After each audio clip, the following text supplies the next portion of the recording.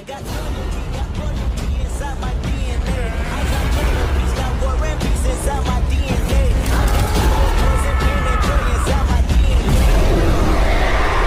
Hello and welcome back to my channel, Fanfic Fantasy. Join us as we delve into the realms of fanfiction and fantasy, bringing you the best stories and discussions. Today, we're kicking off the first part of our series, What If Demon Tanjiro Can Cure the Sun with Special Powers? If you enjoy this video, please give it a like and subscribe for more content in the future. The author of this story is OMG4 from fanfiction.net. All the relevant links are in the description. Feel free to say hello to the author on their profile. Now, let's dive into the fanfic. A boy ran through the woods at inhuman speeds. He was confused, he was alone, he was terrified, he was starving. His only company were the many trees and the snowflakes falling through the air. Tanjiro, he heard a voice come from behind him. He knew it came from that girl, the girl in the pink kimono. That name, Tanjiro. Why did she keep calling him that? It's not like they knew each other. Granted, the boy didn't know exactly what his name was, but he knew he had no memory of this girl. But if that's the case, why didn't he just eat her when he had the chance? He wanted to feast on her. Oh, he wanted so badly to feast. But something deep inside of him told him that it was wrong.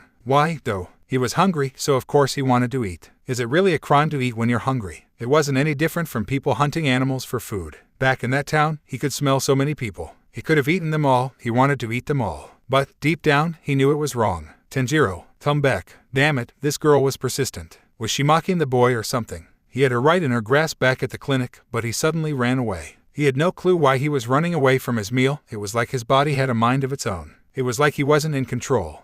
No, that's wrong. It felt more like he was actually regaining control over his body, not losing it. Why? Why was this girl following him? Why did the boy want her to stay away? Why did he want to hurt people? Why did he not hurt people? Why was he crying? He stopped running as he held his head between his hands, shaking it in frustration. He fell on his knees while pulling on his black, burgundy-tipped hair. He could smell the girl behind him getting closer and closer and closer. He tried to collect his thoughts, having little success in doing so. What felt like an eternity was actually 14 seconds before. Tanjiro. There it was, that voice, that unknown yet familiar name. The boy got up and turned to see the girl in the pink kimono, panting from exhaustion. The boy picked up the scent of fear and dread from her, but she also gave off the scent of concern and love. Just like that woman he bit into earlier. How anyone could love someone who tried to kill them, he had no idea. But that wasn't important now. The two stared at each other for what felt like hours before the girl broke the silence. Tanjiro, I know it's you. A 13-year-old boy named Tanjiro Kamado made no response. He only stared at the 12-year-old girl named Nezuko Kamado with plum red, slit pupilled eyes. The eyes of a demon. Please, big brother. Screen cuts to black. Please come back to us. Demon Slayer. The Tainted Sun. Chapter 1 The Boy Who Never Made It Home. Nezuko Kamado. Mount Kumodori. Thank goodness, I was finally able to get Rokuta to sleep. Nezuko thought as she made her way up the mountain path to her house. She looked at her youngest brother, Rokuta, who was asleep on her back all wrapped up in a blanket. Hey, Nezuko. A familiar voice got Nezuko's attention. She looked up the mountain path and immediately spotted her older brother's signature black and green checkered Haori. Tanjiro was waving at her from a distance, carrying the basket he used to sell coal on his daytime visits to town. Hi Tanjiro, Nezuko replied while returning the wave. Tanjiro made his way to the younger sibling. What are you doing here? Tanjiro asked. I was just putting Rokuta down for a nap. He's become real clingy ever since Dad died and I didn't want him knowing that you were leaving. Nezuko explained as she looked back at Rokuta again. People seem to follow you wherever you go, huh? Nezuko said as Tanjiro patted Rokuta on the head. Nezuko looked back at her brother and slightly frowned. Do you really have to go? With all you've done for us, I'm sure we can survive for one day. Who knows what might happen to you with all that snow? Nezuko said, earning a smile from Tanjiro. Of course I do. As the eldest sibling, it's my job to make sure my brothers and sisters' bellies are full for New Year's. Tanjiro stated as Nezuko sighed. You push yourself way too hard, you know that. Nezuko said as she decided to give up. Just be careful, okay? Tanjiro gave his signature smile, a smile that was as bright and warm as the sun. I promise, I'll be home before nightfall. You better. Nezuko pouted, or else, you're gonna get earful from me. Tanjiro laughed nervously before saying his goodbyes and leaving. And so help me, if you get a cold, I'm tying you to your futon again so you can rest. Tanjiro slightly jumped after hearing that, likely remembering when Tanjiro insisted on going down the mountain despite being sick and Nezuko had to tie him down with a rope to stop him. Gee, got it. See ya, Tanjiro called out while waving. Nezuko returned the wave as she smiled brightly. Sigh, you really are something else, big brother, Nezuko said to herself before continuing her walk home once she wasn't able to pick up his scent anymore. Nezuko always had an advanced sense of smell from as far back as she could remember. Tanjiro also had an advanced nose, though his was stronger and more efficient than hers. She finally made it to the Kamado household and was welcomed by two of her younger siblings, Hanako and Shidru. Big sis, you're back, Hanako greeted first while jumping with joy. Where have you been? You just missed Tanjiro, Shidru said, also excited to see their older sister. I was just on a walk, putting Rokita to sleep. I just passed by Tanjiro, Nezuko explained while patting the heads of her little brother and sister. Shidru looked at Nezuko's back and saw the toddler in question. Hey there, little guy. How are you doing? Shidru asked the sleeping boy as Hanako joined him. Oh, he's adorable, Hanako exclaimed as Nezuko lowered herself so they could pat Rokita's head. Nezuko looked up to see her mother, Kai Kamado, standing at the door to their house and smiling. Thank you for putting Rokita to sleep, I really appreciate it. No problem, Mom. I'm happy to help, Nezuko said, returning the smile. She got up and walked towards her mother. Did you see your brother off? Kai asked. Yep, he promised to be back by nightfall, and I plan to hold him to that, Nezuko said with a bright smile despite her malicious intent. Kai put on a nervous smile. Yes, well, please take it easy on him. He works much too hard, but he does it for us. I know. I just get a little worried sometimes, Nezuko admitted, frowning a bit before Kai cupped her face with both hands. We all do, sweetheart. But Tanjiro has gone down the mountain with your father more times than I can count. I think he can take care of himself, Kai assured the preteen before giving her forehead a kiss. Yeah, maybe you're right. I'm being paranoid, Nezuko admitted, her smile returning. Besides, with Tanjiro's nose, it's nearly impossible for someone to get the drop on him. Well, tell you what, how about you help me make lunch? That should take your mind off it, Kai offered. Sure. Oh, did Tanjiro already have lunch? Nezuko asked. Her mother nodded. Yes, he said he had a few rice balls. He tried very hard to hide his face when he said that, she added. Nezuko kept smiling as a tick mark appeared on her forehead. Tanjiro was many things, a good liar was not one of them. In fact, every time he attempted to lie, his face would contort as he strained to get it out. Ah, I see. The two ladies went into the house before Nezuko turned around and called to Shidru and Hanako. Shidru, Hanako, get the rope ready please. Yes, ma'am, the two kids yelled out, knowing exactly what Nezuko was going to do to their older brother when he got back. Tanjiro Kamado, bottom of the mountain. Achoo, Tanjiro sneezed as he finally made it to town from the mountain path. Someone must be talking about me, Tanjiro said to himself as he rubbed the underside of his nose with his left index finger. All right, time to sell this coal, Tanjiro announced to no one in particular as he made his way to town. A few hours later, Tanjiro was content with his earnings. He managed to sell all of the coal. He made multiple runs to make sure he didn't miss anyone. He also took the time to help the civilians in town, who were more than happy to accept his help. There wasn't a single person in town who didn't know about Tanjiro's kind acts. He helped people with chores, groceries, fixing doors, you name it. Of course, that made the trip longer than usual, but it was worth it. That was until he looked up and saw the dark orange sky. Looks like it'll be nightfall soon. I better hurry back before the others get worried, Tanjiro said to himself, remembering his promise to Nezuko. Ever since their father, Tanjiro Kamado, passed away, Tanjiro had been picking up the slack. Of course, for a young teen, that was no easy task. Tanjiro constantly pushed himself despite the pleas from his family to rest. He would always say that he was fine no matter how tired or sore he was. One may think that he was lying, but he really was fine. At least, that's what he believed. But when one day, Tanjiro came home sick and continued pushing himself, Nezuko put her foot down. After that, she became very strict when Tanjiro pushed himself too hard. Sadly, that didn't stop the boy from working himself ragged from time to time. Tanjiro went to buy those goodies that he promised Shidru and Hanako. He'd also get some for Takeo, Nezuko, and toys for Rokita. He put all of his things along with his earnings in the basket he had on him. The sky started to become black as Tanjiro was almost at the start of the mountain path. That's when he picked up a new scent. Tanjiro froze in shock. This smell was unlike anything he'd experienced before. It seemed like it came from a human, but it felt like a monster. Tanjiro sensed that the smell was coming from behind the rows of houses on the right of him. Tanjiro wanted to see what it was, but he decided against it, not wanting to cause trouble. But as he started to walk away, he tripped on a pebble and fell face first into the snow. Oh, he mumbled as he lifted his face. He got up and checked his basket to make sure nothing fell out. Everything seemed to be in place. Wait, where's Meow? Tanjiro turned around to see a stray black cat holding in its mouth what appeared to be a candy bar he got for Shidru.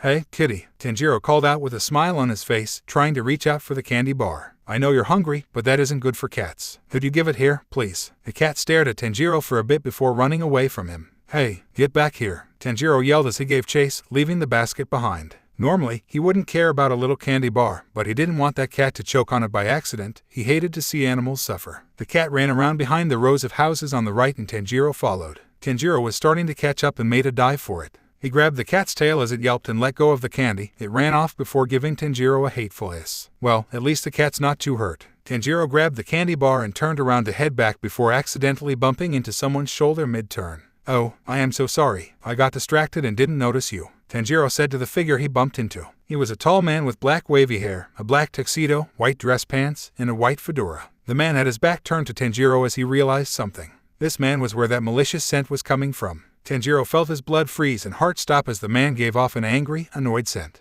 The man turned around and gave a close-eyed smile that almost looked sincere. "Why, that's quite all right, young man," the man said in a deep voice that commanded respect, no fear. "If anyone should apologize, it's me." Tanjiro struggled to get his words out. What was this feeling he was having? Tanjiro knew he had to get away as fast as possible. Well, there's no need for that. But I have to get going. Sorry again." Tanjiro apologized as he slowly backed away before the man started opening his eyes. "I see. Well, fair." The man cut himself off as his eyes suddenly widened. Suddenly, the scent of anger increased tenfold. Tanjiro almost passed out from the intense pressure coming from the man who scowled at him. His body felt like it was being crushed. He began spitting up blood from the force. The blood stained Tanjiro's blue scarf as he barely had enough strength to look up and get a good look at the man's face. The man was extremely pale, almost to the point that Tanjiro worried for his health. But the most terrifying detail was the man's plum-red, sharp, almond-shaped eyes that pierced the boy's soul. Tanjiro begged his body to move, but he was completely paralyzed with fear. "Those earrings. So, you're the one,"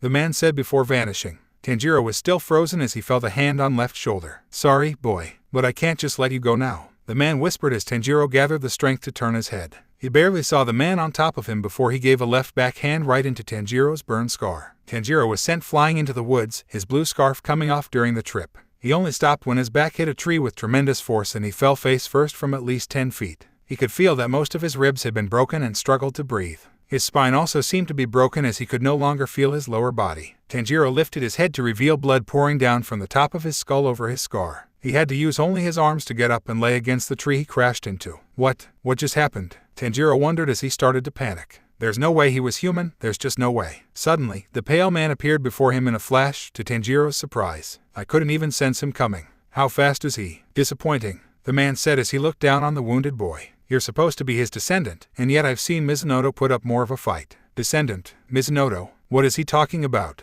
Tanjiro asked himself as he struggled to get his voice out. Tanjiro tried to call for someone, anyone. Help, swipe. Before Tanjiro could finish, his voice was caught in his throat as he felt a warm liquid pour down his neck.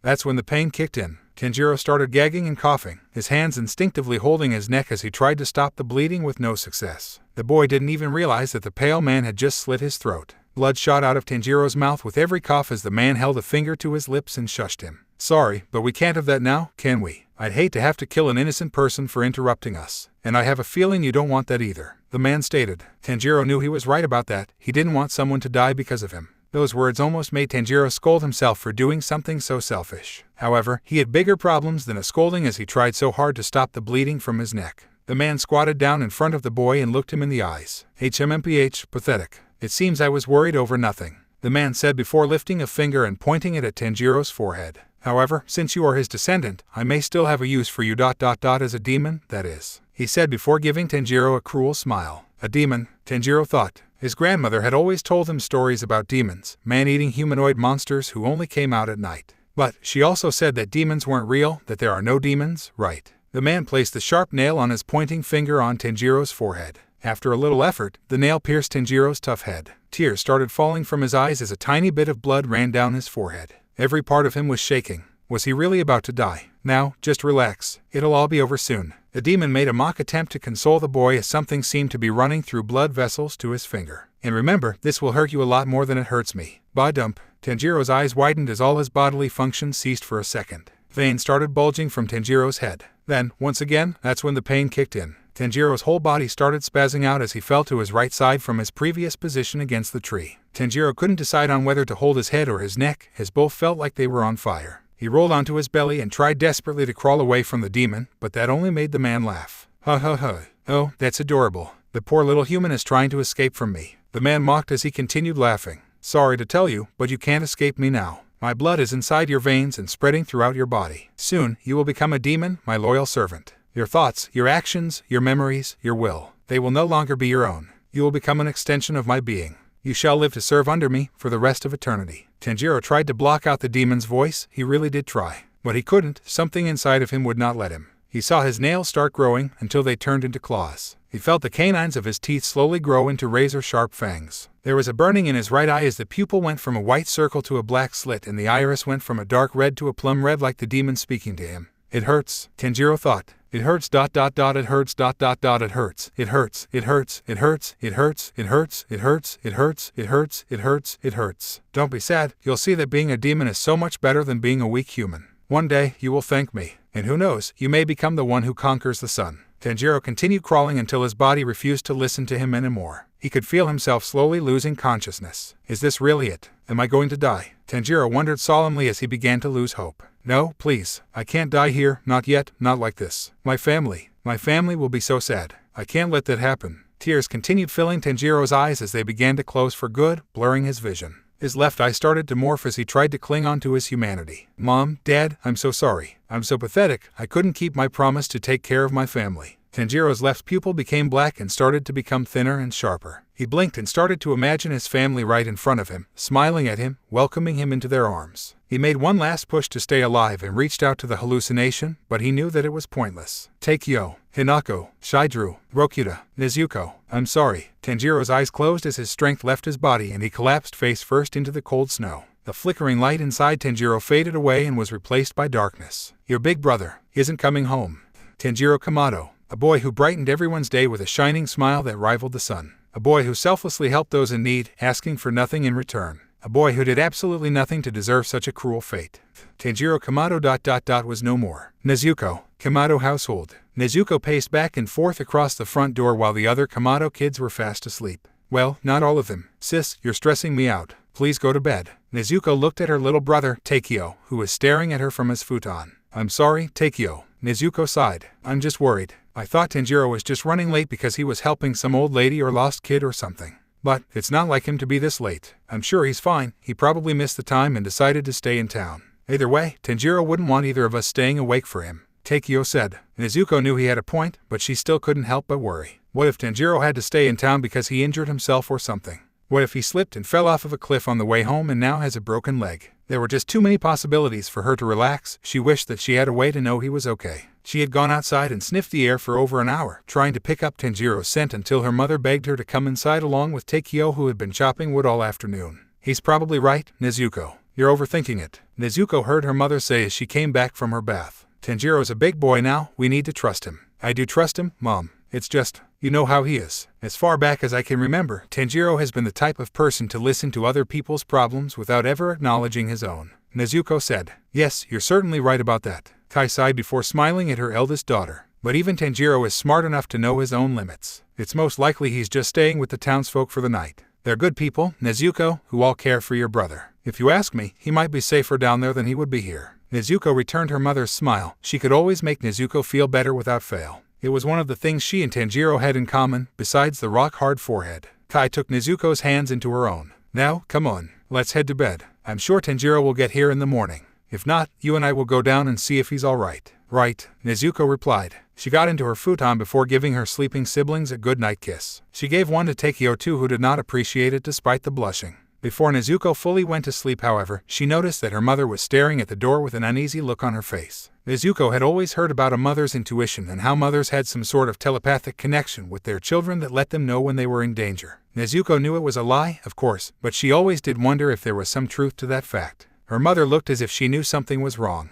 Nezuko tried to ignore it and go to bed. She was sure that everything was just fine. Meanwhile, the Demon King looked down upon the human boy who had ceased all movements. Once he confirmed that the boy's heart had stopped beating, he sighed in frustration. What an absolute waste of my time, said the demon, whose name was none other than Muzan Kibutsuji. I didn't even give him that much blood, and he died almost immediately. Muzan spat on the weakling's corpse before turning around and walking away. Neck, I'm done here, he called out before hearing the sound of a biwa cord being struck and a door appeared before him. I'd searched for the boy's family, but they'd probably die as well, and I've wasted enough time here already. I guess I'll never be able to create a demon who can conquer the sun, Muzan thought as he walked through the door and vanished with the sound of a biwa cord. The next day, the town was experiencing another peaceful morning. Kids were playing in the streets, couples were ogling at each other, everyone else went about their own business. Yep, another ordinary day, except for one thing. Hey, what's this basket doing here? Does this belong to anyone? A shop owner asked out loud, drawing everyone's attention to a basket with arm straps and a bunch of goodies inside.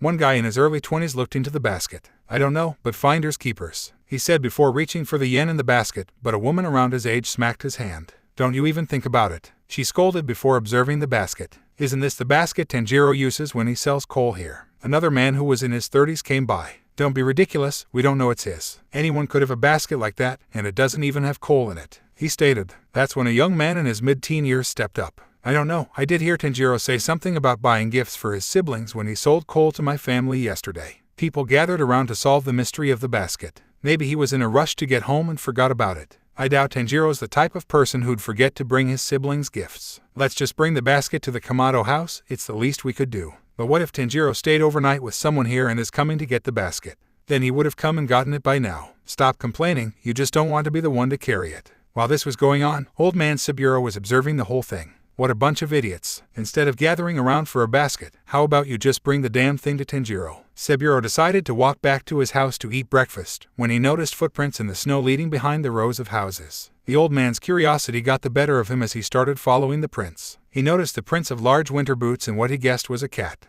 Could these be Tanjiro's footprints? Saburo asked himself as the prints came to a sudden stop in a small circle. That's odd, I didn't see any prints trailing back. Saburo looked around for a bit until he spotted a blue scarf in the snow. He immediately recognized it as Tanjiro's. Why is his scarf here of all places? Saburo wondered before he noticed what looked like a red stain on it, a trace of blood. Oh no, Saburo saw a small trail of blood near where the scarf was and followed it. The trail got wider, slowly but surely. Saburo continued following the trail, his worry increasing and imagination running wild. Saburo was panting as he finally reached his destination ... and his fears were confirmed. Saburo froze as he looked at the brutal scene in horror. First there was a tree with a dent in the middle of its stem and a bunch of blood around the bottom. However, that wasn't what terrified him. What did was the long trail of blood that almost resembled crawling. The trail led to a sight Saburo would never unsee. Tanjiro laid on the snow, face down, his hands covered in blood. His body and hair were slightly covered by the falling snow. Tanjiro, Saburo said as he rushed to the boy's side. He shook him to wake him up. When that didn't work, he flipped Tanjiro's body over onto his back.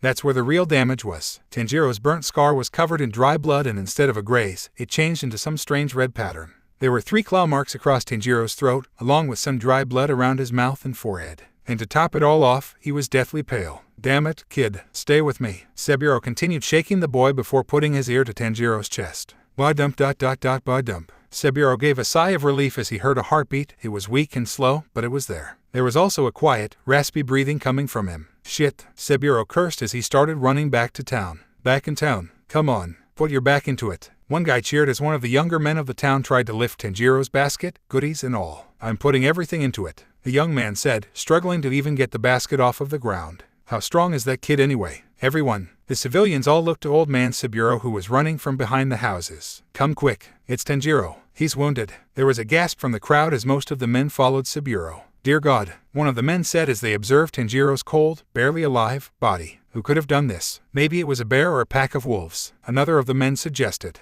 Not even bears nor wolves are that brutal, nor precise. And they definitely aren't strong enough to launch someone 20 meters into the woods. The first man responded. Saburo had to agree, there is only one creature that could do something like this. The same kind of creature that took his wife and kids away so many years ago. No doubt about it, this was the work of a demon. Well, Saburo yelled at the men who all jumped at his voice. Are you gonna stand there, slack-jawed, or are you gonna help me carry this kid to the clinic? All right, the men said as 3 each took one of Tanjiro's limbs, with Saburo taking the 4th, and lifted him up, trying to keep him as steady as possible. Hey, you, Saburo called out to the shop owner from this morning. Go let the Kamados know what happened. You got it, he said as he started running towards the mountain path. Kai Kamado, on the mountain path. Kai woke up to find that Tanjiro had not arrived yet, confirming her belief that Tanjiro stayed in town. At least, that's what she hoped. That's why she decided to go down there herself along with Nezuko, whom she promised to bring along. Kai was certain that her son was fine, but she couldn't shake the feeling that something was wrong. She frowned at the thought of something happening to her firstborn.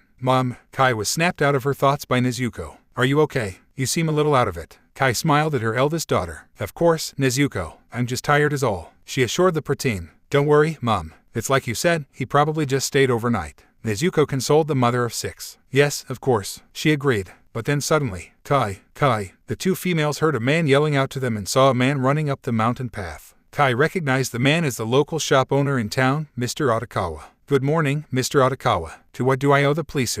Before Kai could finish her greeting. It's Tanjiro. He's hurt really bad, the man said, earning a gasp from Nezuko and a shocked look from Kai. Where is he? Was all she said as the shop owner led them to town, all the way to the clinic. During the whole trip, Kai prayed that she was wrong about her bad feeling. Local clinic, outside of Tanjiro's room. The clinic didn't look much different than your average house in Japan. A few sliding doors, pretty designs, a few rooms. The only difference was the medical equipment in some of the rooms. I managed to get my hands on some of the newest X-ray technology and scanned Tanjiro's bones, the doctor told Kai, who broke into a cold sweat. And, she asked, earning an earnest sigh from the doctor. I'm not gonna lie, Mrs. Kamado. It's not looking too good. A minor skull fracture, 7 broken ribs, a broken spine, and not to mention all the blood he's lost. He also seems to be suffering from hypothermia after spending the night in the snow. He explained as Kai's heart sank more and more. You can save him, can't you, doctor? Kai asked hopefully, trying to hold back tears. I'll do my best, miss. But, the doctor sighed again. But, I'm no miracle worker. That boy is lucky to still be breathing. We can't be sure that he won't pull through, but we can't be sure he will either. Kai lowered her head and stared at the ground as the doctor continued. I'm not trying to bring you down. Just, try not to get your hopes up is all. I understand. Thank you, doctor. I'll make sure you are paid handsomely for your troubles. Kai offered, to which the doctor shook his head. That won't be necessary. Your son's helped me out a bunch of times before without ever being asked or compensated. It's time I returned the favor, the doctor said with a small smile. Yes, thank you very much, Kai replied, forcing a smile of her own until the doctor walked away to grab some medicine and equipment he ordered this morning. Once again, she was proud of her little boy. Of course, hearing that only made her want to cry more. She felt so guilty. Last night, she slept with her family without a care in the world while Tanjiro, her first child, was suffering. She was a failure as a mother and as a person. She wished it had been her instead, but she knew that's not what Tanjiro would want. She then heard the door to Tanjiro's room slide open to reveal a teary-eyed Nezuko. Kai caught a quick glance at Tanjiro. The doctor was right, it wasn't looking good. Tanjiro's breathing was slow and raspy, and his skin was pale. Tanjiro's Haorian robes were undone to reveal his chest, which was covered in bandages. His neck and forehead were also covered in bandages. Mom, Nezuko mumbled as she closed the door behind her and walked towards Kai, who went to give her a hug. Nezuko returned the hug and cried into the woman's shoulder. Mommy, I'm scared. Nezuko sobbed as she clung to her mother. I know, baby, I know. But it'll all be okay, we'll get through this together. I promise, Kai swore as she held her daughter tightly, one arm stroking the back of her head and the other wrapping around her shoulders. How's the kid doing? They both heard a voice and turned to see Mr. Saburo come up from behind the two. Sorry, I didn't mean to interrupt. No, it's fine. Tanjiro's. Kai struggled to tell the truth about Tanjiro as she let go of Nezuko. She finally gave a sad sigh. Tanjiro's hanging in there, but it's still up in the air. Don't worry, Mrs. Kamado. He'll make it, I'm certain. The kid's tough. If he managed to survive that long in the cold with those injuries, there's no doubt that he'll keep fighting, Saburo stated. Thank you, we appreciate that, Kai said with a sad smile before turning to Nezuko. Nezuko, can stay with your brother, I need to talk with Mr. Saburo. Nezuko responded with a silent nod as Kai walked off with the elderly man near the entrance to the building. I heard that you knew what caused this, Kai said. Yes, he replied. Tanjiro was attacked last night. He was attacked by a demon. A demon? Aren't those just myths? Kai asked, remembering all the stories her late mother used to tell. To her surprise, Saburo glared at her. They are not myths. They are the ones responsible for killing my family, Saburo snapped, causing Kai to back up in defense, to which Saburo sighed and held his head in his left hand. I'm sorry, I didn't mean to snap. You have enough going on right now without me going psycho. Saburo apologized sincerely. No, it's okay. It's clear that you yourself have been through a lot as well. I'm the one who should apologize, Kai said. The two stood in awkward silence for a bit until, Tanjiro, what are you doing? You shouldn't be up so soon. Go back to bed. Kai heard Nezuko's voice. Wait, Tanjiro. Kai and Saburo both ran to Tanjiro's room. Tanjiro, 5 minutes ago. What's happening? Tanjiro thought as his mind drifted through darkness. Where am I? Who am I? Tanjiro's body started shaking, his hands twitching as he started to get up. His torso rose as his head hung back. He unknowingly released a growl. His eyes rolled to the back of his head, revealing only the white, bloodshot sclere. What am I? Tanjiro wondered before getting on his feet. He took an instinctive sniff of the air and picked up multiple scents. Some were far away, others were very close. He sensed at least over 100 people in the area. They all smelled delicious. It was like one big feast for him and him alone.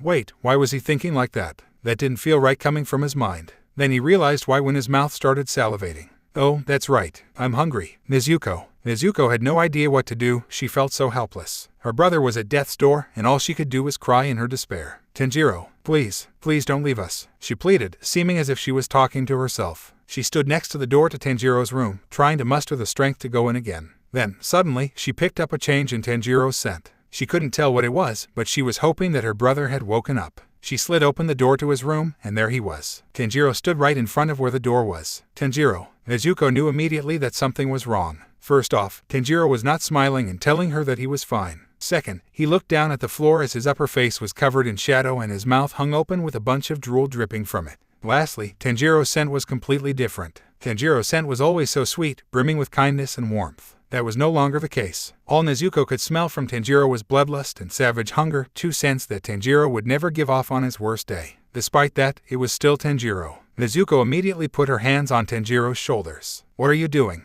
You shouldn't be up so soon. Go back to bed, she begged, not wanting him to push himself again. Tanjiro said nothing. He breathed heavily and slowly. Huan, Graiyi, he muttered almost too quietly for Nezuko to hear. Nezuko started to back away as she removed her hands from Tanjiro's shoulders. Tanjiro, Nezuko called out, her worry increasing. Suddenly, Tanjiro's salivating mouth morphed into a smile. Not the warm smile he would always give Nezuko and their siblings to feel better. No, this was a cold, sick, twisted grin that held nothing but malice behind it. Tanjiro tilted his head upwards and revealed his eyes. The dark red eyes that once held a gaze which always made Nezuko feel safe were replaced by two plum red bloodshot eyes with black slits for pupils that felt like a gaze from the Grim Reaper himself. Nezuko froze, paralyzed with fear. She could only watch as her older brother crouched and tried to leap towards her. Nezuko would have died had it not been for Mr. Saburo, who pulled her out of the way just in time. Tanjiro leaped with his right hand held out. That's when Nezuko noticed the claws on his hands. Tanjiro struck the wall with tremendous force as his hand easily pierced through it. He pulled it out and glared at Nezuko, his mouth still drooling with that twisted smile. Tanjiro. Nezuko heard her mother beside her, who had a face of pure dread. She stepped towards Tanjiro before Mr. Saburo, who was holding Nezuko closely, intervened. Stop. Don't get near him. Nezuko looked up at her savior and noticed the panic in his face. He's a demon. Chapter 2: The Demon Who Conquered the Sun. Tanjiro Kamado, local clinic. The newly born demon turned his attention from the girl in the pink kimono to the woman in the white, long-sleeved kapogi over a purple and cream-checkered haori. He picked up a scent from her, similar to the other girl. It felt like a scent of fear mixed with love. Well, that wasn't important. He counted 3 people in the room and grew excited at the meal he was about to have. Tanjiro. The demon's attention was brought back to the woman as he stopped smiling. What did she just say? Who the hell is Tanjiro? Was she talking to the demon? He prepared to attack her, but something caused him to hesitate. He didn't know what was happening, but he got over his conflict and leaped at the woman who had no time to react. This time, the old man who saved the girl was too late as the demon's fangs found their mark. He held the woman's arms and bit into her shoulder, ravishing her sweet, delicious blood. Mom! The girl screamed as the woman let out grunts of pain, while the demon continued to sink his teeth into her shoulder. Tanjiro, stop it. That's our mother. The girl yelled out. Our mother. What was she talking about? Blood dropped from the wound as the woman's kapogi was stained with red. Damn it, the man said before grabbing a nearby broom. Get the hell away from her. Stop, the woman yelled, catching everyone by surprise, even the demon. Don't hurt him. The woman strained to get out. The demon's hunger turned into confusion as he stopped sinking his teeth into the woman's shoulder. Was this woman protecting him? Why, did she know him or something? There was no reason that she should be defending him. But something even more strange was happening. The demon found that it was getting harder to enjoy the woman's blood as it went down his throat. In fact, he was starting to dislike the taste. For some reason, eating a human being felt wrong. But why? He was hungry, so he had to eat. That's how it works. Besides, it's perfectly normal for people to eat with their family. Wait, family. Before the demon could sort out his thoughts, he felt 2 arms wrap around him. 2 hands were placed on his body. A left hand patted his back while the right hand gently stroked the back of his head. The demon realized that the woman was hugging him. She must have broke out of his grip while he was distracted. He was about to attempt to get away or attack again, but something prevented him from doing so. The hug. It actually felt nice. For the first time since he was reborn, the demon felt warm. He felt safe. He didn't want the woman to let go. His hands fell to his sides. Tanjiro, it's okay. It's all going to be okay. The woman whispered into his left ear in a soothing voice despite the pain she was in. I know you're confused. I know you're afraid. I know you're angry. I know you're in pain. It's all my fault. I should never have let you go down that mountain. The woman continued speaking with the occasional sob in between. The demon was slowly starting to calm down. Ever since your father died, you were always pushing yourself, always telling us that you were fine even when you weren't. I should have stopped you. I should have helped you shoulder that responsibility. The demon's bite was slowly loosening as he started pulling his head away. Tanjiro, you suffered, didn't you? Whatever hurt you, it showed no mercy. I'm so sorry, you deserve so much better than that. The demon felt multiple wet drops in his shoulder as the woman began to let the tears fall. I'm your mother, I'm supposed to protect you and your siblings. But, I thought you could handle yourself. I failed you, please. Please forgive me. The demon's eyes widened as he finally released the bite on the woman's shoulder. He had some sort of vision. He was walking through the green woods, enjoying the scenery. He was holding someone's hand. It was that woman. It's beautiful, isn't it, Tanjiro? The woman asked, smiling warmly at him. Before he could respond, he heard the voice of a child. Yeah, I just love spring, it's always so nice and warm. The woman chuckled before picking him up into her arms and giving him a kiss on the cheek. Yes, you are right. Now come on, your father and sister are waiting. The demon was brought back to reality by a splitting headache. He pushed the woman away from him, knocking her into the old man. The demon held his head and screamed in pain. What were these memories that suddenly came flooding back into his mind? Were they really his? Something wet started falling down his cheeks. He looked at the girl in the pink kimono and her mother, both looking at him with kind eyes. He looked at the woman's bleeding shoulder and felt something that he didn't expect to feel. He felt guilty, he felt heartbroken, he wanted to get away as fast as possible. The demon leaped back into the room he woke up in and jumped out through a window to the outside. He looked around and saw the forest, then ran forward as fast as he could. While doing so, he began tearing off his bandages. Nezuko. Nezuko ran to the window Tanjiro jumped out of. Tanjiro, come back. She called out to her brother. Sadly, her pleas fell on deaf ears as he kept running away into the forest. Nezuko pushed herself off of the window sill and put a leg outside. I'm going after him, she yelled out as Mr. Saburo came in. Don't be a fool. You'll never catch up to him, he warned. But his warning also fell on deaf ears as Nezuko got outside and followed her brother's footprints in the snow and his scent. Mount Kumodori Forest. Nezuko's lungs were freezing as she struggled to follow her brother's scent as he started to move out of her range. Don't stop, don't you dare stop, Nezuko told herself, fighting through the pain. Tanjiro needs you. You can't let him down. He's always been there for you, now it's your turn. The only reason Nezuko hadn't lost Tanjiro's scent was because he seemed to stop for short periods of time that gave her just enough time to catch up before he took off again. Nezuko picked up multiple scents from Tanjiro. Kindness, hunger, guilt, anger, love, sadness, pain. It was enough to break her heart. Tanjiro, come back, she yelled out, hoping her voice would slow him down. It seemed to work as Tanjiro came to a complete stop. The scent of pain became more noticeable as Nezuko approached. Hang on, Tanjiro, I'm coming. Nezuko stopped at a small clearing in the forest and started panting as she saw Tanjiro ripping his hair out. The hairband holding his hair in a ponytail came off, allowing his hair to fall below his shoulders. Tanjiro,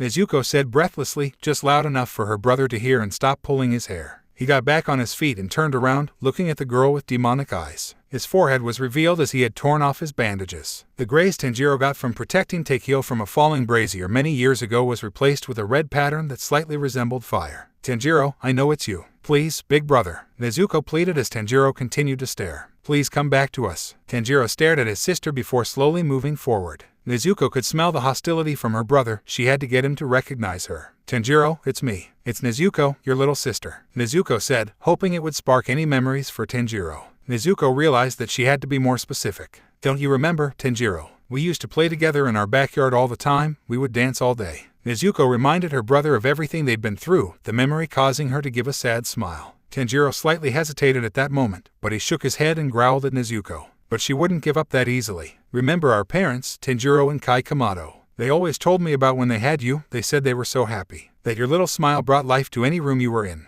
Tanjiro gritted his teeth and groaned as he held his head with one hand. When he looked at Nezuko again, his gaze became much softer. What about our little brothers and sisters? Remember when you taught Takeo how to use a hatchet, or how you would read stories to Hinako and Shidru at night, how they ended up falling asleep on your lap? Tanjiro stopped approaching as he now held his head with both hands, the veins on his hand bulging more and more. SSSS-Durup. Tanjiro mumbled in agony. She was getting to him, just a bit more. Remember Rokita's first words. He said, big bro, you look so happy, I thought you were gonna cry tears of joy. Tanjiro then started backing away from Nezuko. SSSS-Derorni. Ah well, he begged, his voice sounding more and more panicked. You are Tanjiro Kamado, my big brother, my best friend. You have to remember. Tanjiro looked like he was on the verge of tears. Please, Nezuko. Yes, that's it. Nezuko, that's me, your sister, your family. I'm right here. I'll always be here for you. Our family will always be here for you. Tanjiro, memories began flooding into the demon's head. It was almost enough to overwhelm him. Slowly but surely, he remembered everything.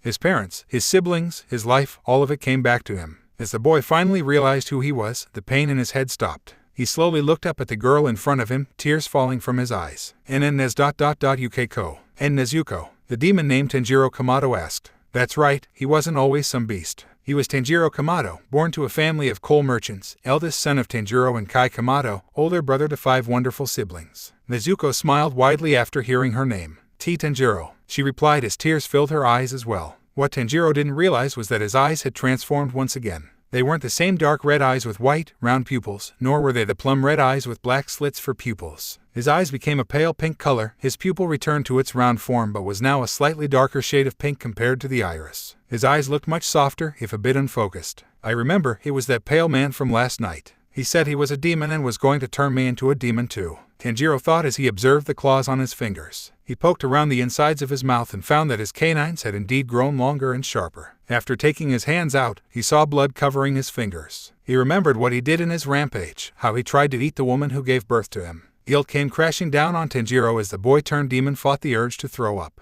How could I do such a thing to my own mother? Tanjiro asked himself as his face paled, not that it could pale much more than it had. Nezuko noticed this and stepped closer, but Tanjiro immediately backed away and held his hands up. Stay. Be back. Tanjiro commanded as he had difficulty speaking properly. Tanjiro, it's okay. Tanjiro interrupted Nezuko as she got closer to him, forcing the boy to back away again. You don't want hurt why you? Me. Hurt mom Tanjiro tried his best to form a sentence. Fortunately, Nezuko got the message. Mom's fine, Tanjiro. It wasn't your fault, that wasn't you back there. You would never hurt her, you would never hurt anyone. Nezuko comforted her demonic brother with little success. Please Nezuko.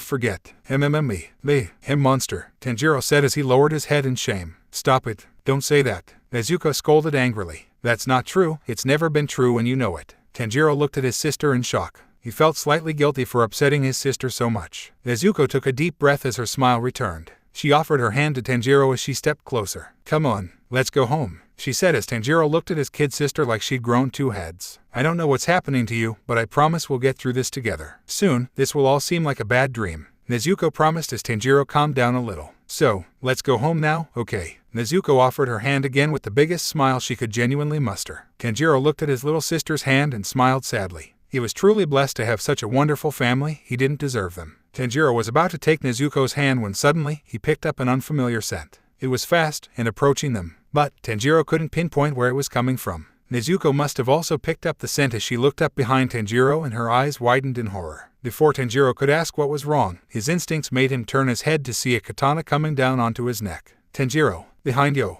was the last thing he heard before everything went black. Nezuko, total concentration, water breathing, 5th form. Time seemed to slow down for Nezuko as the stranger who jumped from the forest swung his sword through Tanjiro's neck. Blessed rain after the drought. She heard a thud as she looked forward, where Tanjiro's head used to be. Big brother, Nezuko almost whispered as she felt Tanjiro's headless body fall on her chest. A bundle of Tanjiro's hair laid on the ground after being cut off along with the head. She wrapped her arms around the back of Tanjiro's Haori as she clung onto his shoulders. Big brother, she repeated. She had a good look at the stranger in front of her. It was a man with long, messy black hair and blue, cold dead eyes. He wore a black uniform of some sort with a Haori over it which looked like 2 different Haoris stitched together. Nezuko's legs gave out as she continued to hold the unmoving body of her dear brother and fell on her knees. Big brother, she said again as the man looked down at her. Why are you holding that demon's body? The man asked with no hint of emotion whatsoever. Nezuko looked up at the stranger like he was insane, which he most likely was. This man just cut off her brother's head without a second thought, and now he had the nerve to ask why she clung onto his body. You killed him. He was my brother. He was my brother and you killed him, Nezuko said softly as she was still in shock. You called that thing your brother? The man asked as he stared blankly. That thing. That thing. Nezuko's shock slowly turned into anger. He was a human being. He did nothing wrong, you had no right to kill him. He wasn't a human, he was a demon. He was exposed to demon blood and transformed. That's how these man-eating beasts multiply. The man explained, doing nothing to calm down the crying preteen. I am a demon slayer, my job is to kill any demon that I find on sight. So with that said, I have every right. If I let him live, he would have killed you and then run off to kill more people. You're wrong. Nezuko snapped at the man who did not react to the outburst. He recognized me. He wasn't going to hurt me, he wasn't going to hurt anyone. Pathetic, did you really believe that? He could have been tricking you, trying to get you to lower your guard. Were you really willing to risk the lives of dozens of innocent people for your brother? You're as selfish as you are foolish. The man regarded Nezuko coldly as his eyebrows furrowed in anger. What? Of course not, Nezuko protested before the demon slayer continued. What would you have done if your brother ate someone? If that happened, you would have no one to blame but yourself. I just saved you from doing something incredibly stupid. Trust me, one day, you'll thank me. At that moment, something inside of Nezuko snapped. Thank you. That was the final straw. Nezuko laid down her brother's body before grabbing a fistful of stones and chucking them at the swordsman who blocked them all with his sword. Nezuko screamed at the top of her lungs as she charged her brother's murderer, rage fueling her actions. However, the man saw this coming from a mile away. He caught a sloppy roundhouse kick from Nezuko with his hand as he delivered a chop to her neck, effectively knocking her out cold. Tanjiro felt no pain as his head felt like it was floating in the air, being showered by a light rain. After hitting the snow, however, it wasn't long before Tanjiro opened his eyes and saw Nezuko's unconscious body next to his face. He was looking right at her as she had her eyes closed and breathed slowly. There were tears coming from her eyes. Tanjiro could only wonder who was responsible for such a thing. Tanjiro reached his arm to touch Nezuko's head and patted to let her know that everything was all right. At least he tried to. I can't move. What's going on? Tanjiro wondered before remembering the sword coming for his neck. No way. Was I really decapitated? Tanjiro could not feel anything below his jaw. It became very hard to breathe. Fortunately, it didn't seem like he needed to breathe. He tried calling out to his little sister, wanting to know if she was okay. Jiyu Tomioka. The demon slayer named Jiyu Tomioka looked down at the unconscious girl as he couldn't help but feel sorry for her. Then, he heard something unexpected. In Nezu... Jiyu's eyes widened as he looked to where the sound came from. He saw the head of the demon he had just decapitated. It was calling out to the girl with a voice of genuine concern and sadness. Tears were actually falling from the demon's face. Nezuko. Nezuko.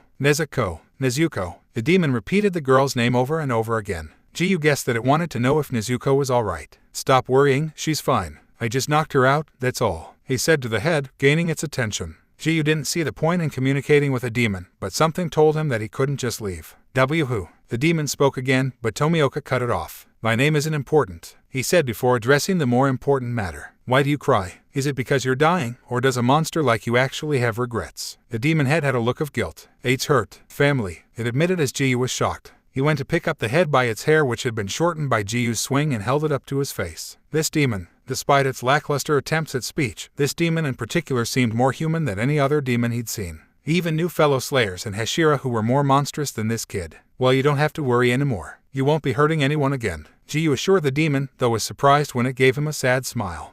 Gonna, die, aren't I? It asked as if it wasn't surprised. Yes, I'm afraid that's the case. Sadly, there is no way a demon can turn back into a human. At least no known way. Jiyu replied. It's my fault. If only I'd gotten here half a day sooner, you might have still been human. But, I can't turn back time. I'm sorry, this was the only way. He told the demon, who kept smiling. It was clear that Jiyu had the wrong idea about him before. He didn't regret what he did to the demon, but he couldn't help but feel bad. Understand. Please, don't apologize. And not your fault. The head said. What was up with this kid? Most demons curse the demon slayer out before their death. The rest just whined about how their lives were horrible. With this demon... and this boy had completely accepted his fate. Jiyu wanted to believe that this was a trick, some desperate attempt at revenge to lower his guard and use the headless body to attack. However, the boy's face looked too genuine, too sincere. Could it be that he still had a piece of his humanity with him? What's your name? Mine is Jiyu Tomioka, Jiyu stated, not wanting the boy to give his name with nothing in return. The boy's smile grew a little wider. Tanjiro Kamado. Tanjiro, you are one of the first demons I've met who have been able to hold on to their humanity for so long. I'm glad I was able to get here before you killed someone, Jiyu said with a hint of respect for the boy. Yeah, too, Tanjiro replied. Can I make just two? Our requests. Jiyu thought about denying it, but he knew he owed the kid. Sure, what is it? If you can, please. Watch over my family. I don't know if the demon who turned me will come back, Tanjiro stated. Jiyu took another second to think. He couldn't just stay in one place forever. His job took him wherever he was needed. However, he knew Tanjiro had a point. Whoever turned him only targeted him and no one else, otherwise a lot more people would be dead. If this demon, whoever it was after his family, it'd definitely come back. I can't personally guard them, but I might be able to make a request to deploy more demon slayers to protect this town. But I will also be sure to check in on them. Tanjiro seemed happy with that answer. Thank you. I know I'm asking a lot. My other request is my earrings. Could you give them to my mother? They're a FF family heirloom, passed down from my father. Jiyu nodded and carefully removed the Hanafuda earrings from the boy's ears. My mother has a white cake kapogi over a purple and sea cream checkered haori. Tanjiro's smile turned into a look of shame. She she should also have a W wound on her shoulder. Tomioka understood the implications. You have my word, Tanjiro. I'll make sure your family is safe. Jiyu swore as the warm smile returned to Tanjiro's face. Thank you, Mr. T. Tomioka, Tanjiro said as his head slowly started turning to ash. Jiyu placed the boy's head gently on the ground.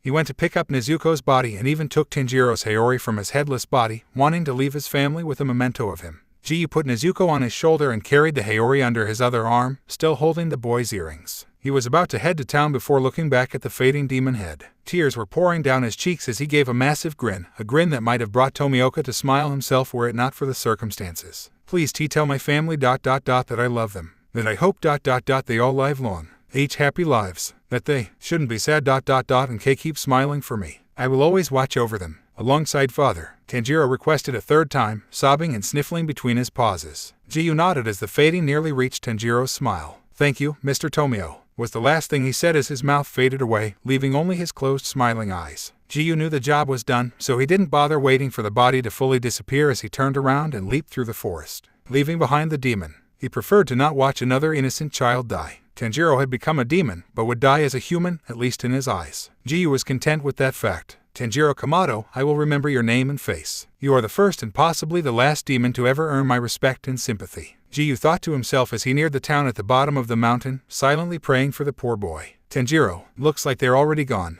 He was fast, Tanjiro thought in amazement, wondering how a normal human could accomplish such a feat. Tanjiro wasn't a fool, he knew that his body was disappearing. But he didn't care. He was just glad his sister was safe, and so was everyone else in town. Of course, that didn't mean he wasn't sad to leave his family so soon. He was much too young after all, he had barely lived. But this was for the best. He knew that they'd be fine without him, they'll figure something out. Before Tanjiro closed his eyes for the final time, he felt warmth on his skin. It seemed that a ray of sunlight had broken through the clouded sky and shined on Tanjiro. Tanjiro's eyes widened as he stared into the sun. The sun, it's so beautiful, Tanjiro said in his head as he admired the shining star one last time. The fading had almost reached his tear-filled eyes. The rest of Tanjiro's separated body had almost completely disappeared as well. Ashes rose from his robes as parts of his clothing started to deflate. Father, I'm sorry but I'll be joining you a little sooner than expected. I hope that's all right with you, Tanjiro thought as he closed his eyes and awaited his death. Tanjiro's eyes were the next to go as his vision turned to complete darkness. This was truly the end of Tanjiro Kamado. ... or so it seemed. As the fading reached Tanjiro's new scar, said scar started glowing as it heated up. That's when the fading suddenly stopped. After a while, the ashes blew away before Tanjiro's demonized body started to regenerate. The afterlife. Tanjiro opened his eyes and looked around to see a black landscape covered in a mysterious mist. He looked down at his appearance and saw that he had his original attire from when he left home yesterday. His claws were gone, his teeth were a normal size, and his eyes returned to normal. However, his scar hadn't changed back. Tanjiro noticed a light to the right of him, it was bright and warm. Tanjiro felt drawn towards the light, but he looked in the other direction and saw hot burning flames that made him feel unsafe. So, this is heaven and hell, Tanjiro realized as he turned towards the bright light again. He then noticed a figure manifest in front of it. Indeed, my boy, this is the entryway to the afterlife, Tanjiro Kamado said to his eldest son. Tanjiro almost broke into tears. Father, Tanjiro called out as he tried to move towards him. But something got in his way. Tanjiro found that he couldn't move at all. He felt himself being pushed out, not just from heaven, but from the afterlife itself. Tanjiro gave a soft chuckle. It seems that it is not your time just yet. Tanjiro was confused, he had just been decapitated, there was no way he was still alive. Father, father, Tanjiro called out as he reached out to the figure before him as Tanjiro felt himself get dragged back to the earth. I'm sorry, Tanjiro, I truly wish we had more time to catch up,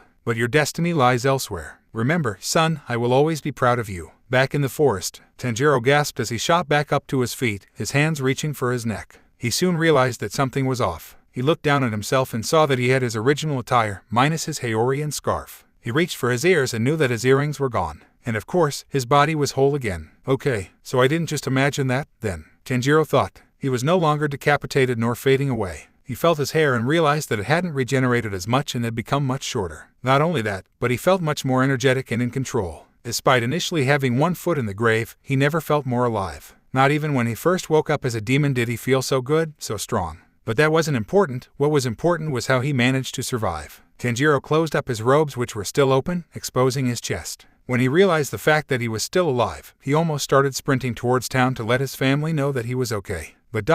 he stopped himself from doing so. I might be able to control myself now, but how do I know I won't go berserk again? I can't risk hurting more people, Tanjiro thought as he started giving up on the hope that he could go back to his old life. I could find Mr. Tomioka, but he'd probably kill me again. Even if that means that no one else will get hurt, the truth is, I really don't want to die, Tanjiro admitted to himself, a bit ashamed at his selfishness. He had just gotten another chance at life and he didn't want to waste it. He thought about running away from town, from everything. That's when Tanjiro looked at the ground and realized something heartbreaking. My family. I can't go back to them, not like this. Tanjiro thought as he remembered something Tomioka said. Sadly, there is no way a demon can turn back into a human. At least no known way. Tears filled Tanjiro's pink eyes once again. I can never go back. Can I? Mom, Rokuta, Hanako, Shidru, Takeo, Nezuko. I'll never see them again. Tanjiro fell to his knees as he sobbed uncontrollably, like he was a little kid again. He would have to spend the rest of his existence without being able to go back home. He would never be able to read more stories to Hanako and Shidru. He would never be able to pat Takeo on the head and tease him. He would never be able to cradle Rokuta while he slept. He would never feel the warm embrace of his mother, and he would never look at Nezuko's wonderful smile as she welcomed him home. All of the people that made Tanjiro's life so wonderful were all gone from his life. Forever. He was truly alone. Humans would fear him for being a demon. Demons would likely reject him due to his distaste in eating humans. There was no one he could turn to. Then, the faces of his loved ones flashed through his mind as new determination made its way into his mind. No, I can't just give up, Tanjiro told himself as he wiped his tears with his sleeves. There has to be a way to turn myself back into a human. I'll find a way, somehow. Tanjiro got back onto his feet and looked in the direction in which he left town. After a moment of silence, he turned around and walked. He kept walking and walking and walking. Where he was going, he had no idea, but that didn't matter to him at the moment. I promise I will become human again, and when I do, I'll come back. It'll be just like it used to be. But, for now this is goodbye. Tanjiro knew that his family would think he was dead, and maybe that'd be for the best. If they knew Tanjiro was still alive, they would definitely search for him. Especially Nezuko. Tanjiro continued walking, never once looking back. Kai Kamado, outside of the local clinic. Mrs. Kamado, please. Your shoulder wound hasn't closed up yet. The doctor yelled out as he followed Kai outside of the clinic. Kai was running towards the forest where Tanjiro and Nezuko went, holding the stained bandages around her left shoulder as a bit of blood fell from it. Saburo followed the doctor. Listen to the doctor, Kai. You have to rest, he yelled, causing Kai to turn her head and glare at the two men. I'll rest as soon as I know my son and daughter are safe. Kai snapped as she turned back around and ran off. That was until a man appeared in front of her. The man had an intimidating aura with an intense gaze that almost made the woman tremble. He also had a sword tied to his hip. Kai was caught by surprise as she almost fell back on the ground.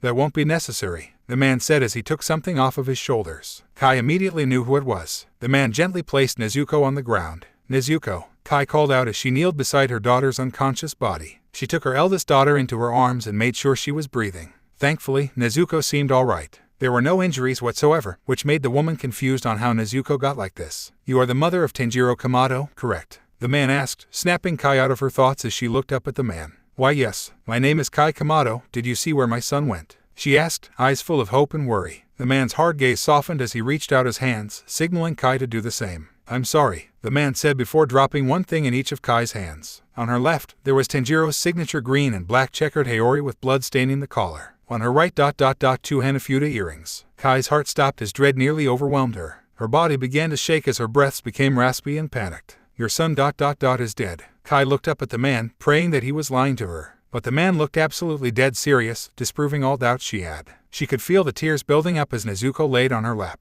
How did this happen? She asked in shock. I found your son fighting off his demonic urges. I put him out of his misery before he could hurt anyone. He was very brave, even in the face of death. You should be very proud, the swordsman said with genuine praise. Kai didn't have to be told to be proud of Tanjiro. She'd always been proud. Tanjiro was one of the kindest people in the entire world. She was blessed to have such a kind and selfless son. Where's his body? Kai asked as the stranger once again softened his gaze. When demons die, their bodies completely disintegrate. There is nothing left to bury. Once again, I'm sorry, he said, driving the woman further into despair. This time, she was unable to stop the tears from falling as tried her best to hold off the sobs. She took Tanjiro's haori and earrings and held them close to her chest. At that moment, Nezuko opened her eyes and her upper body instantly shot upward. Tanjiro, she yelled out, startling Kai. Nezuko got back on her feet and looked around in confusion. She then turned around to look at Kai. Her eyes moved down towards the haori and Hanafuda earrings and put two and two together. She walked towards her mother and fell on her knees. Kai became choked up as she gave her daughter a closer look at the remains of their loved one. Nezuko, I'm sorry, he's gone. Kai handed the haori and earrings to Nezuko, who looked down at them and stared for what felt like hours until she too started crying. Tanjiro, she whispered, her tears falling onto her brother's belongings. She suddenly looked towards the swordsman and placed Tanjiro's things back into Kai's hands. It was you. You did this. Nezuko accused the man as his face remained unchanged. Nezuko got on her feet. You killed my brother. You killed him. Nezuko, Kai said silently as she looked up at her daughter. The rage in her eyes was enough to scare away most people around her. Nezuko started to walk up to the man. I hate you. I will never forgive you. Why did you take him away from us? Nezuko said before charging at the man, forcing Kai to grab her right arm and stop her. Damn you. You had no right. You hear me? No right. Nezuko screamed while pointing an accusing finger at the swordsman who made no reaction. Kai pulled back the girl from doing something she would regret. Nezuko, please calm down. This isn't what Tanjiro would want. Nezuko stopped after hearing those words and looked back at Kai. They both stared into each other's tear-filled eyes as Nezuko started trembling and looked down at the ground. It's not fair, she muttered. He didn't do anything wrong. He never hurt anyone. That monster from before, he wasn't my brother. He didn't do anything wrong. Why did he have to die? Why? The three of them stood in silence as Saburo and the doctor decided not to interfere. Suddenly, the silence was broken by the swordsman. He left a message for you, he said, catching the attention of both mother and daughter. They both waited intently as the man started talking.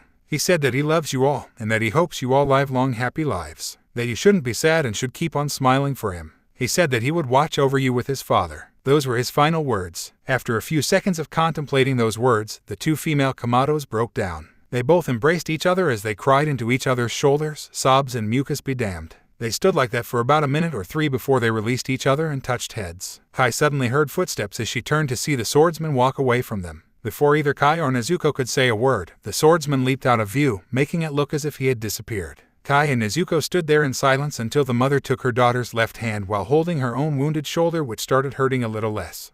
Let's go home, Kai said as Nezuko nodded sadly. The latter held Tanjiro's Haori and the Hanafuda earrings in her right hand, refusing to part with them. They turned and walked towards the doctor, who had a concerned look on his face. Thank you for everything, doctor. We truly appreciate it, Kai mumbled before walking past him and Saburo. Kai held her daughter's hand as tightly as possible while stealing a few glances at her as they walked through town to the mountain path. Nezuko continued to look down at the ground, the top of her face covered in shadow. Kai looked forward as they slowly made their way back home. During the trip, Kai thought about how she was going to tell the little ones that their older brother was no longer with them. Tanjiro, somewhere outside the forest. The snow stopped falling as Tanjiro saw green up ahead. It was becoming a little warmer. Tanjiro had reached the end of the forest. There were large, green fields as far as the eye could see. It seemed that it didn't snow everywhere, not even in winter. Tanjiro admired the scenery before him as he put a hand on the last tree at the edge of the forest before looking back one last time. Goodbye, everyone, Tanjiro whispered. I'll miss you guys. After that, Tanjiro stepped out of the shadows of the forest and took his first step into a new, but cruel world. Chapter 3. What now? Takeo Kamado. Kamado household. Takeo decided to get an early start on chopping firewood, instead of doing it in the afternoon. He hated doing work in the morning, but it was still better than trying to cheer up his younger siblings. Their mom and Nezuko went down the mountain path to find Tanjiro. Despite them saying that everything was alright as sincerely as possible, Hanako and Shidru were in full panic mode. Why aren't they back yet? Was Big Brother hurt after all? Where could they be? Should we go down there too? These were all the things Takeo heard Shidru and Hanako yell out loud while running around the house. Meanwhile, Takeo was told to take care of Rokuta. However, the 10-year-old was almost at his breaking point after an hour and a half of being bombarded with questions while trying to put a crying Rokuta to sleep. Eventually, Takeo snapped. That's it, I'm going to chop firewood, he announced as he walked up to a shocked Hanako, Shidru, and even Rokuta, who was shoved into Shidru's arms. You too, take care of Rokuta. And so help me, if I hear that kid cry for even a second, after the firewood, I'm coming for your heads, he said before walking outside. Of course, Takeo would never hurt his younger siblings. Despite being older than them, Hanako and Shidru liked to tease him along with Tanjiro. However, when Takeo wanted respect from the two, you better believe he was gonna get it. Hanako and Shidru always said that Takeo was kind of scary when he was mad. However, he doesn't compare to his two older siblings in that regard. Who would have thought that such kind people could be so terrifying when they're peeved? This trait seemed to run in the family. Takeo remembered when he was little and a wild boar came and attacked Tanjiro and Nezuko. Mom was not happy and delivered a headbutt to the boar before it could hurt anybody. Their mother, like Tanjiro, had a very hard forehead and knocked out the boar. Takeo never saw his father get mad, but Tanjiro said a few weeks before he died, Tanjiro killed a wild bear who had killed multiple people and was nearing their home. According to Tanjiro, their dad beheaded the beast in a second with nothing but an axe. Then there was Nezuko, who once yelled at a man for bumping into a little boy and knocking him over and demanded that he apologize. Fortunately, there were other adults around so nothing bad happened, but it was still pretty scary for the young Takeo. Last but certainly not least, there was Tanjiro. While he was ashamed to admit it, Tanjiro once headbutted a whole group of boys who had been bullying Nezuko and Takeo. He was scolded by their parents and punished by not being allowed to spend time with their newest siblings at the time, Hanako and Shidru. This turned out to be more than enough to teach Tanjiro his lesson. Taikyo had been chopping wood for about an hour now, and he managed to get quite a bit of firewood. He didn't get as much as Tanjiro, who was stronger than him, would, but it wasn't half bad. That's when he heard the sound of quick footsteps coming from the front of the house. Taikyo turned around to see Hanako come around the corner of their house. "Taikyo, it's Mommy and Big Sis. They're back," she announced with a bright smile of excitement. Taikyo sighed, wondering what took them so long. "Well, it's about time," he said before putting down his axe on the cutting log and followed Hanako. They found Shidru, who was still holding an excited Rokuta, in front of the mountain path. Taikyo and Hanako stood next to him as the former noticed two figures in the distance walking towards them. Taikyo soon recognized the two and sighed in relief. Babysitting was such a pain. "Big Sis, Mommy," Hanako and Shidru called out while waving to the two. Shidru also put Rokuta down so he could wave as well. However, Taikyo's smile started to fade as he noticed the looks on the two females' faces. Instantly, he knew something was wrong. It seems his younger siblings noticed this as well, as their excitement died down as their mother and eldest sister got closer. "Mom, Nezuko, what's wrong?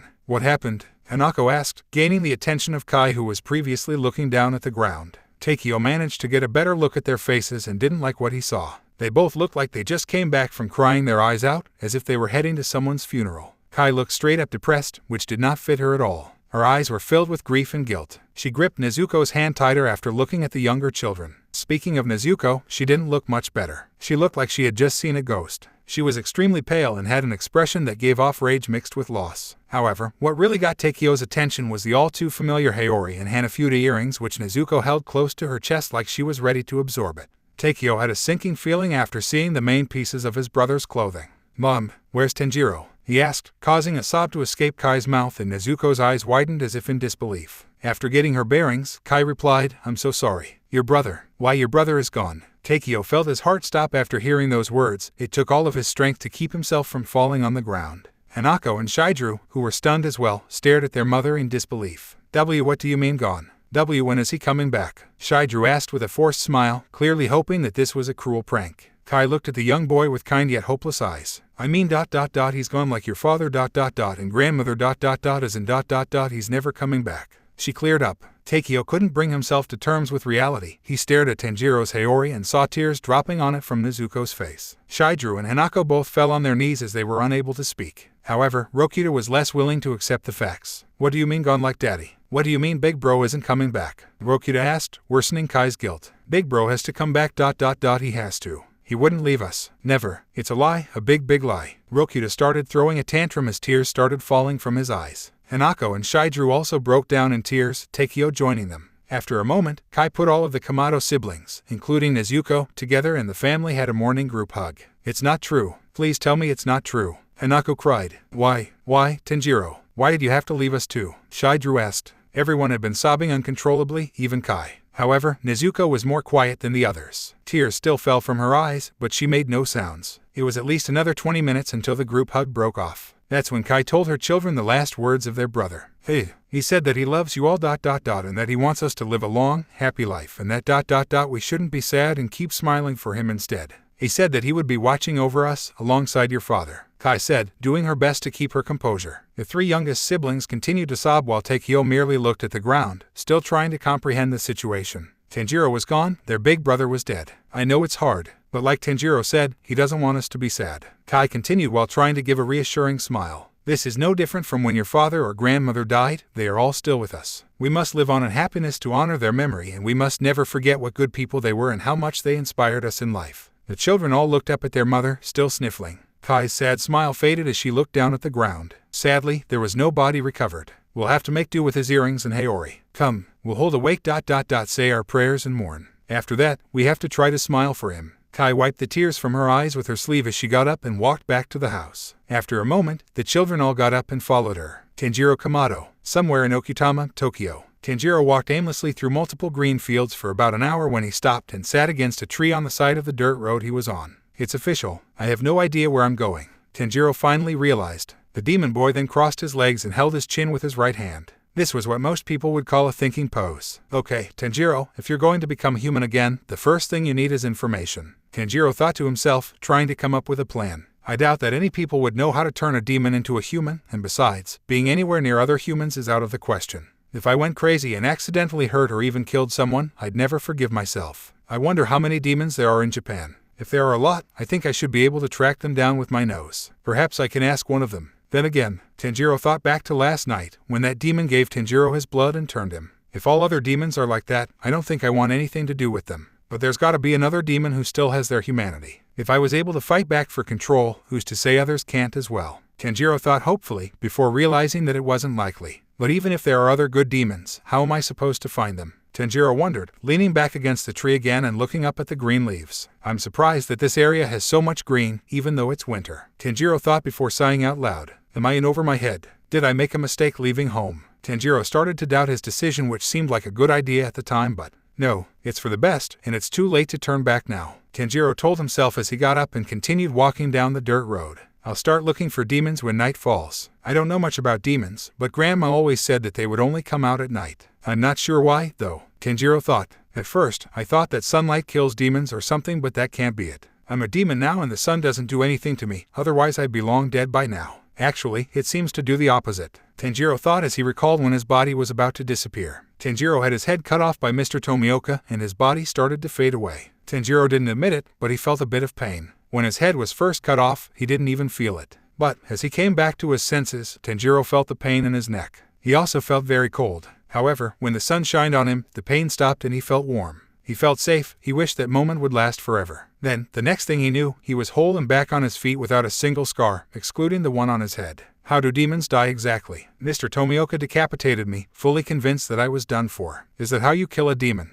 If so, how did I survive? Could it be that Mr. Tomioka made a mistake and not all demons can be killed the same way? It was at that moment that Tanjiro came upon a pond as he snapped himself out of his thoughts. He wondered what he looked like now that he was a demon. It's not like he ever got a chance to look in a mirror or something. The demon boy walked up to the pond to stare at its reflection. What he saw was not what he expected. There were the claws and fangs, but his eyes looked nothing like that tall demon from last night. They were completely pink with slightly darker circles for pupils. However, the most surprising detail was the scar on his forehead. Gone was the graze Tanjiro got from shielding Takeo from a falling brazier. In its place was a strange flame-like pattern that looked more like a tattoo than a scar. Tanjiro actually thought it looked kind of cool. He must have gotten it from when that other demon backhanded him into a tree. Suddenly, Tanjiro heard his stomach growling. He looked down at his belly and frowned. I just realized that I haven't eaten since breakfast. Yesterday, Tanjiro told his mom that he had eaten lunch before heading to town to sell coal, but the truth was that he forgot and didn't want to waste time. Boy, was that a mistake, one that he was paying for. I need to get something to eat. Maybe there's a fruit tree I can find.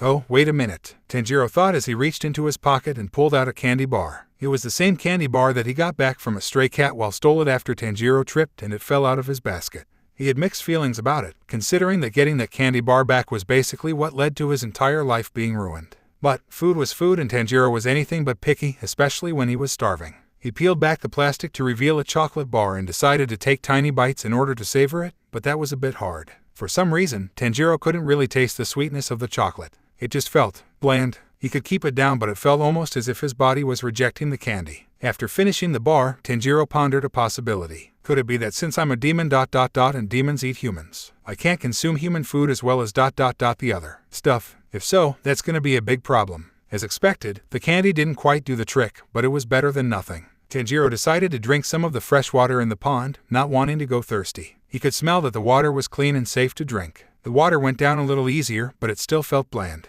Granted, it was just water, but even so, Tanjiro sighed. Well, as long as I can keep it down and it keeps me from hunting people, the taste doesn't matter. The problem is finding food to eat. Tanjiro checked his pockets and managed to find his wallet, which he inherited from his father. His earnings from selling coal were left in his basket in town, but he still had some of his own money saved up. He had 573 yen. That should be enough to buy some fruit or rice balls or maybe even a bowl of ramen, but it wouldn't last very long. Tanjiro doubted that anyone would be willing to hire a demon, and of course there was the whole avoiding humans thing. Tanjiro would have to scavenge for food in the wilds. Tanjiro wasn't a vegetarian, so he didn't mind eating animal meat, but directly hunting and killing them was another story. His father always said that what's done is done and that they should never let animal meat go to waste, otherwise those poor animals died for nothing.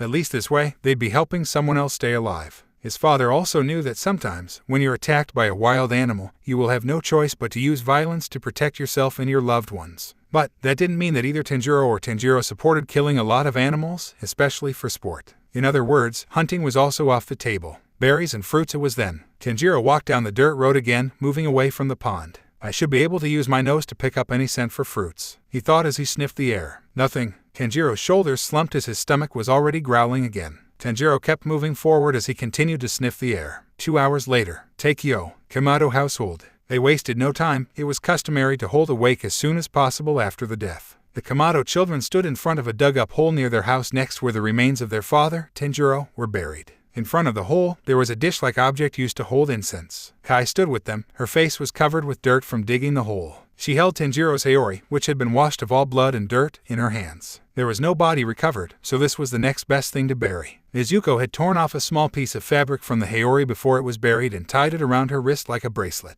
The people from town showed up too. Word about Tanjiro's death had spread quickly and they all came to pay their respects. They offered the Kamado family some yen. It was also customary to give a mourning family money to honor the deceased. Kai politely refused, but they insisted and she was pretty much forced to accept the generous offer. Everyone wore black only. The men donned black yukatas or suits, if they had them. The women all wore black kimonos. Kai walked forward and gently placed the haori in the hole. She stared at it for a bit before getting up again. Takio's heart broke more and more watching this scene, and it was clear his mother and siblings felt the same. As Kai got up from the ground, she put her hands together in prayer. Takio and the rest of his siblings, even Rokuta after a little help, did the same. Sadly, there was no priest that lived in the mountains, so they had to improvise. Just as the soft rains fill the streams, pour into the rivers and join together in the oceans, so may the power of every moment of your goodness flow forth to awaken and heal all beings, those here now, those gone before, those yet to come. Kai began the prayer. By the power of every moment of your goodness may your heart's wishes be soon fulfilled as completely shining as the bright full moon, as magically as by a wish-fulfilling gem. As she spoke, each child offered incense 3 times in front of the incense holder. The guests did the same in different incense holders around the area. By the power of every moment of your goodness may all dangers be averted and all disease be gone. May no obstacle come across your way. May you enjoy fulfillment and long life. For all in whose heart dwells respect, who follow the wisdom and compassion of the way, may your life prosper in the 4 blessings of old age, beauty, happiness, and strength. Everyone let their hands drop and open their eyes. Takio could feel the tears welling up inside him while hearing the light sobs of his younger siblings. Hinako then stepped up with the flowers she had been holding. She held some Japanese camellia, plum blossoms, cherry blossoms, and Christmas roses which they bought from the local florist. She placed the flowers in the hole around Tanjiro's haori, wiping away tears afterwards. Then, Kai came and kneeled before the grave. "Goodbye, Tanjiro," Takio heard his mother whisper before she began to fill the hole with dirt, burying both the haori and the flowers. Takio looked at his siblings, who all looked distraught. Shidru and Hanako had tears in their eyes and let out the occasional sob, and Rokuta was being surprisingly mature for his age. He still cried, but it wasn't the usual loud crying he was known for, he was actually quiet. Nezuko was also quiet ... but not in a good way. Shadow covered her eyes, tears falling down from them. She made no sound and gave off an aura that sent chills down Rokuta's spine.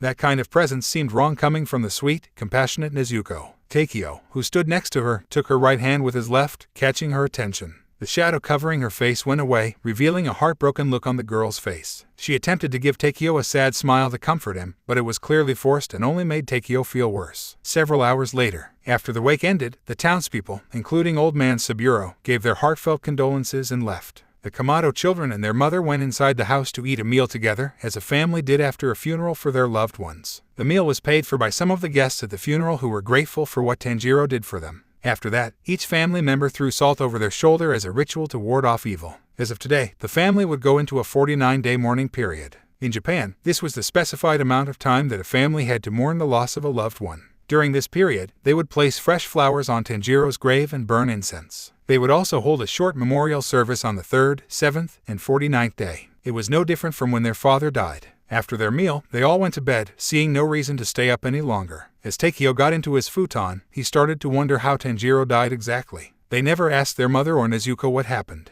This was partly because they didn't want to know what happened to their brother, and also because they didn't want to make neither Kai or Nezuko relive the memory. Takio still couldn't believe Tanjiro was gone. He looked over at Hanako, who slept next to him. She had a book in her arms that she grabbed before going to bed. Maybe that made her still feel like Tanjiro was there. Takio saw tears in her eyes. It seemed that she cried herself to sleep. Takio looked up at the ceiling and closed his eyes, wishing he could do the same as his little sister. Tanjiro, some farm in the fields. It was midnight. Tanjiro picked up a scent and followed it to find a farm where there were rows and rows of crops. Oranges, tomatoes, corn, cabbages, watermelons, you name it. Tanjiro couldn't help but drool as the growling in his stomach had become unbearable. However, Tanjiro was not a thief. He found the house next to the farm and walked up to it, planning to ask if he could have just a few of their crops. Tanjiro was nervous. This would be the first time he interacted with other people since leaving home. He had to make sure that he kept his demonic urges under control. He remembered the faces of his parents and siblings. This always helped him calm down even before he was a demon. However, as Tanjiro got closer, he took an unintentional sniff of the air. Tanjiro immediately stopped in his tracks as his body began to shake. He started breathing very heavily as he felt a weird feeling in his stomach. His smell. It's the smell of blood.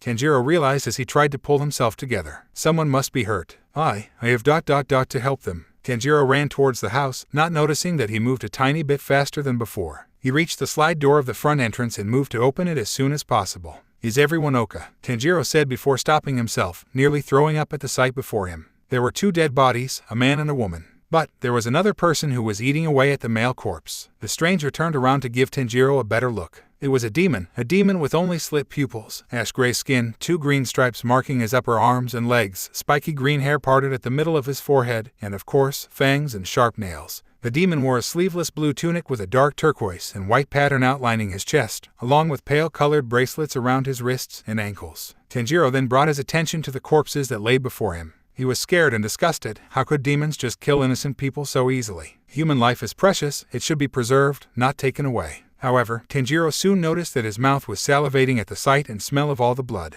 What's going on? Why do I feel so hungry all of a sudden? I need to eat I need to eat now. The demon looked annoyed as he glared at Tanjiro. What do you want, punk? This is my turf, go find your own meal. Tanjiro was still preoccupied with the bloody bodies, trying to contain his hunger as his demonic side fought back. The other demon then sighed. A rookie, huh? He mumbled, gaining Tanjiro's attention. Damn it fine. The demon then tore off the human man's arm and tossed it towards Tanjiro, rolling it on the floor. There, consider it a gift from a senior, take it and get out, he said before returning to his meal. Tanjiro looked at the arm and slowly reached down to take it, a smile starting to develop on his face as black slits appeared in his now plum-red eyes. Stop, Tanjiro scolded himself, immediately pulling his hand back. What are you doing? This is wrong, and you know it. You're better than this. Tanjiro broke into a cold sweat as he glared at his fellow demon. Yes, stop. That. He managed to get out, gaining the demon's attention once again. What the hell did you just say, brat? He said with murderous intent. Tanjiro flinched at the scent of bloodlust he picked up but was somehow able to recompose himself. Why you need to stop. Eating humans is WW wrong. Tanjiro yelled, causing the demon to laugh hysterically, which confused the demon boy. I get it. You're one of those guys, eh? Demons who pretend they're still human and try to resist their demonic desires. The demon assumed. Well, let me tell you something, kid, that kind of thing is bullshit. Trust me, the sooner you let go of your precious humanity, the better. Tanjiro did not falter. Even so, I see can I let you do this. The enemy demon's expression changed from amusement to annoyance. Oh yeah, and what are you gonna do about it, you little shit? If you know what's good for you, you'll take my generous gift and get the fuck out of my sight. The demon threatened as he got up and faced Tanjiro. Tanjiro versus Farm Demon. Tanjiro stood there, not saying anything as the two engaged in an intense staring contest until, could you please, and not swear. It is very rude and unnecessary, Tanjiro stated as the demon looked at him as if he'd insane. Is this fucking kid for real? The farm demon thought before crouching down and leaping at the boy. I'll show you rude. Tanjiro had no time to react as the farm demon crashed into him, sinking his claws into the boy's chest. The two went flying out the door to the outside. Damn it, that hurts, Tanjiro thought in panic as the two crashed into the ground. The farm demon, who was on top of Tanjiro, pulled out his claws and started slashing at his face. Tanjiro instinctively used his arms to block it, holding them horizontally on top of each other. However, it didn't stop the claws from cutting through Tanjiro's sleeves and skin. Yeah, not so tough anymore. Are you, brat? The farm demon taunted as he continued to slash at the poor demon boy. Tanjiro had had enough and fought back. Get off. He grabbed both of his enemy's arms and reeled his head back as far as he could before slamming it into the demon's skull. The farm demon was knocked off of the boy and fell on his back. His skull had been smashed and his brain bounced around his head. Were he not a demon, that blow probably would have been fatal. What the fuck? That kid's head it's as hard as steel. The demon thought while he recovered from his concussion. Meanwhile, Tanjiro got back on his feet and observed the scratches on his arms. The sleeves on his black robe were in tatters as his arms bled. Damn it, this really hurts. I have to be more careful, Tanjiro told himself before realizing that the bleeding had stopped. Wait, the scratches. They already stopped bleeding, Tanjiro thought, not seeing that the farm demon had gotten back up. He was incredibly pissed. You're gonna pay for that, you son of a bitch. The demon yelled at Tanjiro, already charging at him. Tanjiro was ready this time. He sidestepped the charge to the right and threw a sloppy but strong right roundhouse the farm demon's back. The farm demon's momentum worked against him as he was sent flying onto the nearby grass field.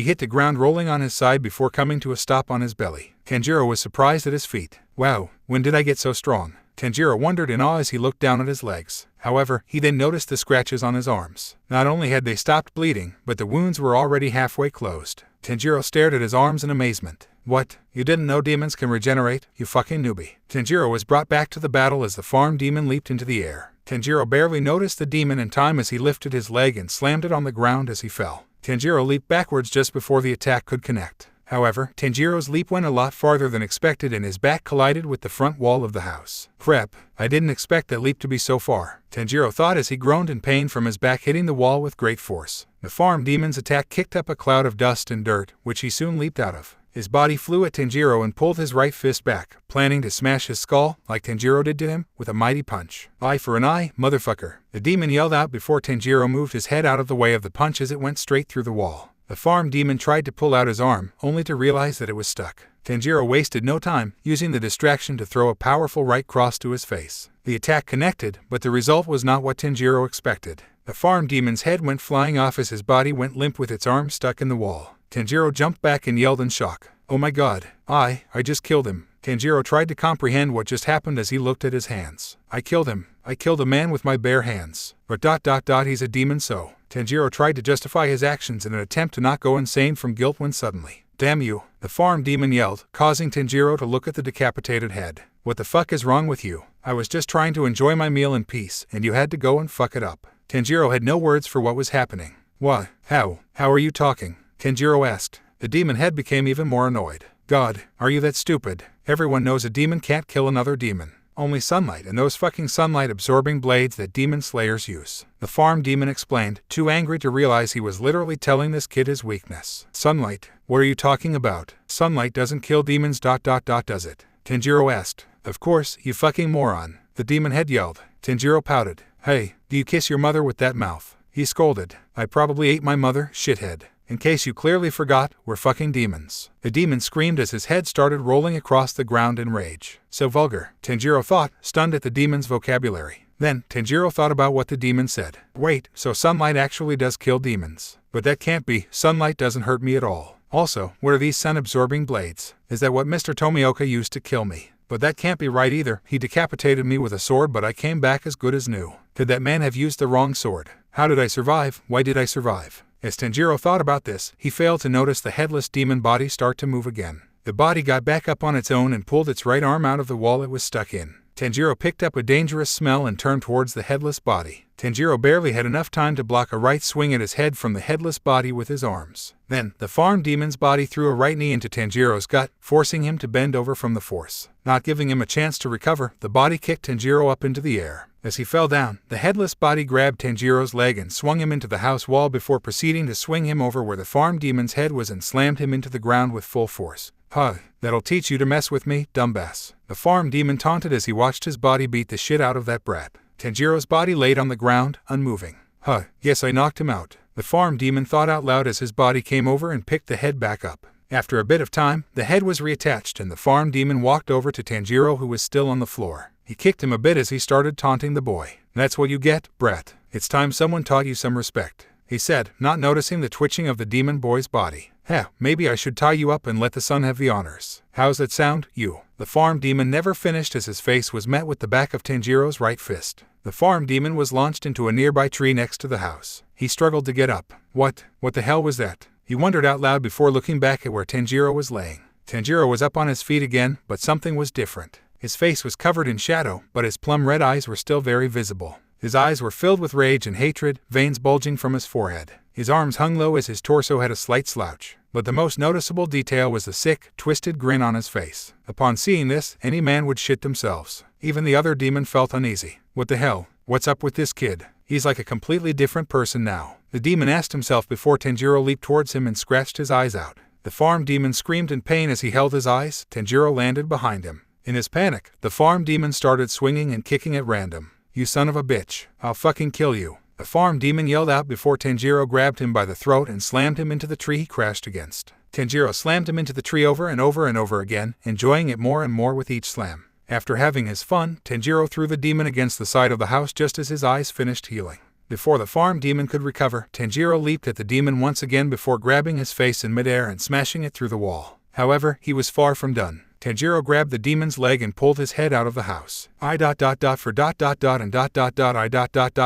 said before lifting the demon over his head and slamming him into the ground with full force, returning the last attack the farm demon threw at him. The farm demon tried to get up, but was stopped when Tanjiro, who was still holding the demon's leg, stomped on his head. Tanjiro then proceeded to pull the demon's body upwards while holding his head in place. It didn't take a super genius to guess his intentions. After a bit of pulling, Tanjiro ripped the body of the farm demon away from his head. The farm demon tried to scream before Tanjiro stomped his head again, this time making it half stuck in the ground. What the hell's with this kid? He's still a newbie, I can feel it. And yet, he's overwhelming me like it's nothing. The farm demon thought, half of his face visible from the side as the other half was stuck in the ground. Tanjiro, still holding onto the body, proceeded to slam the headless body onto the head like a hammer to a nail as the demon head was being driven further into the ground. However, before Tanjiro could finish the job and bury the head in the ground, something started growing out of the side of the farm demon's head. Don't get so cocky, you fucking brat. An arm suddenly sprung out of the demon's head which pushed itself out by using the ground above it. As the demon head got out, it was revealed that the head now had two arms growing out from the sides. The head landed on the ground, holding itself up by its arms. Suddenly, the farm demon's head leaped at Tanjiro, who finally decided to let go of the demon's body. The head tried to throw a right punch before Tanjiro caught it with his left fist. The demon immediately tried to punch with its other arm, but the same result occurred. Tanjiro then moved his own arms out, keeping a tight grip on the farm demon's head arms and stretching them to the side. Tanjiro then leaned back and tilted his head back. The farm demon knew what was coming. Wait. Hell, let's talk about this. Don't. The farm demon begged before Tanjiro launched his head forward and gave his fellow demon a massive headbutt. However, Tanjiro wasn't done just yet. He let go of the demon's head arms to let it float in the air for a second, only to bring his right leg up and bring it down onto the head, smashing it into the ground. As the dust settled, Tanjiro stood over and looked down on his defeated foe who had been knocked out cold. Blood spurted from his nose and mouth as there was a huge dent in the middle of the demon's face. Tanjiro's smile never faltered as he stared at his enemy with glee. Tanjiro then remembered those bodies he saw and went back to the house. He was starving, it was time to enjoy his spoils. But, before he reached the front door, Tanjiro noticed a piece of paper on the ground. His smile went away as he walked up to it and picked it up. It turned out to be a picture of a family. There was a man and woman, 4 boys, and 2 girls. The family looked so happy, he wanted that. No, he once said that. Tanjiro stared at the picture which fell out of his pocket during the fight as a memory made its way into his mind. Big brother, can we read this story tonight? Hanako asked excitedly as the family was about to go to sleep. She held a book in Tanjiro's face as she got ready for a bedtime story. But you said I could pick this time, Tanjiro. Shidru protested as he held up his own book. Tanjiro raised his hands to both children in defense with a nervous smile. He's right, Hanako. I did promise him that he would pick, Tanjiro stated, causing Hanako to pout. No fair. He already picked last time. Hanako complained before Shidru pointed an accusing finger at her. Yeah, because before that, you chose the last 3 times. Shidru shot back as he got up, Hanako following his example as the two engaged into a staring contest. Come on, now. No fighting, you two. Tanjiro scolded as he used his arms to keep the 2 siblings away from each other. As Tanjiro tried to break things up while the 2 kids argued loudly, Takeo got up from his futon and yelled at his little brother and sister. Just pick something you both like and go to bed. We're trying to sleep here, Takeo suggested. This time, both Hanako and Shidru pouted. You're the one yelling, Take, Shidru muttered. A tick mark appeared on Takeo's forehead. Hey, I heard that, jerk. I'm your older brother too, so show some respect, Takeo yelled, shaking his fist in the air. Now, Takeo, I'm sure your brother was just joking, Kai said as she was preparing her own futon. Shidru looked at her in confusion. No, I wasn't, Shidru said, earning a glare from his mother in response. Pardon, she responded with ill intent present in her voice. I mean, yeah, I was totally kidding, bro, Shidru quickly said before Tanjiro and Hanako started laughing. Hey, what's so funny? Shidru whined. Soon, Nezuko and Kai joined the laughter as Shidru hung his head in embarrassment. Even Takeo couldn't help but keep his laughter in. It was such a nice night. Tears fell from Tanjiro's eyes onto the picture. His eyes returned to its not-so-usual pink color as the slits disappeared from his eyes. A gentle, sad smile replaced his malicious grin. Tanjiro took another minute to stare at the picture before putting it back in his pocket. He walked into the house and carried out the corpses. The blood would have affected him before, but the mentality boost he got from the memory of his family kept his demonic urges in check. After half an hour, Tanjiro buried the bodies outside next to the house before putting his hands together in prayer. Rest in peace, he said before walking over to the demon. What do I do about this? If I leave him alone, he'll end up hurting more people. But how do I kill him? Do I even have the guts to do so? Tanjiro wondered what he should do. Tanjiro looked back at the house and went inside to find some rope.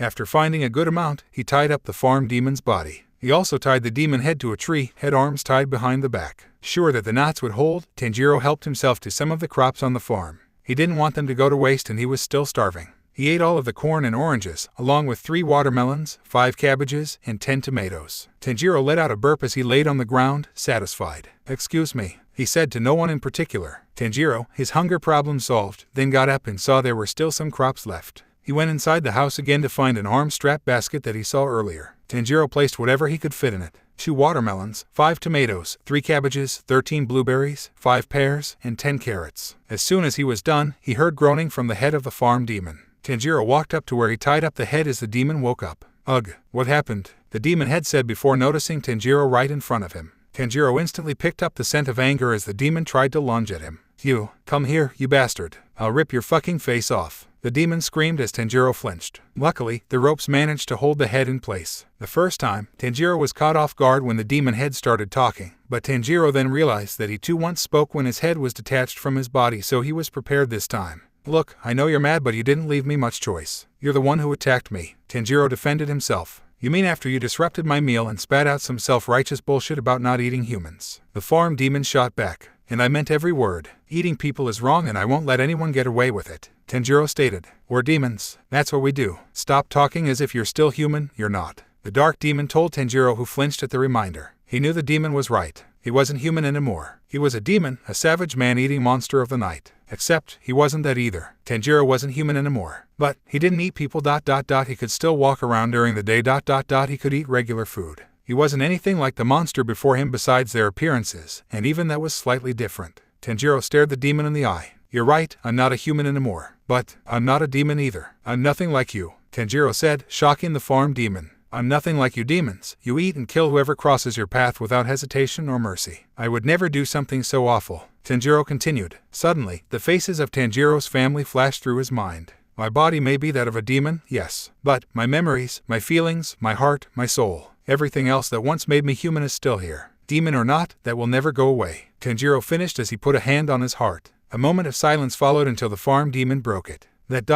was ... the corniest shit I've ever heard," the demon yelled before laughing hysterically. Tanjiro's jaw dropped as he stared at the demon head stunned. "You gotta be kidding me. He didn't care at all. Who the hell raised you to be so fucking naive?" the farm demon asked while still laughing. "It's like you're living in a different reality." Tanjiro was about to protest before noticing something light up the sky in the distance. He turned his head right and saw that it was the sun starting to rise. "It looks like the sun is rising," Tanjiro whispered as the farm demon continued to laugh before hearing a bit of what the demon boy said. "Wait ... what was that about the sun?" the demon had asked before looking where Tanjiro was looking. Suddenly, a look of horror was placed on his face. "Kid, untie me right now," the demon commanded, startling Tanjiro, who looked right at him. "Huh, why?" Tanjiro asked, genuinely confused. "Did you really forget what I fucking told you? Demons and sunlight don't mix. How are you still alive?" the demon asked as the sun started to peek over the trees. "Stop wasting time and untie before," was the last thing the farm demon said before the sunlight shined in his head. The demon started screaming in pain as his skin started to burn. The agony shocked Tanjiro to the core and he could only watch as the demon in front of him faded to ash. Tanjiro fell back on his bottom as he tried to understand what just happened. He disappeared. So it was true, demons really do die from sunlight. But how? Why doesn't it do anything to me? And he died from just that tiny amount. Tanjiro's mind was in overdrive, trying to understand what was happening. If I'm immune to sunlight, does that mean Mr. Tomioka used the right sword after all? Now that I think about it, the demon didn't start fading away even after I decapitated it. But I could feel my body disappearing when I was beheaded. That's when Tanjiro remembered the words of a certain demon. Who knows, you may become the one who conquers the sun. Was that it? Is that why that demon targeted him? But why? What made that demon think Tanjiro could conquer the sun? He was just a 13-year-old boy, born from a family of coal merchants. He wasn't special at all, quite the opposite in fact. But, the more Tanjiro thought about it, the more it made sense. Unfortunately, it somehow made less sense at the same time. If I'm immune to sunlight, then there is a good chance I can survive those sunlight-absorbing swords the demon was talking about. But until I know for sure, I should still be careful. The last thing I need is to get reckless. And with that, Tanjiro got up and put his hands together in prayer for the farm demon, feeling bad that he died in such a brutal way. Rest in peace. After that, Tanjiro grabbed the basket he put his food supply in, strapping it to his back, and continued walking down the dirt road. What a shame. I didn't get the chance to ask if there was a way to become human. Tanjiro realized as he let out a deep sigh. Oh well, I doubt that guy would have answered me. Tanjiro walked and walked. It was clear that this journey would not be a walk in the park. Kamado. Kamado household. Kai woke up before any of the kids. She got up from her futon and looked at her 6.5 beautiful children. She noticed the space between Hanako and Shidru where he used to sleep. She also spotted Nezuko holding on to the piece of his Haori she took in her left hand. She wrapped it around her right wrist throughout all of yesterday. Kai then looked at the wall where they put the Hanafuda earrings back on display. Kai stared at the display and lowered her head as she was reminded of her wonderful husband and their firstborn son. Both Tanjiro and Tanjiro had hearts of gold. They seldom got angry or frustrated. They treated everyone fairly and kindly. They worked too hard for their own good, and their smiles could melt just about anyone's heart. Kai went outside to their front yard and she swore she could see a small Tanjiro playing outside with Nezuko as Tanjiro watched from the front porch, smiling. Kai's eyes blinked once, despite her trying very hard to keep them from doing so, and the memory vanished. Kai then moved to the side of the house where Tanjiro's and Takio's axes were. She pictured Tanjiro learning how to chop wood from his father. Tanjiro jumped for joy after chopping his first piece of firewood while Tanjiro patted him on the head with a proud smile. Kai blinked again, and they were gone. Finally, Kai moved towards the front of the house again. She saw Tanjiro, a bit more grown-up, standing in front of the mountain path with a basket of coal. "I'll see you guys later. Bye," Tanjiro yelled out as he began his descent down the mountain, smiling and waving at Kai. Her eyes widened as she rushed towards her son to stop him. "Tanjiro, stop. Don't go," Kai yelled before grabbing for the back of his Haori ...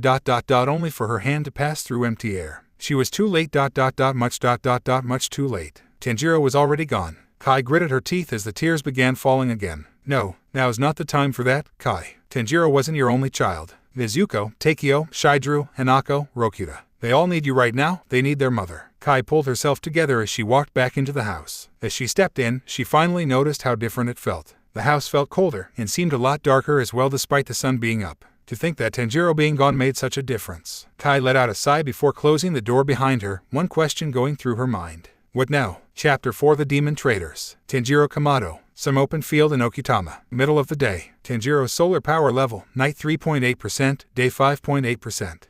Tanjiro laid his food basket next to a tree as he practiced using his demon abilities. He had been doing this every few hours every day. Tanjiro stood in front of a boulder that was 3 times his size. He then looked at the sun above him, indicating high noon. Ever since I fought that demon, I discovered just how much I'm capable of. That's why I've been testing the limits of my new demonized body. First, my strength has increased by a lot. Tanjiro put his hands on the boulder and managed to push it 10 whole meters before he stopped. He wasn't tired, but he knew that as long as he could move it as far as he wanted. I've also discovered that I don't ever get tired or exhausted. I've never once felt the need to sleep, so I didn't bother. My guess is that demons have unlimited, or at least massive, stamina. Also, it's not just the strength of my arms that increased. Tanjiro stood in the open field and crouched down before leaping 6 meters into the air, leaving a small crater where he stood. With my increased leg strength, I can jump even higher and farther than before. That said, it can be a bit overwhelming at times. Tanjiro made the mistake of looking down as he reached max height. Tanjiro gasped and started panicking as he started to fall down. Tanjiro screamed while flailing his arms and spinning in midair. He managed to land on his feet, sending a small shockwave through his body. Tanjiro fell over from shock and laid on the ground for a few minutes until he got his bearings. Not to mention that my headbutts have become more damaging.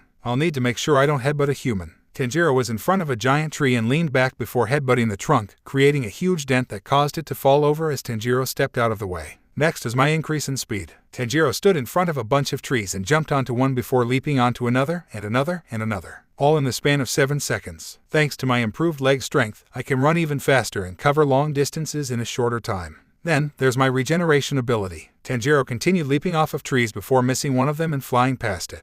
D-A-M-N-I-I-I-T. He yelled. There was a small cliff nearby that Tanjiro went flying off of. He held his hands in front of him as he hit the ground, feeling his arms break from the impact. As Tanjiro rolled on the ground, he knew he had broken bones but noticed that it didn't hurt as much as it should have. My body has a higher tolerance for pain, which means I don't feel as much pain as I normally would. Today, after breaking my arms, it took only 5 minutes for my bones and scratches to heal. After Tanjiro's injuries healed, he couldn't help but smile at this incredible ability. I will become human no matter what. That said, even I have to admit that being a demon has its perks. Of course, that's mostly due to the fact that the cons of being a demon don't really affect me. Tanjiro had all the good qualities of being a demon and rarely had to worry about the bad ones. He didn't eat humans, he could walk in the sun no problem, and he was even beginning to taste again. One time, Tanjiro was eating his lunch, 1 watermelon, 2 carrots, and 2 pears. He just finished the watermelon when he felt something refreshing and sweet on his tongue. Wait, this actually tastes like watermelon. I can taste again. Tanjiro pumped his fist into the air and cheered before starting on one of the pears. It was bland. Tanjiro let out a disappointed sigh. Baby steps, Tanjiro ... baby steps. He muttered to himself. A village in western Tokyo. Tanjiro kept on walking, sniffing for any demons hiding in the shadows that he could get information from. He stumbled upon a humble village, with many people walking through the streets. Tanjiro could smell just about every one of them, and something inside him started acting up. He pushed down his demonic urges and decided to stop using his smell for now. If I accidentally pick up the smell of blood, my demon side might kick in again. I absolutely cannot let that happen. Tanjiro walked through the streets, keeping his head down. He was doing a good job in keeping his desires in check, taking in a blueberry from his basket from time to satisfy his hunger. I'll start looking for demons here tonight. There are a lot of people, so there's a good chance one is hiding until nightfall. Even if they don't tell me how to become human, I won't let them hurt anyone here. However, something was bothering him. Why do I feel like someone's watching me? Tanjiro wondered as he walked past an alleyway and tossed another blueberry into his mouth, not noticing the light green-haired demon in a black hood staring at him from said alley. I can't believe it. A demon, walking in broad daylight and eating human food. The demon whispered, stunned by the new development before him. He turned around and headed down a shadowy path. I must inform Lady Tamayo immediately. This could lead to humanity's salvation ... or its utter demise. Tanjiro. A few hours later, evening. Tanjiro's solar power level, 4.5%. The sun had finally gone down, but still slightly lit up the sky. Tanjiro continued his walk down the streets. He tried to get information about demons from the civilians. He came upon a woman walking alongside a little girl, most likely a mother and daughter. Excuse me, miss, he called out, gaining the woman's attention. The woman looked at Tanjiro and gave a little smile. And how may I help you, young man? She asked as Tanjiro walked up to her. I was wondering if you've seen anyone strange around here. Tanjiro said as the woman looked confused. Strange how? She asked. You know, like pale skin, long nails, sharp teeth, eyes with slits for pupils. Tanjiro replied. I see. No, I can't say I've seen anyone like that. The woman said. Okay, well, is there anyone who's gone missing or something in the last few days? Tanjiro asked the woman. Not that I know of. Is there a reason you want to know? The woman asked, seeming a little suspicious of the boy. Oh, well, why you see, I kinda ... you know. I have a ... well ... I guess that. Tanjiro was fumbling words as he broke into a nervous sweat. If I lie and my face contorts, it'll be a dead giveaway. But, she doesn't know me, it's not like she knows I can't lie. But even so, it's way too suspicious. Suddenly, Tanjiro was saved when the little girl tugged on her mother's kimono and whined. What's wrong, sweetheart? The woman asked with concern. The girl then pointed at Tanjiro. She looked scared. Monster, she said, causing Tanjiro to let out an offended choke, a little hurt by the girl's comment. The mother didn't seem happy either. Emmy, how rude. You can't just call people monsters. She scolded the girl before turning to Tanjiro and bowing.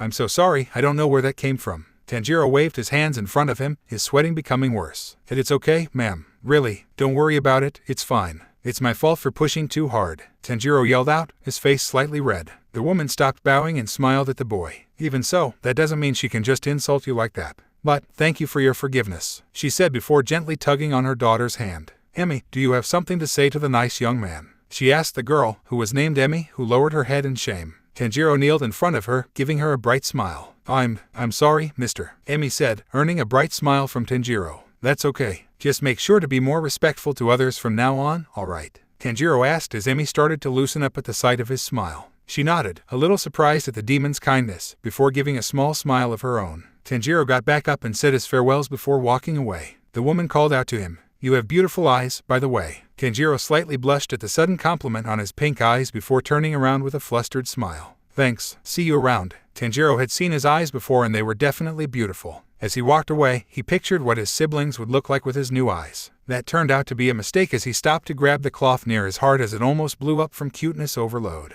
Tanjiro took a deep breath before continuing to walk when suddenly, Hey, you there. Tanjiro heard a voice, not knowing if it was meant for him. Yes, you. The boy with the scar and the shredded sleeves. Tanjiro looked at his sleeves and remembered that the farm demon from before tore them to shreds with his claws. Tanjiro turned around to see a pale-skinned boy who looked only slightly older than him. He had short, dull, light green hair that became shaded at the ends. He wore a gray button-up collared shirt under a white aori and dark blue hakama pants. However, the detail that got Tanjiro's attention was his eyes. Tanjiro's own eyes widened as he saw the black slits in the other boy's lavender eyes. If that wasn't enough, he gave off a familiar smell. A demon, Tanjiro deduced, trying to keep calm. The other demon had a sort of angry or annoyed look on his face, like he didn't want to be here or something. See, can I help you? Tanjiro asked before the other demon turned around and started walking away. Follow me, he said. Make sure not to fall behind. Otherwise, I'm leaving you here, he said, leaving a stunned Tanjiro in his dust. Hey, wait a minute, Tanjiro yelled before chasing after him. You can't just tell someone to follow you and walk away. Despite his words, Tanjiro followed his fellow demon all the way to some sort of dead end in the more crowded streets. Tanjiro didn't smell any hostility towards the demon, the scent was more of a scent of annoyance than anything. The two demons stood in front of a large wooden fence as the light green-haired demon walked towards it. Hey, is something supposed to happen here or? Tanjiro asked before the other demon walked through the fence and disappeared.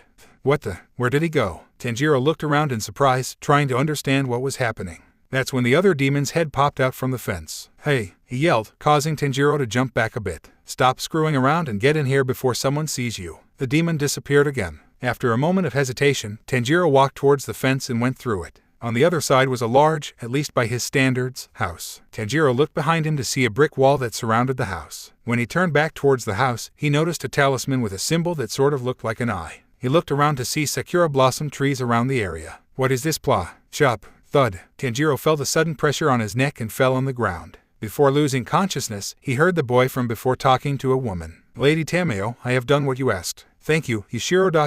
but I didn't ask for you to knock him out. Forgive me, my lady, but you know better than I that we cannot take risks with demons. Sigh. Very well, help me carry him to the basement.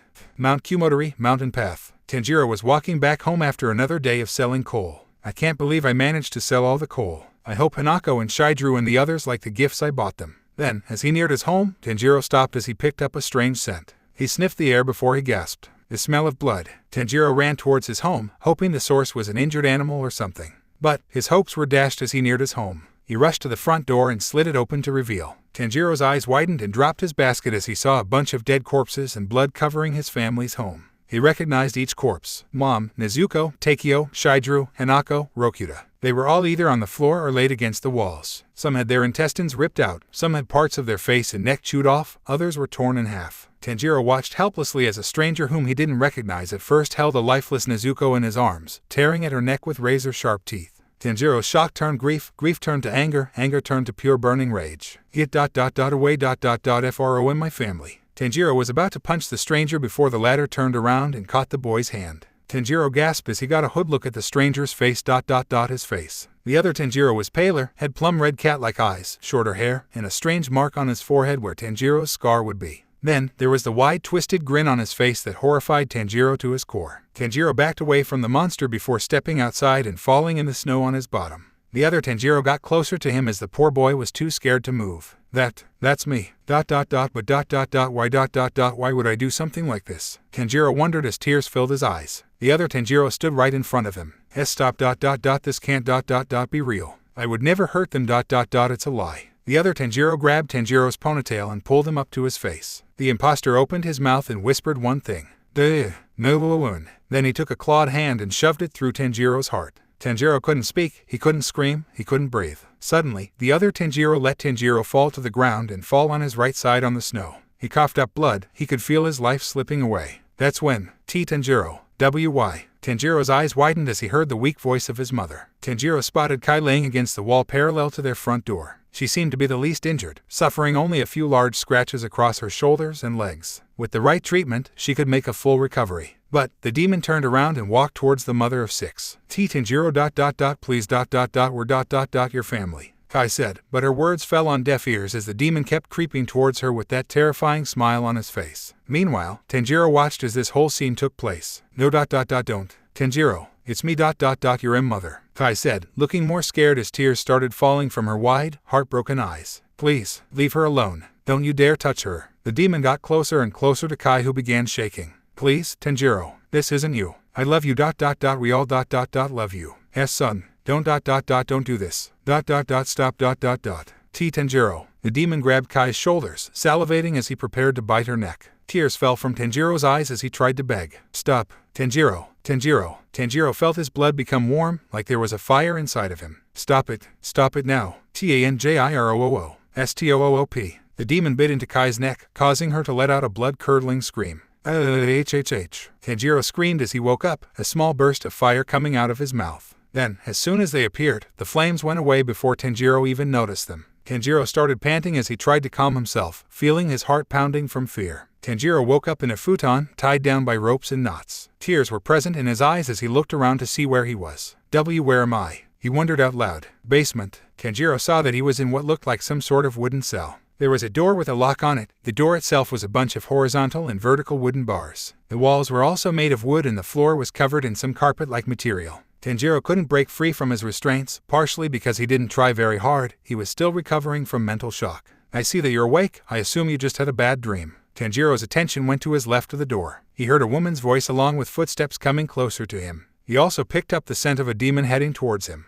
I'm sorry for the restraints. I would have let you go, but I didn't want to take the risk with you being a demon and all. The woman stepped into view. She was definitely a demon. She had pale skin, lavender eyes, dark brown hair tied into a large bun which was held by a floral Tamayo hairpin, and looked to be in her early 20s. She wore a dark purple medium-length hamangi kimono decorated with wavy purple tree branches and red flowers with a cream-colored Teiko Musubai to secure it around her waist. She also had plain white socks and violet zori sandals. The woman stopped in front of the wooden bars and noticed Tanjiro's tears, causing her to frown. I am Tamayo. May I ask for your name? She asked. I'm Tanjiro Kamado. Tanjiro replied, causing the woman to give a small smile. Tanjiro, that's a lovely name, she said, causing Tanjiro to get flustered for the second time that day. Thank you, Miss Tamayo. Tanjiro responded with a slight blush. Now, Tanjiro, I'd like to know how a demon not only manages to eat human food and suppress their demonic desire, but can also walk in the sun. Tamayo said, Oh, well, I'm not really sure myself. All I know is that I was turned into a demon and I could walk in sunlight, which I only learned recently that other demons can't do.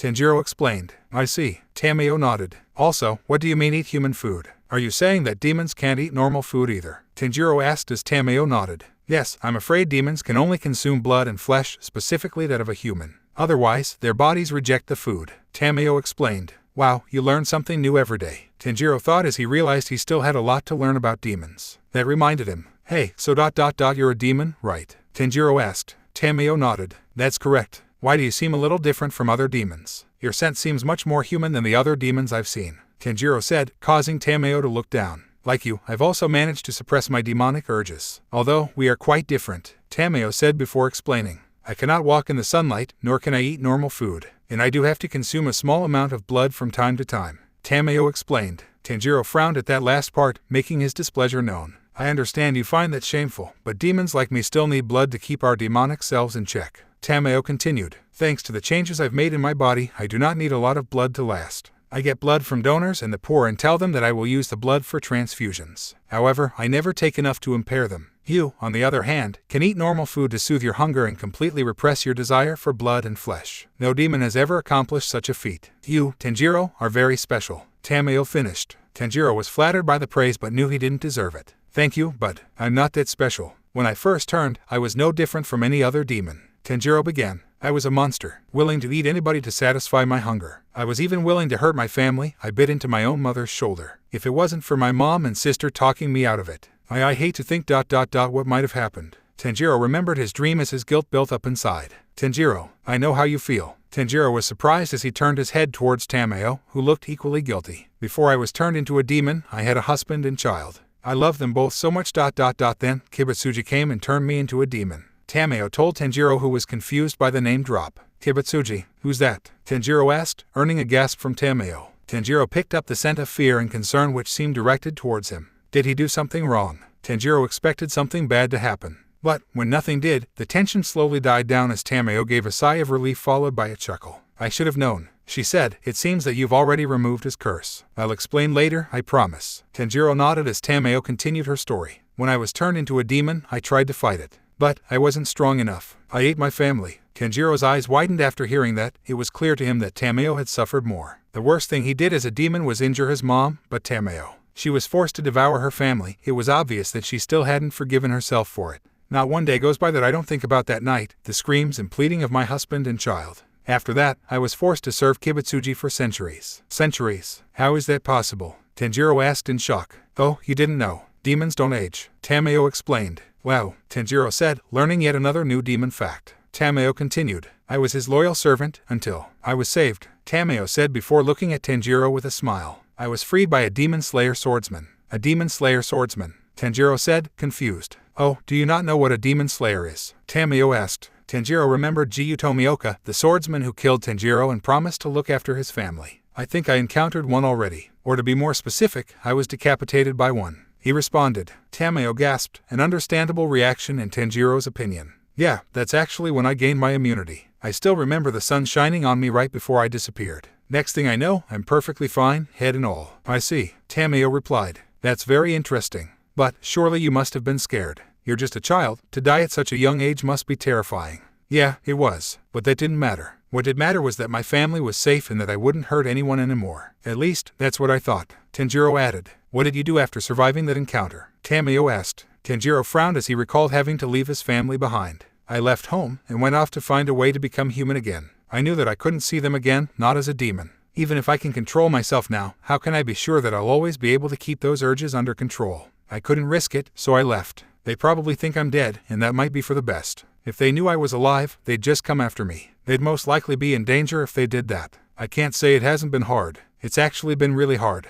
All I ever think about is my family and how sad they must be. It's all my fault. If I had been more careful, I probably would have avoided that disaster. Then again, you never know. That demon seemed to be looking for me. If I went home, he probably would have killed my family instead. But still, that doesn't mean it doesn't hurt. Tamayo listened intently as Tanjiro felt more and more guilty and lonely. I will become human, so I can be with my family again. We'll have a big feast, I'll read every book we own, we'll play in the snow ... or sun depending on the season. I don't care what it takes, I will become human again. Tamayo smiled sadly at Tanjiro once again before sliding the door to the room open. Come now, let's talk somewhere more comfortable, she said as she started to undo the knots holding down the demon boy. Tanjiro was shocked that Tamayo seemed to already trust the boy. He was even more shocked when she started patting his head, almost as lovingly as mother to her child. You may not agree, but you're a strong child, Tanjiro. And you have a pure heart as well. If only there were more people like you, this world would be a much better place. Tanjiro blushed at the praise before scratching his head with a nervous smile. Please, miss. You give me way too much credit. Tamayo's smile grew wider. Maybe. Or, you don't give yourself enough credit, Tamayo argued, causing Tanjiro to smile back. Tamayo got up on her feet, Tanjiro doing the same. I promise you, I will do everything in my power to make you human again so that you can be with your family. Tamayo swore. Wait, you think you can turn me back? Tanjiro asked. Tamayo kept looking at Tanjiro with resolve. Yes, I don't know how, but I truly believe it's possible. But, I'll need your help, is that all right? Tanjiro nodded, his own determination shining through. Yes, I'll do whatever it takes. Tamayo took Tanjiro's hands and shook them firmly with a relieved look. Good. I look forward to working with you, Tanjiro Kamado, Tamayo said before leaving the room. Tanjiro was about to follow when he heard grumbling and muttering nearby. He looked past Tamayo to see the light green-haired demon from before peeking from the door, staring daggers at Tanjiro. Even though he was a demon, Tanjiro couldn't help but fear for his life. Yushiro, that's enough, Tamayo called out. The demon named Yushiro straightened and his face went back to normal. Yes, Lady Tamayo. And with that, Yushiro left with Tamayo, leaving a slightly confused Tanjiro in the basement. First floor. Tanjiro sat on his knees in another carpeted room. There was a beautiful painting of a volcano hanging over some candles. There was furniture, shelves, drawers, and a wooden sliding door behind Tanjiro. Tamayo sat in front of him with Yushiro sitting between them on another side of the room.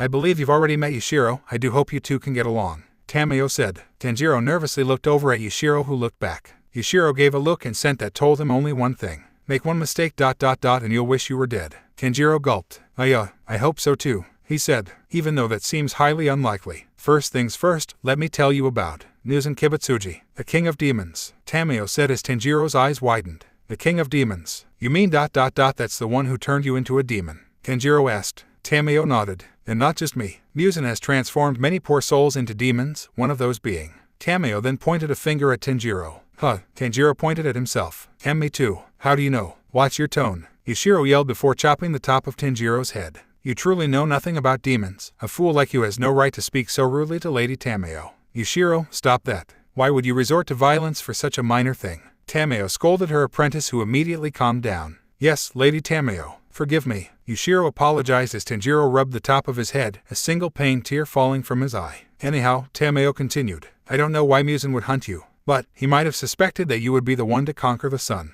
This is just a theory, of course, but that's the most likely explanation for why you specifically were targeted. However, I do not have a theory of how Muzan chose you as a target in the first place. Tamayo finished. Tanjiro already thought of that, but hearing it from someone else made it seem that much more plausible. It also meant that if he had made it home that day, Muzan would have come after his family. For the first time, Tanjiro was glad he didn't make it home. Muzan wanted to create a demon who was immune to sunlight, and after centuries, he finally succeeded. That's why, we must make sure Muzan never finds out about you, Tamayo said, shocking Tanjiro. What do you mean? You want to hide me away? Tanjiro asked. If Muzan found out you conquered the sun, he would stop at nothing to get you. If he catches you, he will consume your body and thus gain your immunity. If that happened, he would become unstoppable ... and humanity would be destroyed. Tamayo explained. Tanjiro was horrified at the thought of all humanity and his family being killed off or turned into demons. He knew he could never let that happen. I understand. I will make sure Muzan doesn't find out about me. Tamayo frowned. I'm afraid that's easier said than done, Tanjiro. It's not just Muzan you have to watch out for. You'll have to avoid his more powerful subordinates as well, she warned.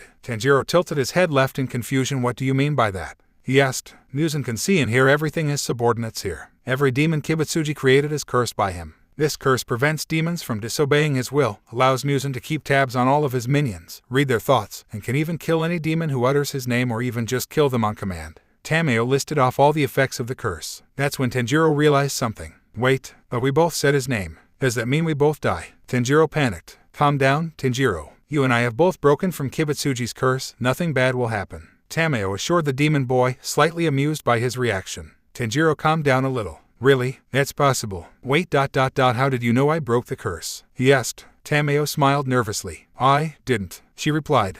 What do you mean you didn't know? Why didn't you at least tell me that I had a self-destruct phrase? Were you planning on waiting and seeing while I... Before Tanjiro could finish his rant, Yushiro struck Tanjiro's ribcage with a flurry of palm strikes. Fool, know your place, he hissed as Tanjiro fell on his back and held his ribs. Why would Lady Tamayo waste her breath on warning a filthy demon about something they should know? Be grateful that she bothers with you at all, pest. Yushiro, Tamayo called out, calmly but sternly. If you hit that boy again, I will make you regret it. Yushiro immediately went back to his seating position, calming down in an instant. Yes, ma'am. Tanjiro got back on his knees, still holding one hand on his ribs. Oh, so much force. I hate to think what that would have done to me as a human. Tanjiro thought. Tamayo sighed. On that note, I'm very sorry, Tanjiro. Not only could you walk in the sun, but you could also suppress your demonic urges. I was curious if you had broken the curse like I had. Tanjiro felt the pain in his ribs stop as he looked back at Tamayo. No, I'm sorry for snapping like that. It was very rude of me. Tanjiro returned the apology with a bowed head. Tamayo smiled. That's all right, she said before her face became serious again. Now, I have to ask. By the look of your torn-up sleeves, I assume you have already encountered a demon, yes? Tanjiro nodded. Yes, about 3 days ago. I knocked it out and it was killed by the sun, Tanjiro said before realizing something. His eyes widened as he realized his blunder. Wait, that demon saw me in the sunlight before it died. Does that mean Muzan is already aware? Tamayo shook her head, giving a relieved smile. No, I don't think so. Muzan can't see through the eyes of all demons at once, and he mainly looks through the more powerful demons. If you encountered this demon 3 days ago and Muzan hasn't made a move yet, I believe you're safe. Tanjiro sighed in relief as Tamayo continued. That said, you'll have to avoid being seen in sunlight by the stronger demons. Stronger demons? What do you mean stronger? Is there some way I'll be able to tell? Tanjiro asked. Demons get stronger as they consume more humans. These demons are stronger, faster, and regenerate more quickly than most demons. They even possess powerful spells called blood demon arts. Tamayo explained. Blood demon arts, Tanjiro repeated, not having a clue what those are. Spells made from a demon's blood. Every demon's blood demon art is unique. After consuming enough humans, demons are able to use their blood to form all sorts of fatal attacks. From utilizing elements, to creating weapons or projectiles, to a boost in stats, etc. The possibilities are endless, Tamayo explained. Tanjiro had a look of disgust at the mention of consuming humans. So, the more people they kill and eat, the stronger they are. Tanjiro summarized. Tamayo nodded. Exactly, and Kibutsuji is the strongest of them all. Below him are the 12 Kazuki, 12 of Muzan's most powerful minions who were all given a vast amount of blood from him. Wait, Muzan gives demons his blood? Tanjiro asked. Yes, that's how they become more powerful. Demons who are chosen by Muzan are given ample amounts of blood and become living nightmares to most humans and even some demons. Tamayo explained. You must avoid these people during the day so they do not report you to Muzan. Now, as for how you can tell one from the other ... Tamayo put a hand to her chin. I hear that you can tell how many humans a demon has eaten if you have an advanced sense of smell. Tanjiro gave a proud smile. Oh, my nose is really good, I can pick up multiple scents from far away. Actually, ever since I became a demon, I'm pretty sure my sense of smell has improved. But ... how does that help me find the strength of a demon? Tamayo looked to be in thought for a second. Well ... you've encountered a weak demon and Muzan who is the strongest. Surely there was a difference in their sense, she suggested. Tanjiro was taken aback a bit. He had no problem recalling the farm demon's unpleasant scent. But Muzan ... that was one of 2 days Tanjiro wanted to push to the depths of his mind. Tamayo seemed to notice this as a frown formed on her face. I'm sorry, that was insensitive of me. I of all people understand that some memories are better left forgotten. Tanjiro shook his hands in front of him. No, it's fine. Just give me a second, Tanjiro requested before remembering the awful smell that Muzan gave off. I remember the first demon I fought had an unpleasant smell, like something beginning to rot. Muzan, I remember a powerful smell. I wanted to throw up ... but my body was completely paralyzed. I couldn't move a muscle. All I smelled was anger and death. Tanjiro shook at the memory. Tamayo nodded. That's how you know, then. The closer a demon's scent is to that, the stronger they are. If you learn to truly master your sense of smell, you should be able to tell exactly how many humans a demon has eaten, she stated. Tanjiro nodded before Tamayo continued. Now, there's also the matter of your secondary enemy, the Demon Slayer Corps, a group of swordsmen who have dedicated themselves to the complete and total annihilation of demons. Tanjiro's mind went back to Jiyu Tomioka. When Tanjiro became a demon, even with his further enhanced senses, he failed to notice the Demon Slayer who cut him down as easily as a regular person.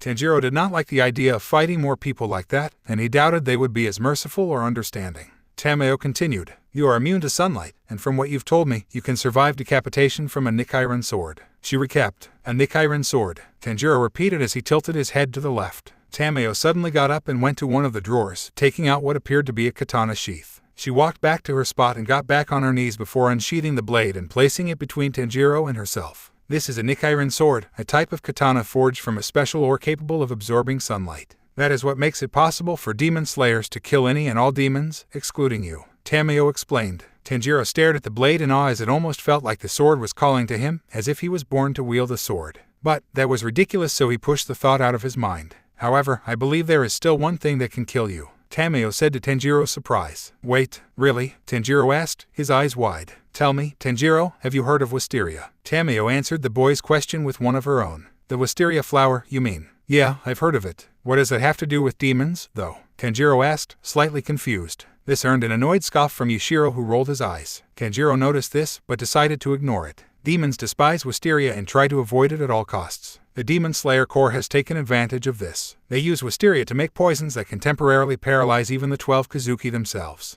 Then, there are the Demon Slayers who use more potent wisteria poison to kill demons. Tanjiro gulped before Tamayo went on. These swordsmen use a special type of Nichiren sword, a katana with a normal hilt, but the blade is replaced with a rod ending in a needle-like tip. This type of sword is designed to inject powerful wisteria poison into demons through stabbing. Once you are poisoned, you're as good as dead, she explained as Tanjiro gulped again. Fortunately, there are very few demon slayers who use this strategy. Actually, as far as I know, there is only one poison user who has mastered the technique. I believe she became a hashira a few months ago. She's an acquaintance of mine, though, so I don't think you'll have to worry about her as long as I explain things, Tamayo assured the boy. Either way, if you are approached by a demon slayer with a sword that resembles an insect stinger, I highly recommend running away or hiding. However, if you have no choice but to fight, do not let them stab you even a little, Tamayo warned. Tanjiro nodded before asking a question.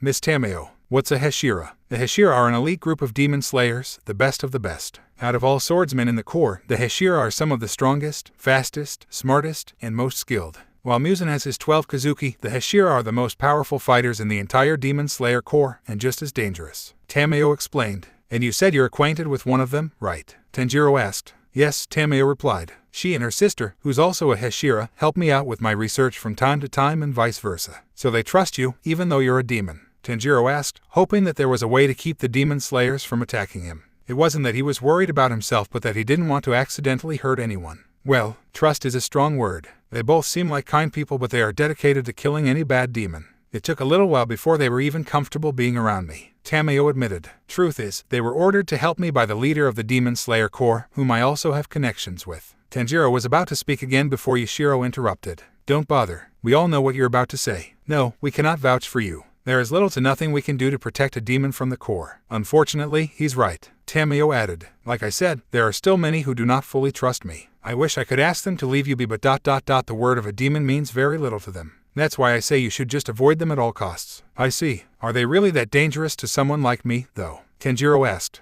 You said it yourself, there's only one hashira who can actually kill me and that I shouldn't worry about her. Yushiro chucked. Moron, you think just because you're not hurt by a little sunlight means you can take on the hashira. What a joke, he mocked. Listen, boy, clearly you didn't hear Lady Tamayo. The hashira are the greatest swordsmen in the world. Even if they can't kill you, don't think for a second that that puts a weakling like you on their level. The same goes for the 12 Kazuki, whom some also have ways to kill you, Yushiro warned. Yushiro, that's enough, Tamayo scolded as Yushiro stepped down. Tamayo sighed and looked back at Tanjiro. That said, he's not wrong. It hasn't even been a week since your transformation. Your power level as a demon is very low. Demons can only gain power through consuming blood. According to your story from when you first transformed, you managed to get a little bit of blood, Tamayo stated as Tanjiro hung his head in shame. He was reminded once again how much he hurt his family, physically and emotionally. Yeah, that's right. I'm sorry, Tamayo said. I didn't mean to bring it up so suddenly. It's fine, Tanjiro said as he looked up, giving an obviously forced smile this time. Tamayo stared at Tanjiro with sad eyes before continuing. It's obvious that you don't want to consume blood from humans again, and I assume hunting animals is also off the table. Good news, you can eat normal food so you won't have to. Bad news, you will likely remain weak forever if you continue like this. Tanjiro realized how stupid he had been. She was absolutely right. He couldn't get stronger without killing and eating living things, which was out of the question. He refused to sacrifice all those lives just for his own gain. That would go against everything he stood for. But this would make his mission to become human much, much harder. He could ask the weaker demons if there was a way to become human again, but he doubted that they'd have the answer. Maybe these 12 Kazuki know, but there's no way they'd tell him, and beating them was seeming more and more impossible. If your plan was to get information out of other demons on how to become human again, I wouldn't recommend it. It's too dangerous with all the powerful demons out there, and most demons aren't really the social types. Not to mention the risk of being discovered and captured by Muzan, Tamayo said as Tanjiro's doubts were confirmed. However, Tamayo continued, piquing Tanjiro's interest. I have been researching a way to turn demons back into humans, and I think that you would be a great help in the development of a serum. Tanjiro's eyes widened at that proposition. A serum? How could I help? He asked. I'm glad you asked. It's simple really. I only require permission to take a bit of your blood to study it. Tamayo said. My blood? Tanjiro replied. Yes, I've collected the blood of many weaker demons and studied it in hopes of creating a cure. What with you being a demon who conquered the sun and retained its humanity, your blood could be crucial to its completion. Tamayo explained. All I ask is for your permission and cooperation. What do you say? She asked. Tanjiro looked at the ground as he already knew his answer, but needed to clarify something. This Tamayo, this cure. It won't just be me, right? Tanjiro asked as suddenly looked up with a bright smile on his face. Everyone who was turned into demons, they'll be cured too. Tanjiro said as Tamayo's eyes widened in surprise. Then, a warm smile appeared on her face. Yes, that's right, she replied. Tanjiro nodded. In that case, I'm happy to help. Tanjiro agreed. Excellent. Now, I just need a sample of your blood, Tamayo said as she got up again and went to another drawer to take out a needle and a small wooden box. Tamayo kneeled in front of Tanjiro and took his right arm with her left hand and stuck the needle into the blood vein in his wrist. She pushed up the pump on the top of the needle as it was filled with his blood.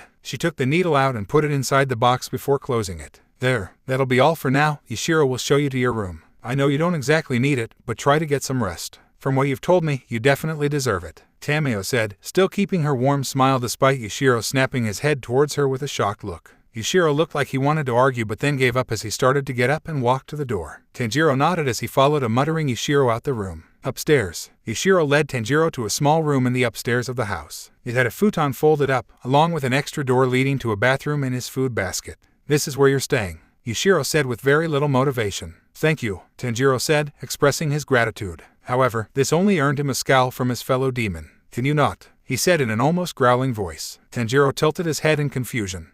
Sorry, can I not what? He asked as Yushiro pointed a finger at him. I'll admit that I'm impressed you got Lady Tamayo to fall for your little perfect good boy demon act, for now anyways. But you won't fool me. If you hurt Lady Tamayo in any way, I'll destroy you and personally deliver your mangled body to the Demon Slayer Corps. Yushiro threatened as Tanjiro gulped. I understand your concern, Yushiro. But I swear, I'm not lying to you or Miss Tamayo. Trust me, you'd know if I was lying. Tanjiro said in defense. Your sharp tongue won't sway me, demon. I know you're kind. There are the mindless beasts who only live to hunt and kill. Then, there are the gutless cowards who act friendly to get someone's guard down and eat them when they least expect it. All demons are monsters who cannot be trusted. Yushiro shot back. Tanjiro blinked before responding. I don't mean to be rude, but aren't you and Miss Tamayo both demons? Yushiro suddenly punched Tanjiro's stomach, causing the boy's upper body to lurch forward and fall on his knees. Yushiro walked past the coughing Tanjiro. I've got my eye on you, Kamado, he said before walking downstairs. Cough. Cough, Tanjiro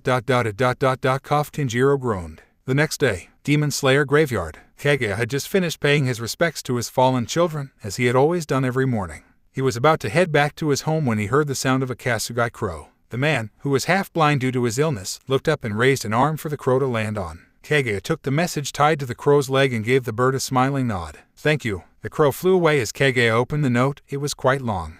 It's from Tamayo. I wonder if she's made any progress, he thought. Dear Kaguya, I hope that you are in good health. I have come across a special demon, a boy that Yushiro saw walking among humans in broad daylight. Yes, this demon has conquered the sun. The message was not what Kaguya expected. He began to frown at the new information he had received. A demon who has conquered the sun. This doesn't seem good, he thought as he read on. This boy, Tanjiro Kamado, was living peacefully on a mountain with his mother and 5 younger siblings. His father passed away from illness about a year ago. Muzan seemed to specifically target him and transformed him into a demon. When he turned, he said that he injured his mother and has not forgiven himself for it. According to him, Tanjiro survived being decapitated by a demon slayer, and his family likely assumed he was dead. He ran away so that he wouldn't hurt them. As he began to make it to the end of the message, he started smiling again as some of his worry went away. However, it was more of a sad smile. Tanjiro is unlike any demon I've ever met. He has learned to suppress his hunger and can even eat normal food. Not only that, he acts as if he's still human. He has a kind heart, I can tell. In fact, it may be too kind for his own good.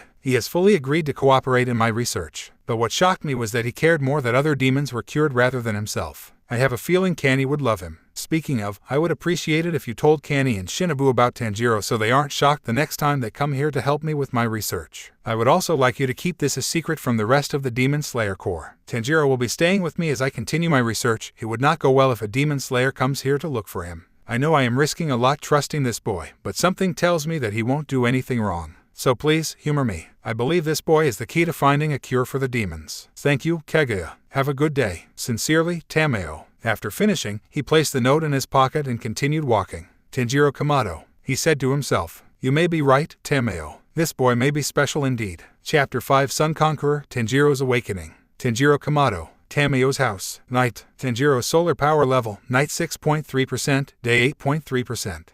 Tanjiro was in the middle of cleaning the house, dusting and brooming. He was almost done. He just had to clean Miss Tamayo's room where they first had their talk. She said that he didn't have to go through all the trouble, but he insisted. His old clothes were exchanged for a white haori over a gray shirt similar to Yushiro, who happily donated his clothes to the boy at Tamayo's command. He still had his old black pants which weren't as torn or dirty. Yushiro was kind enough to wash them for him at Tamayo's command. Tanjiro didn't want to anger Yushiro for something like laundry, so he offered to do it himself. It had been 2 days since Tanjiro started living with Tamayo, whom he got along with. Yushiro, on the other hand, seemed to despise the boy. It was obvious that Yushiro did not trust him, so Tanjiro wanted to prove that he meant no harm to him or Tamayo. Tanjiro finally finished Tamayo's room as Yushiro came in. "Mr. Yushiro," Tanjiro addressed him like an adult, recently learning that he was actually 35 years old. "I finished cleaning." Yushiro squinted his eyes at Tanjiro like he was trying to set him on fire. Then, Yushiro checked each piece of furniture before stopping and growling. He turned to Tanjiro with a menacing stare that sent chills down the boy's spine.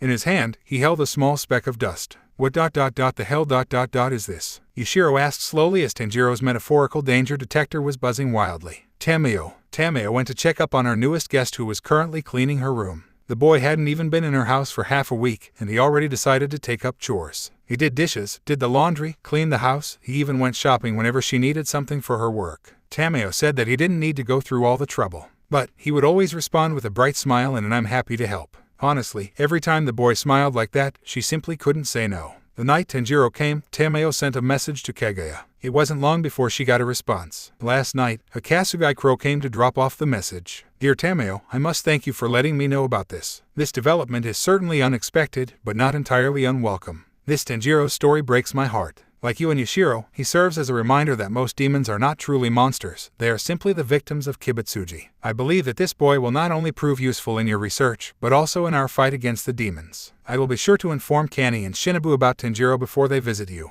I will also make sure this doesn't get out to other demon slayers. I will put my trust in you, Tamayo. I look forward to new updates on Tanjiro. Stay safe. Sincerely, Kaguya Yubayashiki. P.S. I'll be sending you some yen from time to time to help feed our new demonic friend." She reached the door to her room and opened it. "Hello, Tanjiro. How is the cleanup going?" Tamayo asked as her smile turned into a disappointed frown. "You call this clean? This place isn't fit for a filthy commoner, let alone Lady Tamayo." Yushiro scolded as he pulled Tanjiro into the air by his hair and holding a speck of dust in his face. Tanjiro was yelling in pain and comedic terror, flailing his arms around. "All you had to do was make every room in this house spotless. You're saying you couldn't handle something as easy as that?" Yushiro continued, not noticing Tamayo behind him. "And you took way too long. You started before nightfall, but now it's midnight. I would have done this in less than an hour with one hand tied behind my back. I'm sorry. Tanjiro yelled as he kicked his feet in the air. "Yushiro," Tamayo said softly yet sternly, causing Yushiro to jump and drop Tanjiro on his bottom. He turned around and stood at attention. "Hello, Lady Tamayo. You are looking as beautiful as ever." He responded as if nothing happened. However, flattery would not save him now. "I believe I said something about hitting Tanjiro." Tamayo reminded the apprentice. Yes, my lady, you did. But as you can see, I was not hitting him, only pulling on his hair. Yushiro explained himself. Okay. Then from now on, inflicting harm of any kind to our guests is forbidden. Am I clear? Tamayo asked while trying to not lash out at Yushiro. Crystal, ma'am. Yushiro replied as Tanjiro got back on his feet. Please don't be mad at him, Miss Tamayo. It's my fault for not being more thorough in my cleaning. Tanjiro bowed his head in shame, tears of pain in his eyes. Tamayo looked around the room to see a bunch of sparkles on the floor, furniture, and all the other knickknacks. It seemed pretty thorough to her. Right. In that case, I'll let this go, she said before smiling at Tanjiro. Tanjiro, I think you did an excellent job. I made soup in the kitchen for you, so please help yourself. Tanjiro smiled brightly. Thank you, ma'am, he said as he left the room, leaving Tamayo alone with Yushiro. They stood in silence until Tamayo spoke. I won't say I'm disappointed, but I expected better from you, Yushiro. I understand that you don't trust Tanjiro, but that gives you no right to make his life worse than it already is. I mean no offense, but he has suffered as well, so at least show a little sympathy, Tamayo said. Yushiro seemed a little hurt by those words, which made Tamayo feel guilty. Yushiro had been a great companion and helped a tremendous amount in her research. She still remembered when he was sick in bed in her basement, death knocking at his door. She asked him if he would rather live as a demon, to which he said yes. After that, Yushiro had been completely loyal to her. However, that didn't give him a free pass to mistreat others. With all due respect, Lady Tamayo, I just can't trust that boy. I don't care what he says, there is always a chance that he is lying. Demons are not to be trusted, Yushiro argued. Perhaps you're right, Yushiro. Maybe I should stop trusting Tanjiro and you. Tamayo shot back, causing Yushiro to flinch from those words. And no, that's not what We're different, Lady Tamayo. Yushiro defended himself. And so is Tanjiro, Tamayo responded. She couldn't blame Yushiro for thinking that way. In fact, she too was suspicious of Tanjiro. Before they spoke, she planned to take everything he said with a grain of salt. But then, she saw his tears. That night, she heard a scream from the basement. She checked up on Tanjiro and saw that he was just crying. That isn't something you can just fake. Everything he said with a face that in no way signified deception. She could tell that Tanjiro was genuinely kind and would never kill anyone on his worst day. You say that you don't trust Tanjiro, but you trust me, correct? Tamayo asked. Of course, with my life, Yushiro replied. Tamayo gave a grateful nod before continuing. Well, I also trust you, as well as Tanjiro. So, if you don't trust Tanjiro, that basically means that you don't trust my judgment, Tamayo explained, leaving Yushiro in shock. And no, not at all, Yushiro quickly said. Tamayo gave a slight chuckle at her young companion's flustered behavior. Maybe if you got to know him a little, you two could become friends. If not for yourself or Tanjiro, at least for me, she said while putting a hand on Yushiro's shoulder. Yushiro nodded.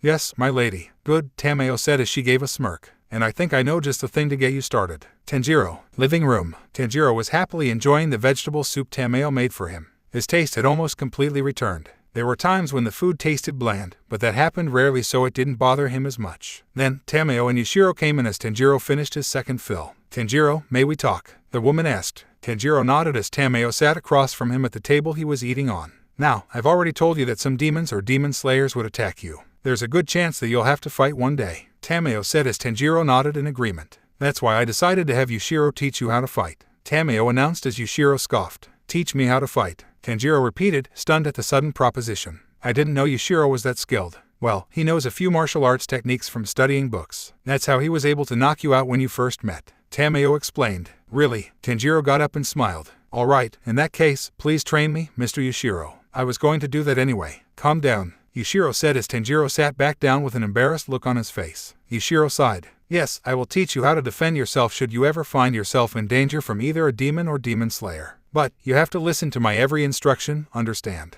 Tanjiro's face became more serious. Yes, sir. Backyard. Tanjiro versus Yushiro. Tanjiro and Yushiro stood across from each other, with Tamayo spectating from the side. Both male demons assumed fighting stances. Tanjiro's a little more sloppy. All right, come at me, Yushiro said. Remember, I'm a demon, so you can't kill me. Attack me with maximum effort. Tanjiro was a little uneasy after hearing that. Even against a demon, it was hard to develop any killing intent against another living thing. Focus, Tanjiro, he scolded himself. You got lucky with that first demon. There's a good chance that any other fights I have won't be as easy. Tanjiro steeled his nerves and got ready to charge at Yushiro. He pushed himself off of the ground towards Yushiro in a small burst of speed. He threw a right punch at Yushiro's head. However, Yushiro was faster as he sidestepped the attack, grabbed Tanjiro's arm, spun him around, and threw him back to his starting position. Tanjiro rolled on the ground before stopping on his belly. Pathetic. It's like you were begging me to counter that. Yushiro criticized the boy's lackluster fighting technique. Never let your enemy predict your movements. You have to always keep them guessing so it's harder to block or counter you. That's one of the most basic tactics of fighting, Yushiro instructed. Tanjiro got back up and dusted himself off. You must also watch your opponent's movement at the same time.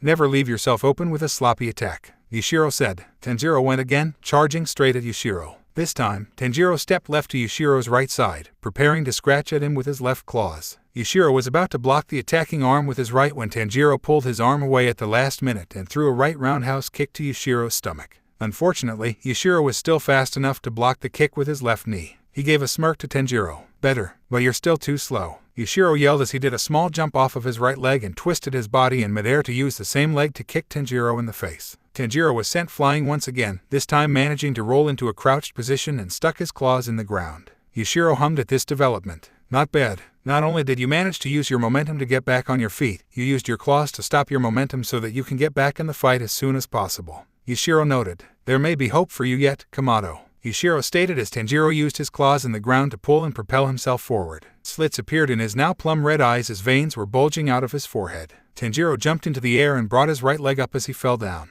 Yushiro jumped back as Tanjiro slammed his leg into the ground, kicking up a bunch of dirt. A medium-sized crater laid where Tanjiro's foot was. He couldn't see Yushiro due to the cloud of dirt, but smelling him was no problem. He looked around, sniffing the air. His mind visualized the smell as a red cloudy trail that pointed in one direction. Gotcha, Tanjiro thought as he saw Yushiro jump into the cloud from the direction of the smell. Yushiro tried to throw some palm strikes at Tanjiro's ribs, but Tanjiro managed to catch both of his arms. Tanjiro then tried to headbutt him, but Yushiro lifted both legs to kick Tanjiro in the chest in order to push him away. Yushiro backflipped into the air and landed on his feet while Tanjiro fell on his back. Heh, you weren't kidding. Your nose really is advanced, Yushiro said. He didn't admit it, but Yushiro was actually impressed. You did a decent job utilizing your sense of smell, but it's all worthless if you can't counter your opponent in time, he explained as Tanjiro got back up, notably a little more pissed. Damn it, why is this so hard? Tanjiro wondered as he glared at Yushiro before realizing something. Wait, why am I getting so mad? This isn't like me at all, Yushiro observed the angry demon. Just as Lady Tamayo and I suspected. He has control over his demonic side as long as he's calm, but in a battle that gives one very little to no time to relax, his inner demon takes over. Tanjiro suddenly leaped at full speed towards Yushiro, throwing caution and technique into the wind. Yushiro dodged the attack as he shot a quick glance at Tamayo, who nodded. That was the signal to end it. Tanjiro recovered immediately from his failed leap attack and charged him again. The boy swiped at Yushiro multiple times, but his foe dodged each sloppy attack with ease before grabbing Tanjiro's left arm and pulling him forward. Tanjiro soon found himself on the ground, Yushiro holding down his head and arms with each hand. Tanjiro tried to break free before Yushiro dug his knee into the boy's back. Yushiro held his breath as Tanjiro started to writhe around like a trapped beast, growling and snapping at him. Suddenly, Tanjiro stopped making noise as he breathed in something strange. He saw a bunch of flowers surrounding him and Yushiro as he started to feel sleepy for the first time since becoming a demon. Tanjiro stopped struggling as his breathing became very heavy and he found it harder to keep his eyes open. Eventually, he gave up and let the aroma carry him into unconsciousness. Tamayo watched as the aroma from her bleeding arm calmed Tanjiro down and eventually put him to sleep. Blood demon art, blood bewitchment, demonic lullaby. Yushiro got off of the boy as the illusion of flowers faded away along with its aroma. Tamayo walked up to the two and kneeled next to Tanjiro, smiling. Good try, Tanjiro, she said as she patted his head. She got on her feet and addressed Yushiro. Thank you, Yushiro. Can you take him to his room, please? She asked. Yushiro picked up Tanjiro's body and nodded. Of course, my lady. Then, Yushiro walked off to the front of the house. Tamayo was about to join him before noticing a bit of blood which must have belonged to Tanjiro. But, something was off about it. There was steam coming from the blood. Tamayo then heard a small crackling noise and turned around to see another trail of blood. However, this blood was on fire. The flames were tiny and flickering, but even so, Tamayo went near the small flame and carefully moved her right hand to it. But, as soon as it touched the flame, Tamayo felt a sharp burning pain. She winced and pulled her hand back. She looked at her hand to see the skin on her palm burning away. Ash rose from the skin as Tamayo looked on in surprise. She couldn't regenerate. This wound seemed like a simple burn, but it wouldn't heal, at least not as quickly as usual. After a few minutes, her hand finally healed its burns, which had nearly spread across her whole hand. The flames on the blood flickered away a while ago, leaving Tamayo to try and understand what happened. I wonder, could it be? Tamayo thought before running back to her lab to grab a needle to get a sample. After settling into her lab, she touched the vial where she kept the first sample of Tanjiro's blood. It was warm. Tamayo spent the rest of the night studying the samples of blood. Morning. Tanjiro was in his room when he woke up in bed, his memory a little foggy. What happened? He asked himself as he opened his eyes. The window drapes were closed as candles lit the room. He looked around the room before his eyes landed on a shadow-covered Yushiro standing next to his futon with a pillow in hand. Yushiro lowered the pillow over Tanjiro's face and wait a minute. Tanjiro screamed as Yushiro was stunned. He jumped out of bed and went to the nearest corner, throwing whatever he could find. Clothes, blankets, pillows, his now empty food basket, etc. Hey, you idiot. Calm down. It's not what it looks like, so shut up already. Yushiro yelled as Tanjiro finally calmed himself. Sorry, Mr. Yushiro, Tanjiro said as he was still slightly shocked. I thought you were trying to suffocate me. Yushiro scoffed. Don't be ridiculous, that wouldn't kill you anyway. We don't need to breathe, I was just fluffing your pillow and putting it back. Tanjiro's eyes widened as he walked up to Yushiro. You fluff my pillow for me. Tanjiro repeated with a neutral look on his face. That's what I said, yes. Yushiro confirmed while giving Tanjiro a confused look. Tanjiro then started smiling wildly. You're warming up to me. Tanjiro yelled happily as he tackled Yushiro with an unintentionally aggressive hug. The next second, Tanjiro found himself on the floor with a bump on his head after Yushiro kicked him there. Keep dreaming, demon scum. Yushiro snapped. As Tanjiro got back up, Yushiro crossed his arms. I'm doing this because Lady Tamayo has taken a liking to you for some reason. He muttered. Once my lady sees what a kind and considerate person I am to even a demon, she'll be so proud. Yushiro smiled confidently before looking at Tanjiro, who was also smiling. Yushiro was confused by this. What are you so happy about? He asked. Yushiro, you really like Miss Tamayo, huh? Tanjiro asked, catching the elder demon off guard. His face turned bright red before as Yushiro lashed out at Tanjiro once again. Mind your own damn business, Yushiro yelled, throwing a poke attack to Tanjiro's throat at each syllable. Tanjiro fell on the ground choking as Yushiro walked over to Tanjiro's futon and sat on it, facing away from the boy who had just recovered. Yushiro was silent as Tanjiro stared at his back. I owe her my life, he said. When I was a human, I was frail weak and sick. My family did the best they could, but it was never enough. I was a dead man walking at just 15 years old. Tanjiro said nothing as he listened. Then, I was attacked by a demon, it killed my family and wounded me. The demon was chased off by a demon slayer, who didn't notice my mangled body. I passed out in my home that's when she found me. She brought me to this very same house and treated my wounds, but that wouldn't cure my illness. Lady Tamayo offered to turn me into a demon. She can do that? Tanjiro asked, earning a nod from Yushiro. It took her 2 centuries to learn, but yes. Make no mistake, I became a demon of my own accord. Lady Tamayo said she would only turn me if I was fully sure I would rather become a demon than die a human. Ever since then, I promised that I would follow that woman through the gates of hell and help her in any way that I could. You may call that liking someone, Kamado. Perhaps you are right, but I prefer to think of it as paying a huge debt to the person who saved me. Yushiro finished. Tanjiro couldn't help but smile as he sat next to Yushiro. That's sweet, Mr. Yushiro, Tanjiro said as Yushiro sighed. Look, can you stop with the Mr. stuff? I know I'm older than you, but it feels weird with a body like this. Yushiro is fine, Yushiro stated as Tanjiro nodded. Of course, thank you for telling me that story, Yushiro. I'm really sorry that happened to you, Tanjiro said as he gave a sad smile. Yushiro scoffed again. Yeah, whatever. I don't even know why I just told you all that, he said as he got up. Tanjiro was doing the same. Well, my mom always told me that I was a good listener, maybe that's why, Tanjiro guessed with a bright smile. Hell, maybe, Yushiro said as he started to walk out of the room. I'm glad we had this talk. Let's do it again sometime, Tanjiro called out. Go jump off a cliff, Tanjiro, Yushiro replied. Tanjiro smiled as he decided not to mention that he had finally said his first name. Tamayo. As she saw Yushiro walk out of Tanjiro's room, Tamayo smiled at the fact that Yushiro was finally warming up to their guest. She then went into the room herself. Good morning, Tanjiro. I hope you are feeling well, she said as Tanjiro looked back with his own smile. I'm fine, thanks for asking. But, Tanjiro's smile faded. What exactly happened last night? Tamayo frowned. Well, during your training with Yushiro, you got frustrated and lost control of your demonic self. I used my blood demon art to put you to sleep, she explained. Tanjiro's eyes widened. What? Tanjiro asked with a look of horror. Did I hurt anyone? Tamayo shook her head. Don't worry, we were prepared for this, so we were able to stop you before you could do anything, she assured Tanjiro, who let out a sigh of relief before realizing something. Wait, you expected this to happen? Tanjiro asked, to which Tamayo nodded. This is very common among demons. This happened to me many times in my first years as a demon. Fortunately, it never happened to Yushiro since I was the one who transformed him.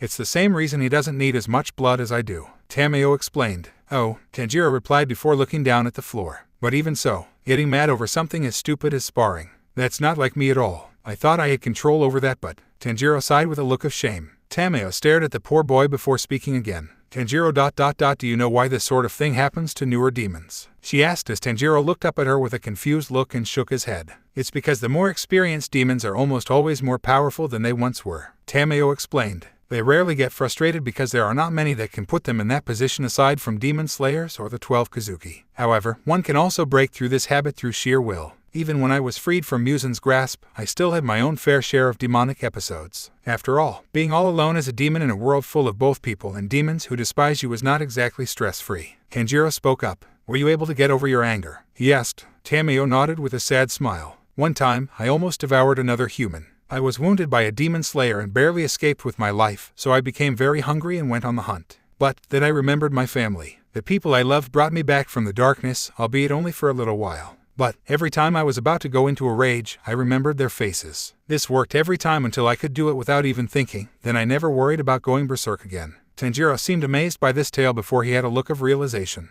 Actually, I think I know what you're talking about. Remember that demon I fought after Muzan? Well, I think I blacked out in the middle of it. 1 second, I'm getting slammed into the ground. Next thing I know, the other guy's face was smashed in. I think I might have gone berserk then, as well. But, before I could hurt anyone, Tanjiro took a photo out of his pocket, wearing a sad smile on his face. I saw this picture of my family on the ground, and I was back to normal. Tamayo nodded, still smiling. Then you know exactly what I'm talking about. In order to conquer your demon side, you must remember those you care about and who care about you. Do that, and you may be able to suppress your demonic side for good. Tamayo said as Tanjiro gave a determined nod. Yes, ma'am, he responded. Good, Tamayo said before continuing. Now, as for why I'm really here. Tanjiro, lab. Tanjiro was led to Tamayo's lab where she took out the sample of his blood he gave her. She then dropped a tiny amount of the blood sample onto a petri dish before placing said dish under a microscope. Please look through here, Tanjiro. Tamayo requested as Tanjiro obliged. He looked through the tube to see a bunch of flat red discs that he assumed were his blood cells. However, some of the cells seemed different. There was some sort of yellow-orange energy surrounding some of the cells. What is this, Miss Tamayo? Tanjiro asked as he continued to look. Last night, after your match with Yushiro, there was a small trace of your blood on the floor. When I noticed it, there were small flames coming from the blood, Tamayo stated as Tanjiro listened, taking his eyes away from the microscope. When I touched these flames, my hand, of course, burned. But it was much more painful than usual and I found that I couldn't regenerate as fast. Those flames felt familiar. They felt exactly like when I was almost taken by sunlight a few centuries ago. Tanjiro, I believe that your body is storing solar energy from the sun. Not only that, but you may already be starting to awaken your blood demon art. Tamayo said as Tanjiro's eyes widened. My blood demon art, Tanjiro repeated in shock. Tamayo nodded in response. Yes, and the fact that you are beginning to awaken this ability without consuming humans shows that the stored sunlight in your body may be making you stronger. This was a lot for the young demon to take in. He knew he always felt better in sunlight than in shadows, but to think that sunlight actually made him stronger. Now, to test this, we'll have to keep you in sunlight for as long as possible while keeping tabs on your strength, Tamayo stated, shaking Tanjiro out of his shock. If this ability of yours works how we think it does, you may be more powerful than we originally thought. 2 weeks later, nightfall. Backyard. Tanjiro's solar power level, 17.3%.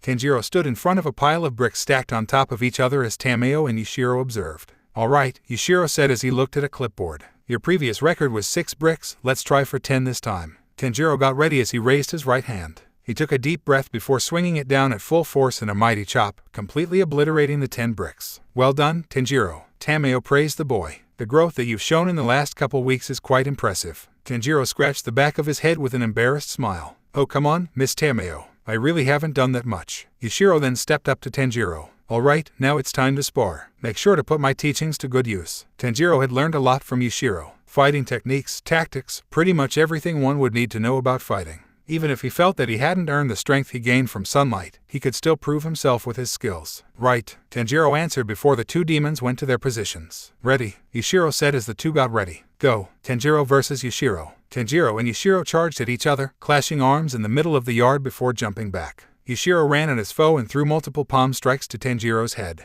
But Tanjiro, whose speed and reaction time had improved, was able to move his head out of the way each time before catching both arms. Yushiro then lifted both legs to kick Tanjiro's chest. Deja vu. Tanjiro wasn't falling for the same truck again. He let go of Yushiro's arms and backed up just enough for Yushiro's kick to miss him. Taking advantage of Yushiro being stuck in midair, Tanjiro grabbed his legs and spun around before throwing him back where he was. Yushiro was able to recover by using his hands to flip himself over and land on his feet. You've certainly grown, Kamado, Yushiro said in his head. This time, Tanjiro made the first move as he leaped at Yushiro with a right sidekick. Yushiro bent backwards to dodge the kick, but Tanjiro knew this would happen. As soon as his body was over Yushiro's, Tanjiro twisted his torso and pulled his right fist all the way back. Yushiro was unable to react in time before Tanjiro slammed his fist right into Yushiro's face. Yushiro lost his balance and fell on his back hard, leaving a crater around his body. Tanjiro landed on his feet behind Yushiro and jumped high into the air, raising his left foot to stomp Yushiro down. Yushiro saw this and immediately got on his feet. He then turned around and jumped towards Tanjiro while preparing a payback punch. Tanjiro tilted his own body back to dodge ... or so Yushiro thought.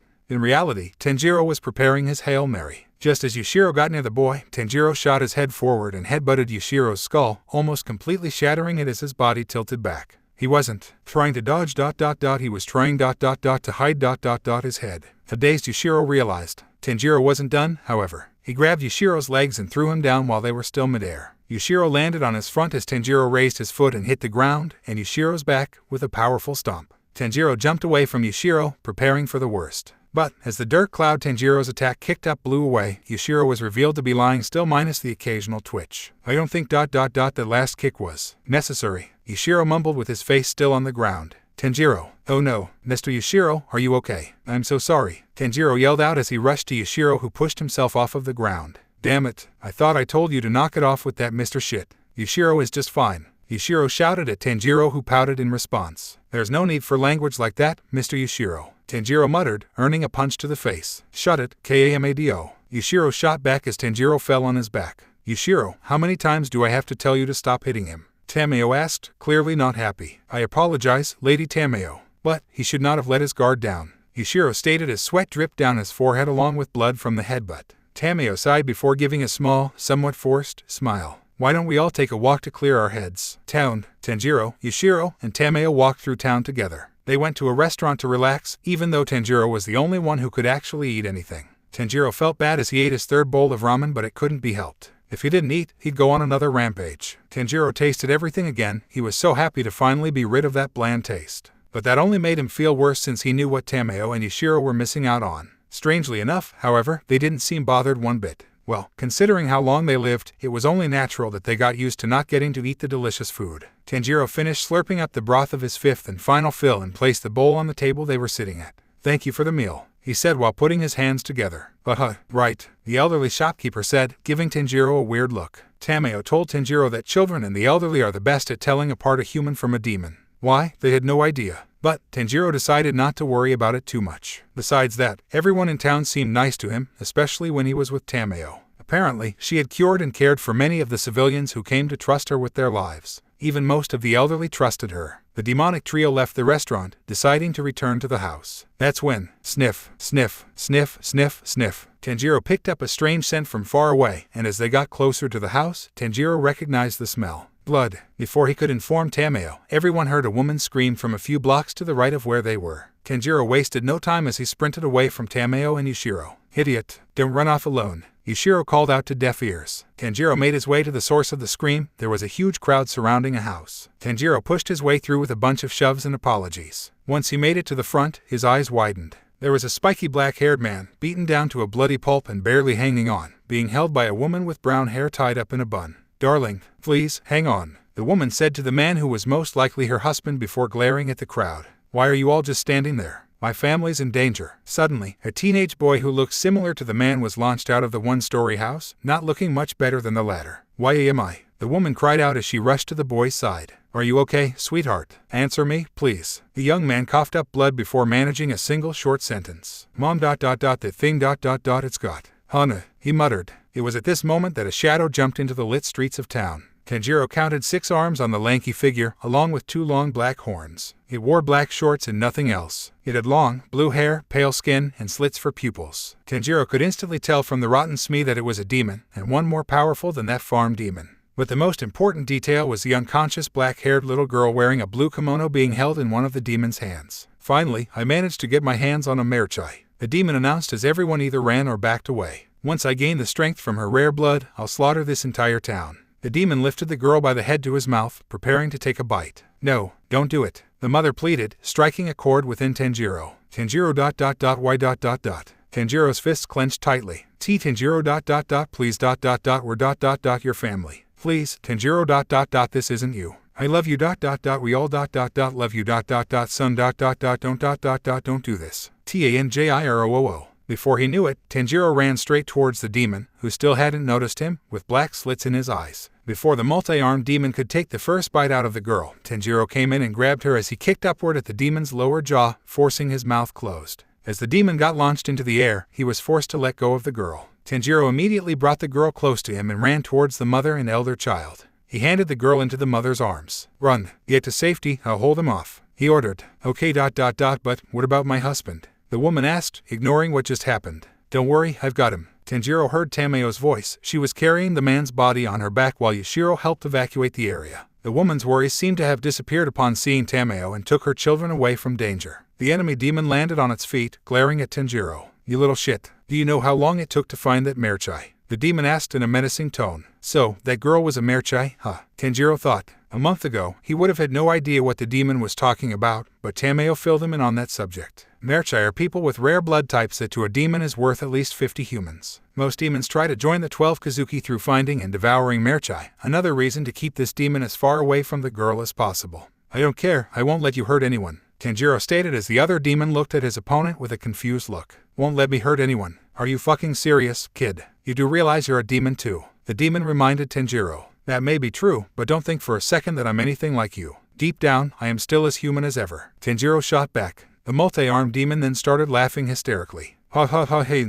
Yeah, and I'm the fucking emperor. Ha ha ha ha ha." the demon mocked. While it was laughing, Tanjiro came in and threw a left roundhouse to its face, knocking it back a few meters. The enemy demon recovered and gave Tanjiro another glare. "All right, Brett. You want it, come at me then, motherfucker." Tanjiro versus 6-armed demon. Kamado. "The civilians have been evacuated. I'll go with Lady Tamayo to help the wounded. Just hold him off and I'll join soon," Yushiro announced as he ran away to follow Tamayo along with the wounded man and teen. "Right," Tanjiro responded, earning another laugh from his 6-armed foe. "Oh, that's fucking cute. You think a little bitch boy like you can keep me here," the demon said before laughing again. Tanjiro's left eye twitched. "Okay, seriously, have these demons never heard of manners?" Tanjiro thought as he prepared to attack. Tanjiro charged his opponent with determination in his eyes. "All right, this guy has 6 arms, that already gives him an advantage in close quarters. I have to be smart about this," Tanjiro thought as he neared the demon who got into a fighting position. At the last second, Tanjiro turned to the left and rushed to a barrel nearby while the multi-armed demon was disoriented. Tanjiro grabbed the barrel with one hand, leaped towards his foe, and smacked his body with the now busted barrel. The 6-armed demon skidded back a few yards as he blocked the attack with 4 of his arms. "Is that all you got, human?" the demon mocked Tanjiro again with quotation hand signs from the arms on his back. This time, the enemy demon charged first at Tanjiro with surprising speed. So fast, Tanjiro thought as the demon was already on top of him. Tanjiro reacted quickly and threw a right jab at the demon's face, only for it to be caught by its main left arm. The 6-armed demon then threw its own right punch with the middle at Tanjiro, who blocked it with his left arm. Tanjiro jumped up, the demon still keeping its grip on his right arm, and shot out a right roundhouse. But this attack was stopped by the demon's top left arm catching the boy's foot. Tanjiro immediately went for a left chop to the head, but that was caught by the demon's top right hand. The 6-armed demon then used its remaining arms to throw multiple punches at Tanjiro's gut.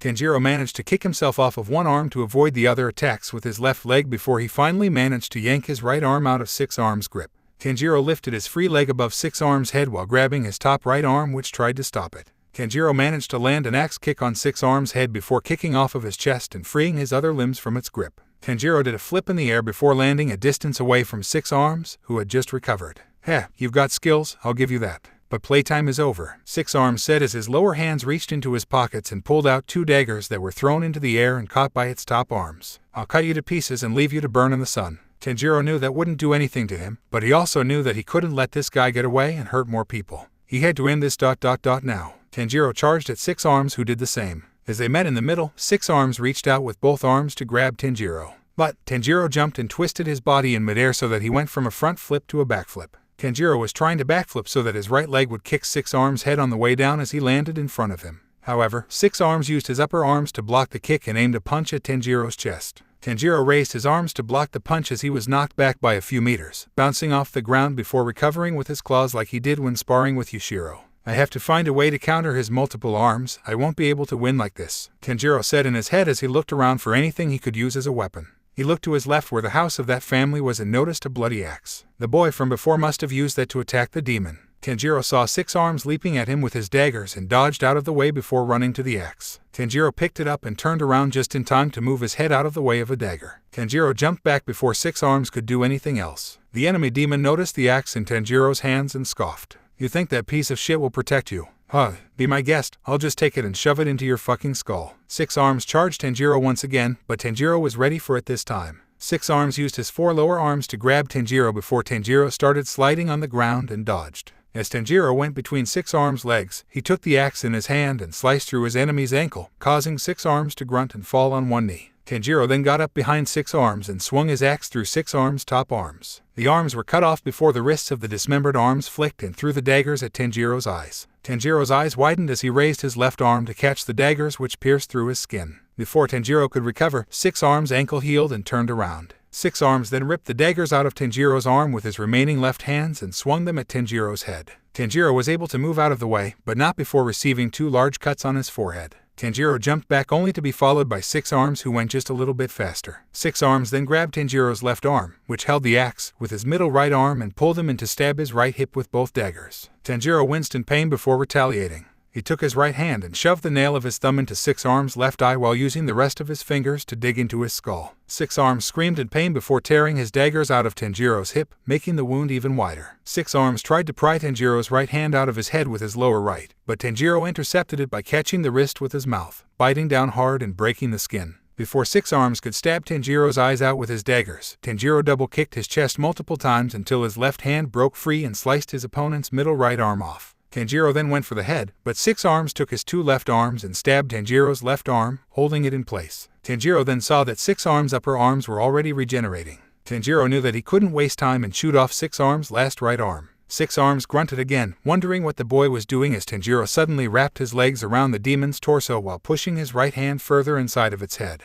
What the fuck is with this kid? Why is he fighting so hard to protect some piece of shit humans? Six Arms thought as Tanjiro tilted his head back. Tanjiro then headbutted the demon, who was dazed for a few seconds, as Tanjiro's left arm broke free of Six Arms' 2 left arms and tried to cut off the regenerating upper arms. Damn it, don't fucking underestimate me. Six Arms yelled as he recovered from the headbutt and used his legs and charged into the nearest house wall, slamming the boys back into it. However, it was actually the demon who underestimated his opponent, as Tanjiro didn't seem fazed despite the pain he was in. Six Arms used his lower left arm to stab Tanjiro's left arm to hold it in place again while using his middle left hand to slice off Tanjiro's right hand. Tanjiro let out a pained yelp. Six Arms then started repeatedly stabbing Tanjiro's chest and belly, causing Tanjiro to cough up blood while trying to break free from the arm holding back his left. Calm down, Tanjiro told himself while being hit. Stay calm, don't lose control. Just calm down. However, that was easier said than done, as Tanjiro could not bring himself to focus on the memory of his family. He practiced remembering his loved ones during combat with Yushiro, but this was way more intense. Tanjiro's Haori and shirt were stained with dirt and blood. The bleeding from his forehead stopped, but it was already dropping into his eyes. Tanjiro had no choice but to close his right eye as his blood started to cover it. Get the hell off, Six Arms commanded, stabbing Tanjiro's exposed ribs at each syllable. Tanjiro bit Six Arms' middle left arm and turned his head to pull the arm away from his right arm, along with the dagger. Now, Tanjiro immediately swung his axe with his now free hand past Six Arms' head and cut off the back arms, which had almost regenerated. Shit, if I had just recovered those arms, I could have destroyed this kid, the demon thought. Tanjiro still had his legs wrapped around the demon while Six Arms buried the dagger in his lower hand into Tanjiro's heart, causing extreme amounts of pain for the poor boy. Six Arms then charged into the same house's wall with Tanjiro and slammed him against the wall again. But Tanjiro was able to recover quickly. Tanjiro still had his right hand free and cut off Six Arms' middle left arm as he unwrapped his legs, leaving the demon with only one dagger. Tanjiro then kicked the demon's jaw with his left leg before slamming it back down to crush the demon's skull. Tanjiro swung his axe down onto Six Arms' head, splitting it in two. Tanjiro then let go of the axe and used his right hand to rip his detached left hand out of Six Arms' head. Tanjiro used both feet to kick Six Arms' chest and push himself through the broken house wall, leaving the axe behind in his haste and getting the dagger out of his heart. Six Arms was knocked back as he looked to see himself with 2 arms, his lower right and lower left, the former having grown their hands back and the latter losing the grip on his last dagger. Fuck, when I get my hands on that little, Six Arms thought as he pulled the axe out of his head before Tanjiro jumped out of the hole he made in the wall and gave a left roundhouse kick to the ribs. Six Arms was knocked away again, barely managing to land on his feet. His middle right arm and right eye had already regenerated with his upper arms not far behind. He used his arms to hold his head together while it healed. Despite all the damage he'd taken, Six Arms would be back in business in less than a minute. Tanjiro, on the other hand, wasn't as fortunate. His forehead scars had healed and his left hand was reattached, but the hole in his right hip hadn't fully regenerated. Tanjiro was on all fours, growling and glaring at Six Arms with plum-red, piercing eyes. Huh, what's wrong, Brett? Let off more than you can chew. Six Arms mocked as Tanjiro took out the daggers in his arms and threw them to the side. You've put up a good fight, but there's really no point in us fighting. A battle between demons is pointless," the demon said while walking towards the angered Tanjiro. "You need to stop acting like you're the hero and embrace your demonic desires. Trust me, you'll be a lot better for it," he assured the boy. "Hey, tell you what, you let me get the merchai and I let you eat everyone else. Of course, I also want those traitors who were with you. Master will be pleased when he hears that I've captured Tamayo the fugitive." Tanjiro then leapt towards Six Arms, trying to scratch his eyes out. However, Six Arms' arms were almost all healed and caught Tanjiro by the throat with his middle right arm. Six Arms then threw Tanjiro into a brick wall on Tanjiro's left. Before Tanjiro knew it, his demonic foe was already on top of him. "So, no deal then. Fine. In that case, I'm ending this now," Six Arms announced as he pulled back his 5 arms with his middle left arm almost regenerated. Suddenly, all of his arms were healed. What's more arms started shooting out from his back by the dozen, taking the same position as his main arms. "Sorry kid, nothing personal. Blood Demon Art, Hecatonchair Smash." Six Arms released a flurry of rapid punches with his nearly 100 arms, each one landing on a different part of Tanjiro, who held his arms up to block, but his attempt was in vain. Tanjiro felt every bone in his body being shattered bit by bit, even his lower body wasn't spared. These weren't just random punches, each one had a target. The brick wall behind Tanjiro was about to give out when the flurry stopped and Six Arms used his middle left hand to grab Tanjiro's neck and hold him in place. "Get fucked, brat." Six Arms took his middle right fist, reeling it all the way back before punching Tanjiro's gut with maximum force. His fist was buried deep in Tanjiro's stomach, causing the boy to spit out a large amount of blood which got on Six Arms' face, not that he cared. Tanjiro's eyes rolled back as he was sent straight through the brick wall and through the house behind it before he was in another street. Tanjiro bounced on the ground before his back hit another house. His head bounced off of the wall and dropped down. Tanjiro's face was covered with blood, scars, and bruises. His clothing was also bloodied, his white haori slightly torn in some spots. Tanjiro was in incredible pain despite his tolerance. He no longer had the strength to move. "Get up, you have to get up," Tanjiro told himself while barely clinging to consciousness, white lights covering his vision. Miss Tamayo and Mr. Yushiro, along with that family with the rare blood they need you. So, get up. But Tanjiro's body did not listen, for it was in too much pain. Suddenly, Tanjiro heard Six Arms land in front of him and weakly moved his head up to look at his foe, who sported a cocky grin. "So, what you think of my blood demon art? Pretty sweet, huh? It not only gives more arms, but it even speeds up my regeneration. I've killed at least 30 demon slayers with that move. Sadly, I can't use it too often or I get worn out. But once I get my hands on that merchai, I'll make the 12 Kazuki in no time," Six Arms bragged. Tanjiro tried to move, he really tried. But it wasn't enough, he just couldn't muster the strength. His bones still felt broken, his body had been beaten to a bloody pulp. He could feel his face and body healing, but he was still vulnerable. What was stopping Six Arms from breaking his body again before it healed? Nothing. Six Arms then grabbed Tanjiro's hair with his right top hand and pulled him until his feet no longer touched the ground. "You thought you were hot shit, didn't you? Hey, I'm a demon now. That means I'm invincible, right?" he said in a mocking tone. "Well, here's a lesson. Being cocky is a death sentence for a demon," Six Arms said as Tanjiro stared at him. "Look, who's talking?" Tanjiro thought before he was thrown to his left again and rolled onto his stomach, his face hidden in the ground. "You tried to be the hero, and look where it got you. Hitting the shit beaten out of you like a fucking punching bag." Six Arms continued talking. "Well, if you're not gonna get up, I'm just gonna find that merchai if that's cool with you. I'll let you live this time out of kindness, so just leave as soon as you finish healing. See ya." Six Arms started to walk past the broken Tanjiro as he moved his head to stare at the demon's back. "Damn it, he's going to kill that girl and her family, along with everyone in town. I have to move now," Tanjiro said in his head before. "What's the point?" Tanjiro's eyes widened. "What did I just? Was that me? You're too weak to protect them. You'll just end up getting hurt. What is this? It sounds like my voice, but I would never think such a thing. You should run. At least you'll still be alive. Just give up on the humans. It's not like they'll thank you for helping them." "Shut up. Don't think like that. I have to protect them. I can't stand by and watch innocent people die."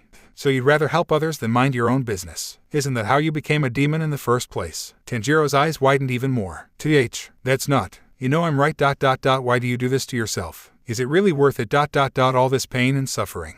Just stop. Let your body heal and run away. Don't be a fool. Just give up." Tears filled Tanjiro's eyes as he buried his face into the ground in shame, his attempts at getting up halted. Maybe he was right, he's not strong enough. What's worse, that's not even the strongest demon out there, not even close. It was almost hilarious how easily he was beaten down. Tanjiro laid down on the ground, letting himself go to sleep. At least, that was the plan. "Get up, Tanjiro." Tanjiro's eyes widened again as he looked up, not noticing that his body was fine. What did get his attention was his father standing in front of him, enveloped in a white light. "You can't give up. Don't listen to that other voice, it is your demonic self speaking, not the real you. Tanjiro said with a slight frown. I know it hurts, I know that you're afraid that you aren't strong enough. But you are, I know it, and so do you. That's why you must fight. I understand that that's not fair. You are a demon, but you are still a child. It shouldn't be you who has to suffer, but it is. So, get up, my son. Tanjiro started to smile. If not for yourself, if not for those innocent people, if not for me, do it for the rest of your family. Tears fell down from Tanjiro's eyes. You may not realize it, Tanjiro, but you have been blessed by Hinokami. Hinokami stands with you, he will be your sword and shield.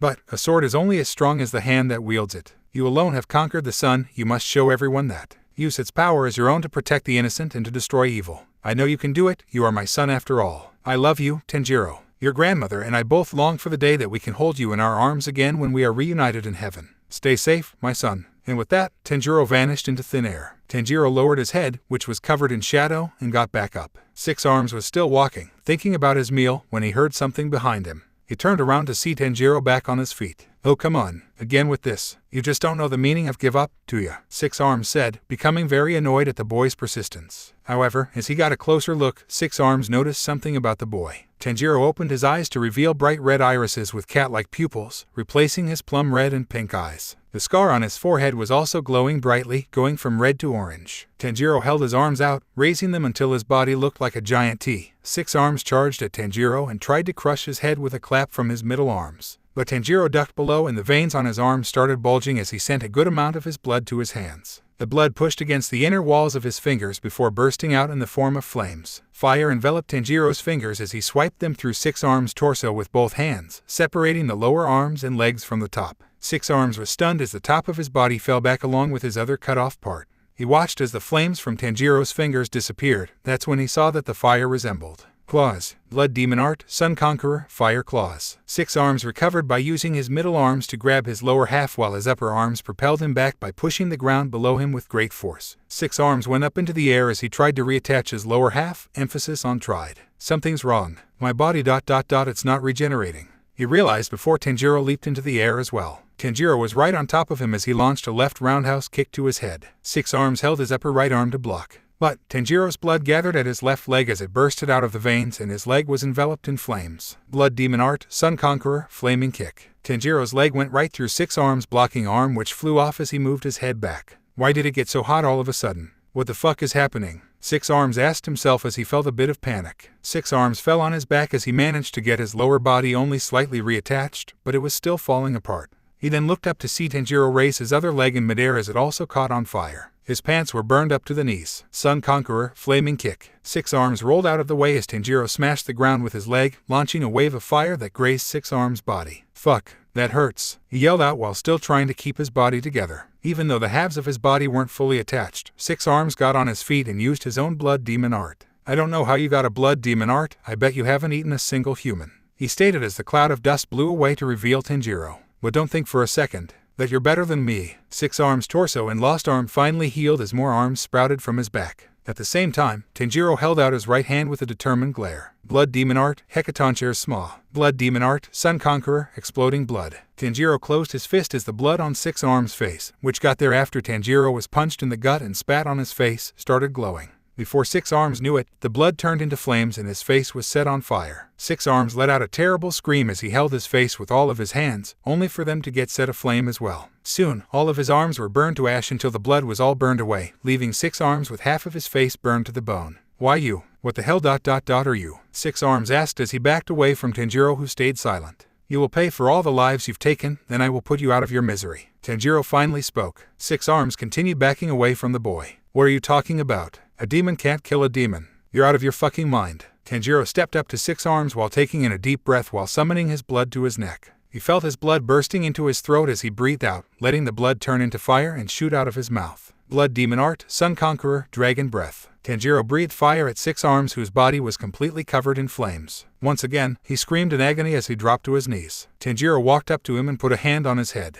Don't worry, it'll be over soon, Tanjiro said to the screaming demon. After a minute of suffering, Six Arms was no longer recognizable as his body had been completely charred. He no longer screamed as his vocal cords were also burned. Six Arms started fading away with the flames, completely turning to ash. Rest in peace, Tanjiro said as he put his hands together in prayer. Tanjiro watched as the demon's body faded away, not caring that he had actually killed the demon with his own hands. He hated that he made that demon suffer like that, but it was clear his foe didn't regret killing all those people. He owed it to the dead to avenge them properly. But even so, he couldn't help but feel that he went too far. Suddenly, Tanjiro felt very tired. His legs collapsed. He fell on the ground and closed his eyes, falling into unconsciousness. Yushiro had just made it back to where Tanjiro was with the Nichiren sword that Lady Tamayo kept in the house, only to find the six-armed demon vanquished by Tanjiro, who had just collapsed from exhaustion after unlocking his blood demon art. I don't believe it. He actually killed a demon, Yushiro said to himself, still trying to process current events. Yushiro went to Tanjiro and picked up his body, holding an arm over his shoulder. He looked at the younger demon and smirked.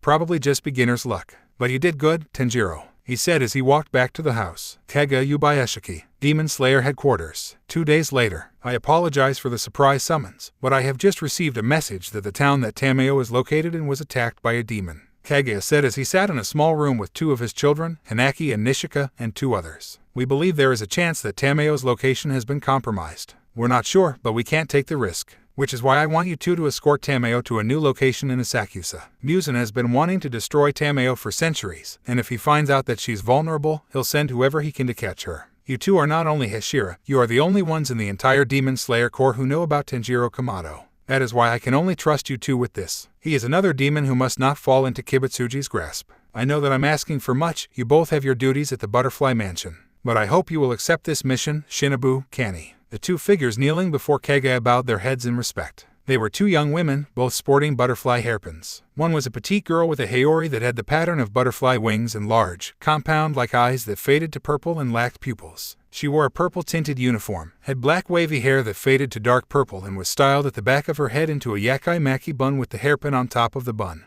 The other was a taller and slender woman with a flower-patterned haori and pale violet eyes with white sparkles. Like the girl next to her, she had a purple-tinted uniform along with long straight black hair that reached below her waist, worn down with 2 shorter clumps over her shoulders and arched, ear-length bangs on either side of her face along with 2 pink butterfly hairpins on either side of her hair. Insect hashira, Shinobu Kacho, and her older sister, the flower hashira, Kani Kacho. Of course, Master, we'd do anything for you and our cause, Kani answered. Just give us the order, and we will see this mission accomplished, Shinobu added. Kaguya smiled to hear his children accept the mission so gladly. Very well, you will head off tomorrow, take the day to get ready for the trip. And stay safe, my children. The 2 hashira nodded and walked out after bowing. One more thing, Kaguya said as the 2 young women looked back. I know he is a demon, but please be kind to Tanjiro. Tamayo told how admirably he defended the town when the demon attacked. Anyone who sheds blood to protect a human or demon, is a good person in my book. Kani happily nodded, but Shinobu gave a slight frown. With all due respect, Master, none of us have even met the boy. How do you know we can trust him?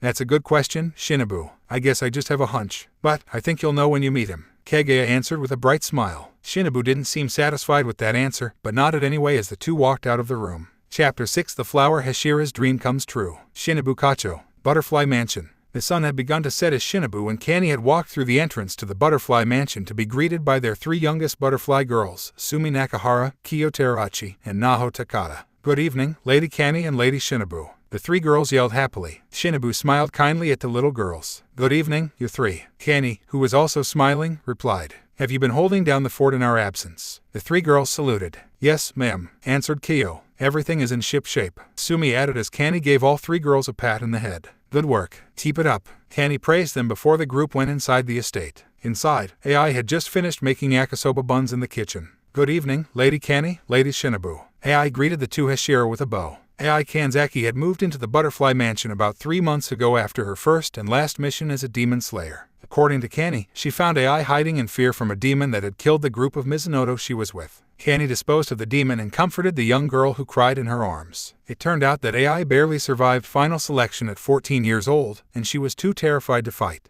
However, after Kani offered to let her stay at the mansion, AI had shown a natural talent in medicine. After learning this, Shinobu offered her a job as one of her helpers around the mansion as a permanent resident, to which AI happily accepted, thinking that she owed her life to her and Kani. Hello, AI. I hope you are well, Shinobu responded with a small smile. AI nodded with her own smile. Yes, thank you for asking, she replied back. Now listen, Kani and I have an escort mission and will be gone for a week or 2. I know I'm asking a lot, but can you take care of the mansion while we're away? Shinobu asked as she put a hand on Ollie's shoulder. AI had a serious face. Yes, my lady, I won't let you down, AI answered. Shinobu smiled. I know you won't, she said before looking around. Do you know where Kanao is? AI nodded. She's been training in the yard, practicing total concentration. she said as she pointed towards the door that led to the back of the estate. Shinobu and Kani went outside and found their adoptive little sister sitting in seiza in front of their pond, breathing in and out. Kanao wore her usual pink kimono as she heard the two hashira approach her. She put on her blank smile and got up to greet them. Kanao Tsuyuri, a former slave that Shinobu and Kani rescued about 6 years ago when Shinobu was Kani's Tsuguko. When they took Kanao to the butterfly mansion, the two sisters discovered something heartbreaking. Kanao's free will had been completely shattered. It was likely a coping method she used to get through the all torture and pain she endured without becoming insane. Kanao absolutely could not do anything unless she was told to, including eating. Shinobu was worried, but her sister assured her that it would be okay and provided a temporary solution. Kani gave Kanao a coin to flip whenever she had to make a decision on her own. Kani always said that Kanao would learn to make choices on her own when she found a boy that she liked. But Shinobu knew that wouldn't happen anytime soon. "Hello, Kanao. Practicing your breathing, are we?" Kani asked. Kanao nodded without speaking. "Well, AI made dinner, do you want to join us?" Kani offered as Kanao took out her coin and flipped it. It landed on heads, after which Kanao nodded yes to Kani's question. Kani clapped her hands together with a bright smile as Shinobu sighed. "Great, come, let's head inside," Kani said as she took Kanao's hand and led her inside the main house, followed by Shinobu. After dinner, Shinobu and Kani went to their shared bedroom and changed into their sleepwear. The two sisters then got into their own beds as Shinobu read a book on poisons next to a lamp on a nightstand between Shinobu and Kani's beds. Shinobu had been experimenting with new formulas for more powerful wisteria poison that might be able to kill a lower moon or maybe even an upper moon. However, as she read, she found herself thinking about the mission given to her and Kani by Master Yubayashiki. She was feeling uneasy. Tamayo was reliable and had shown that she meant no harm, even if Shinobu didn't completely trust her. Tamayo was also one of the most intelligent people she'd ever met, her medical skills outranking Shinobu's. Shinobu still kept her guard up around her, but she was still a useful asset. Yushiro was tolerable. Since Tamayo transformed him, he was less likely to go berserk. He could be pretty violent from time to time, but as long as she and Kani treated Tamayo well, he wasn't really a threat. No, what really had her worried was this Tanjiro Kamado. Master seemed to trust the demon despite not having even met it, and Kani seemed to be in the same boat, which wasn't surprising to Shinobu. Kani's dream was for humans and demons to coexist and live in harmony as friends. In Shinobu's opinion, along with most other people, this was nothing but a childish fantasy. Shinobu was no fool. She had witnessed the cruelty of demons firsthand when they killed her parents and almost killed her and her sister before the stone hashira, Jayomai Hanjima, saved them. The thought of a demon being able to live in sunlight terrified her. That would mean no would be safe if this Tanjiro went on a killing spree. Fortunately, Shinobu had her poison, something that she doubted the demon could resist.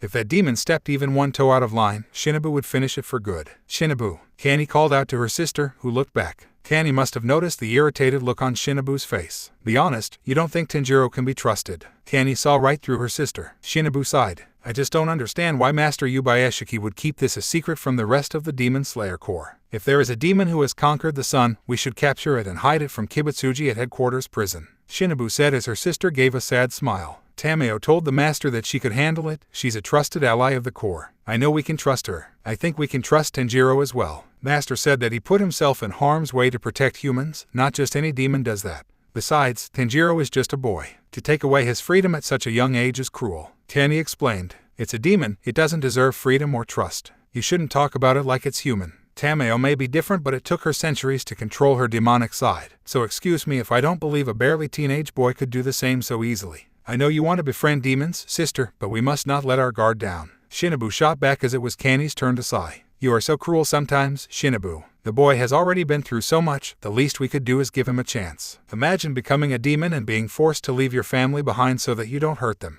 Kani said while Shinobu stared down at her book. According to Tamayo, Tanjiro had been transformed into a demon by Muzan and almost killed his mother and little sister. The demon supposedly snapped out of it before hurting anyone, but it left its former home to protect the people it loved. It was a sad story on paper, but everyone has a sob story. You and I are no different. For all we know, the demon killed its family and lied about it," Shinobu argued as Kani frowned. "If that's what you want to think, I can't change that. Let's just do a good job on the mission, okay?" Kani asked. Her smile returned, if a little forced. Shinobu gave a small smile back. "Yes, good night, sister." After that, Shinobu turned off the lights and the two hashira went to sleep. Tanjiro Kamado, Tamayo's house, lab. That same night, Tanjiro's solar power level, 8.1%.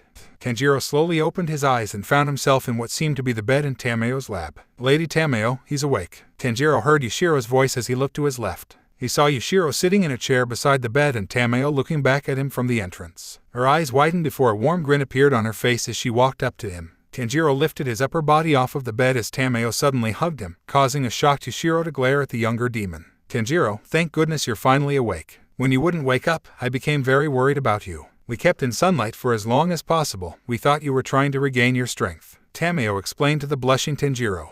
Miss Tamayo, how long was I out? Tanjiro asked as Tamayo let go. About 2 days, she answered, causing Tanjiro to go silent until, 2 days. Tanjiro yelled. No wonder Tamayo was worried, he would be too. Yes, 2 days. I believe it was due to the energy you spent after you unlocked your blood demon art. Tamayo explained as Tanjiro became confused. Blood demon art. I unlocked it. Tanjiro asked as Tamayo nodded. Yushiro told how he witnessed you breathe fire at a demon and turn it to ashes without a Nichiren sword. Your blood demon art is just as I suspected. You use the solar energy in your blood cells to convert your blood into fire and then you shoot it out of your body. At least that's my theory. Tamayo explained. Tanjiro slowly remembered everything that happened. He remembered his father talking to him as his body began to feel warm. He felt stronger, faster. He felt like the sun was embracing him with its warm light. Tanjiro's eyes widened. You mean, I can actually use my blood demon art ... to destroy demons? Tanjiro asked. I believe so, yes. But I wouldn't use your power too recklessly if I were you. You did pass out after using it for just a bit. You may not have full control over it just yet. That's why I only want you to use it only as a last resort, understand? Tamayo asked in a serious voice with concern in her eyes. Yes, I understand. I won't rely on my blood demon art. Only for emergencies, promise. Tanjiro said as he smiled. Tamayo returned the smile and proceeded to walk out the room. Good, now for the other piece of news. We will have to move to a new location. There is a chance our position has been compromised. Tamayo said as Tanjiro's eyes widened in shock. Compromised? Does Muzan know we're here, or the Demon Slayer Corps? Tanjiro asked quickly. Tamayo shook her head. The Demon Slayers know nothing, excluding their leader. As for Muzan, I'm not sure, but we cannot take that chance. I've already notified the leader of the Corps. We'll be receiving escorts to protect us on our journey. She informed the boy. I see. Who will the escorts be? Tanjiro asked. They are the 2 sisters I told you about. The insect hashira, Shinobu Kacho, and her elder sister, the flower hashira, Kani Kacho. Tamayo answered. You said that they already know about me, right? Also that the insect hashira uses wisteria poison. Tanjiro asked, a bit nervous. Yes, but their master has promised me that they would not harm you. You have no need to worry. Just make sure not to provoke them and you'll be fine. Tamayo assured the boy who nodded. Now, let me make something for you in the kitchen. You must be starving. Tamayo said as her smile returned. Tanjiro responded with his own smile. Yeah, thank you, Miss Tamayo. Tamayo walked out of the room, leaving Yushiro who spoke to Tanjiro. She's become fond of you. It's likely that you remind her of her son. Yushiro stated as Tanjiro looked at him, confused. Her son. I remind her of him. Tanjiro asked. Lady Tamayo always told me about her son during the first year I worked for her. He was kind, innocent, and always wanted to make people happy. Yushiro said while Tanjiro listened. When she was forced to kill her son, Lady Tamayo wanted nothing more than to die. But Muzan forced her to live and stay by his side until she was free. After that, all she wanted was to destroy Kibutsuji. I wonder, what if your family is going through something similar? There is a chance that one of your siblings may take revenge for you, you know. Yushiro said, making Tanjiro feel guilty. Tanjiro left his family thinking he was dead because that was the only way to make sure they didn't come looking for him. But Yushiro had a point. There was always a chance that Nezuko or Takeo would become demon slayers to avenge him. Tanjiro really hoped it wouldn't come to that. Yushiro once told him that the Demon Slayer Corps consists of many who seek revenge against a demon, often Muzan, and let rage guide their actions. But it's this rage that has gotten so many children killed. But that wasn't all. Tanjiro imagined the pain his family went through when he left them behind. Especially his mom and Nezuko. The last time he saw his mother, he had nearly taken a bite out of her shoulder, and Nezuko was there when Tomioka decapitated him. If he witnessed his sibling get their head chopped off, Tanjiro would have lost it too. Tanjiro lowered his head in shame as Yushiro sighed. Sorry, I probably shouldn't have said that. Don't worry, it's fine. Tanjiro assured him with a sad smile. I've made some mistakes, but I'll make it all better when I'm human again. Yushiro let out a humph. Yes, I'm sure you will. Get some rest, Tanjiro, you've earned it, he said, giving a quick smirk at the boy. Tanjiro watched as Yushiro left the room and looked at the ceiling and grinned. I remind her of her son, huh. That's funny, especially since she kind of reminds me of Mom sometimes. Tanjiro thought as he suddenly felt guilty. His smile disappeared at the thought of his mother, realizing how much he truly missed his family. I have to become human to see my family. But, until then, Tanjiro smiled again as he looked at the entrance to the lab.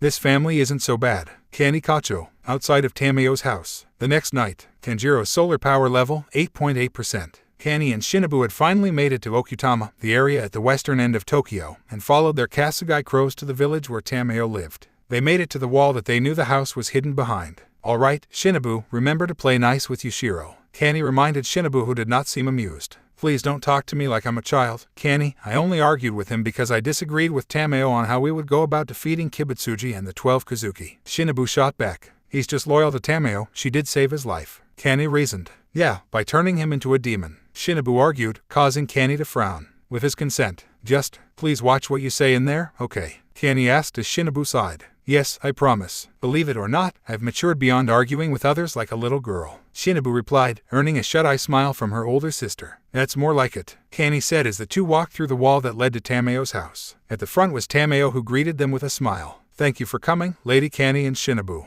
It is an honor to have two hashira escort us lowly demons. I hope that my request did not inconvenience you in any way, Tamayo said with a bow. Of course not, Lady Tamayo. My sister and I are always happy to help a comrade, whether they be human or demon, Kanny said, returning the bow. Yes, what she says is true. Shinobu also bowed. However, we do have some concerns about your newest resident, Shinobu said as politely as possible. Oh, and who exactly is we, sister? Kanny wondered with a nervous sweat drop on her forehead. Tamayo nodded. And I completely understand why. But rest assured, Tanjiro means no harm. He's been a great help in my research among other things and is just delightful to have around, trust me. Tamayo promised the two sisters. Well then, lead the way, Kanny said as the three walked inside the house. Tamayo led the sisters up to the second floor of the house where they stopped at an open door leading to what looked like a bedroom. Inside were two boys sitting on the floor playing shogi. Kanny recognized one as Yushiro, who actually wasn't a boy, and an unfamiliar face. He wore similar clothes to Yushiro, but had black ruffled hair with burgundy tips, pink eyes with dark pink pupils, and a strange scar on the top left side of his forehead.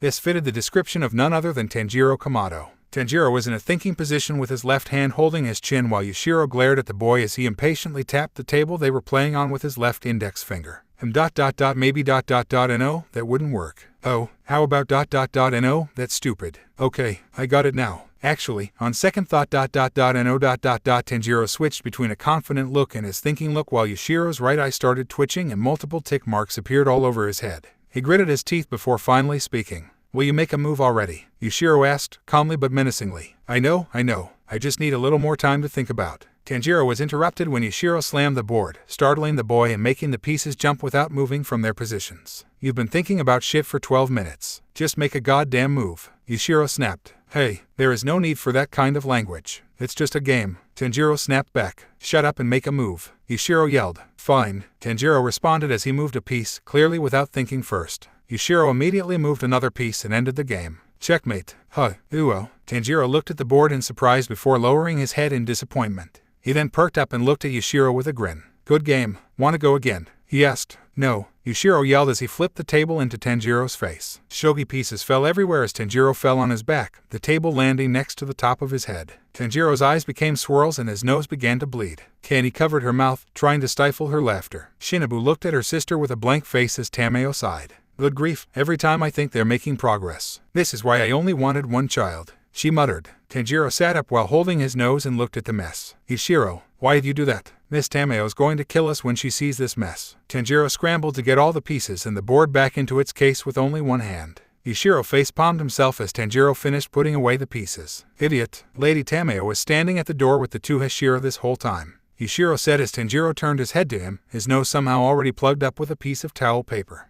Tanjiro then looked at the door where Kanny, Shinobu, and Tamayo were standing. Kanny was still giggling. Tanjiro's face suddenly turned as red as a tomato, his hair straightened in multiple directions, and steam came out of his ears in a cartoonish fashion. Tanjiro bowed his head to the floor. I'm so sorry you had to see that. Please forgive me. Tanjiro apologized. Kanny and Shinobu spoke with Tamayo outside of the house while Tanjiro and Yushiro packed everything they needed into boxes. Just leave those here when you're done, Kamado. A Kakashi will pick it up and take it to Asakusa. Yushiro instructed Tanjiro, who looked back with a smile on his face. Got it, he said as he continued packing. Kanny stared at the demon in astonishment. Tamayo seemed to notice this. Not what you expected, right? Tamayo asked with a smile. Kanny nodded with a smile of her own. Yes, I felt the same when I started letting Tanjiro stay with me. Master Yubayashiki told us all about Tanjiro's traits. How he can suppress his demonic side even during battle, how he can eat human food, how advanced his nose is, and of course his special abilities. Kanny listed off the things she learned about the demon. Shinobu then stepped in. Speaking of which, it truly is interesting.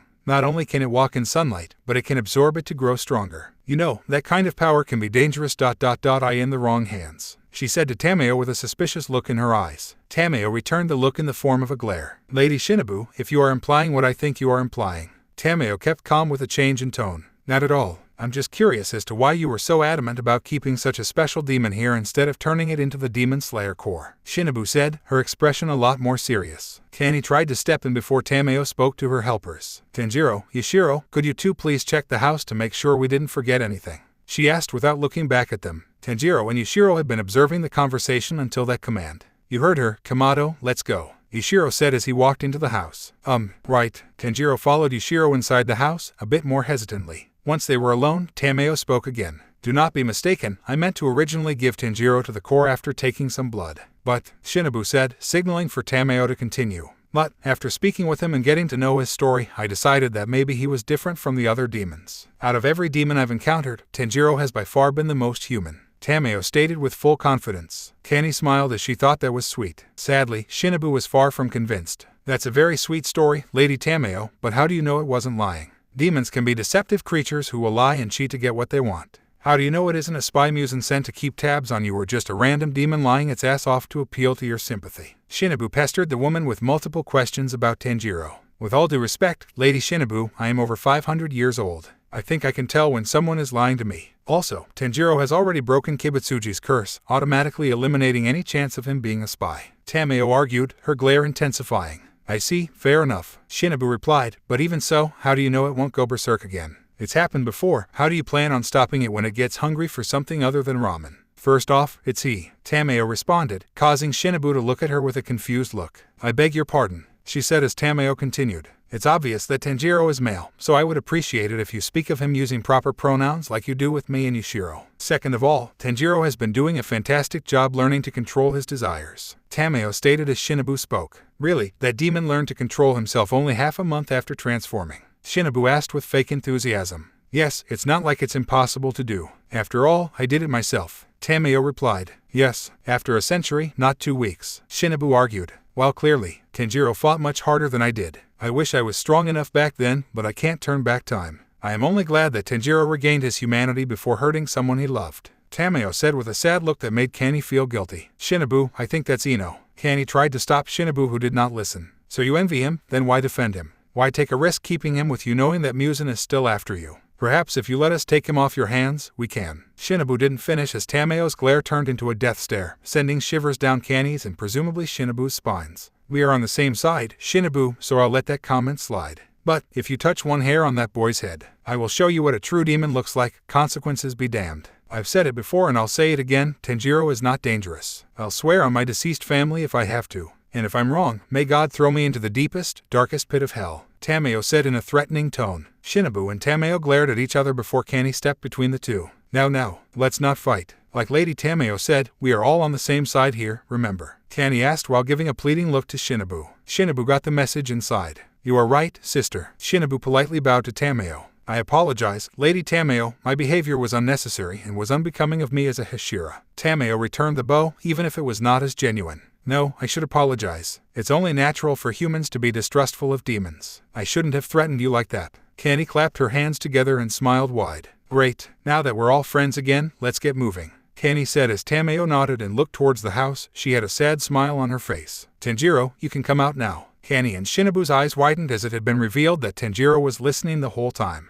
I'm very sorry you had to hear that. Tanjiro and Yushiro both walked out, Tanjiro looking extremely hurt and guilty. Forgive me, Lady Tamayo, I told him not to eavesdrop but, Yushiro explained before Tamayo stopped him. It's fine, Yushiro, Tamayo said as she walked off with the two demons, leaving Kanny and Shinobu alone. I thought you said you had matured beyond arguing, Shinobu. What do you think Mom and Dad would have said if they heard what you said? Kanny scolded her little sister with a serious look. Shinobu looked at Kanny, stunned by those words before abruptly looking away. I said I was sorry, did I not? She asked. Yes, but not very sincerely, Kanny replied. Kanny, we did not become demon slayers to make friends with the same monsters that killed our parents. Kanny's eyes widened at Shinobu's words. Do you hear yourself? You talk like they are the ones who killed them, Kanny said as she pointed towards the trio of demons in front. Maybe not, but that doesn't mean I have to trust them, the insect hashira argued. I didn't say that you had to, I'm just saying that it's probably not a good idea to antagonize the people we'll be traveling with for the next few days. Kenny reasoned. Shinobu sighed as she walked away. Fine, but if that demon makes one false move, my sword is going right between its eyes. Kenny stared at Shinobu's back. Sometimes, I wonder who the real monsters are. You've changed, little sister, Kenny said in her head. Kenny walked up to Tanjiro, who had his back turned, and put a hand on his shoulder as he turned his head to her. Tanjiro, right. I apologize for my sister's words. Please do not take it personally, I'm afraid she isn't the most trusting person.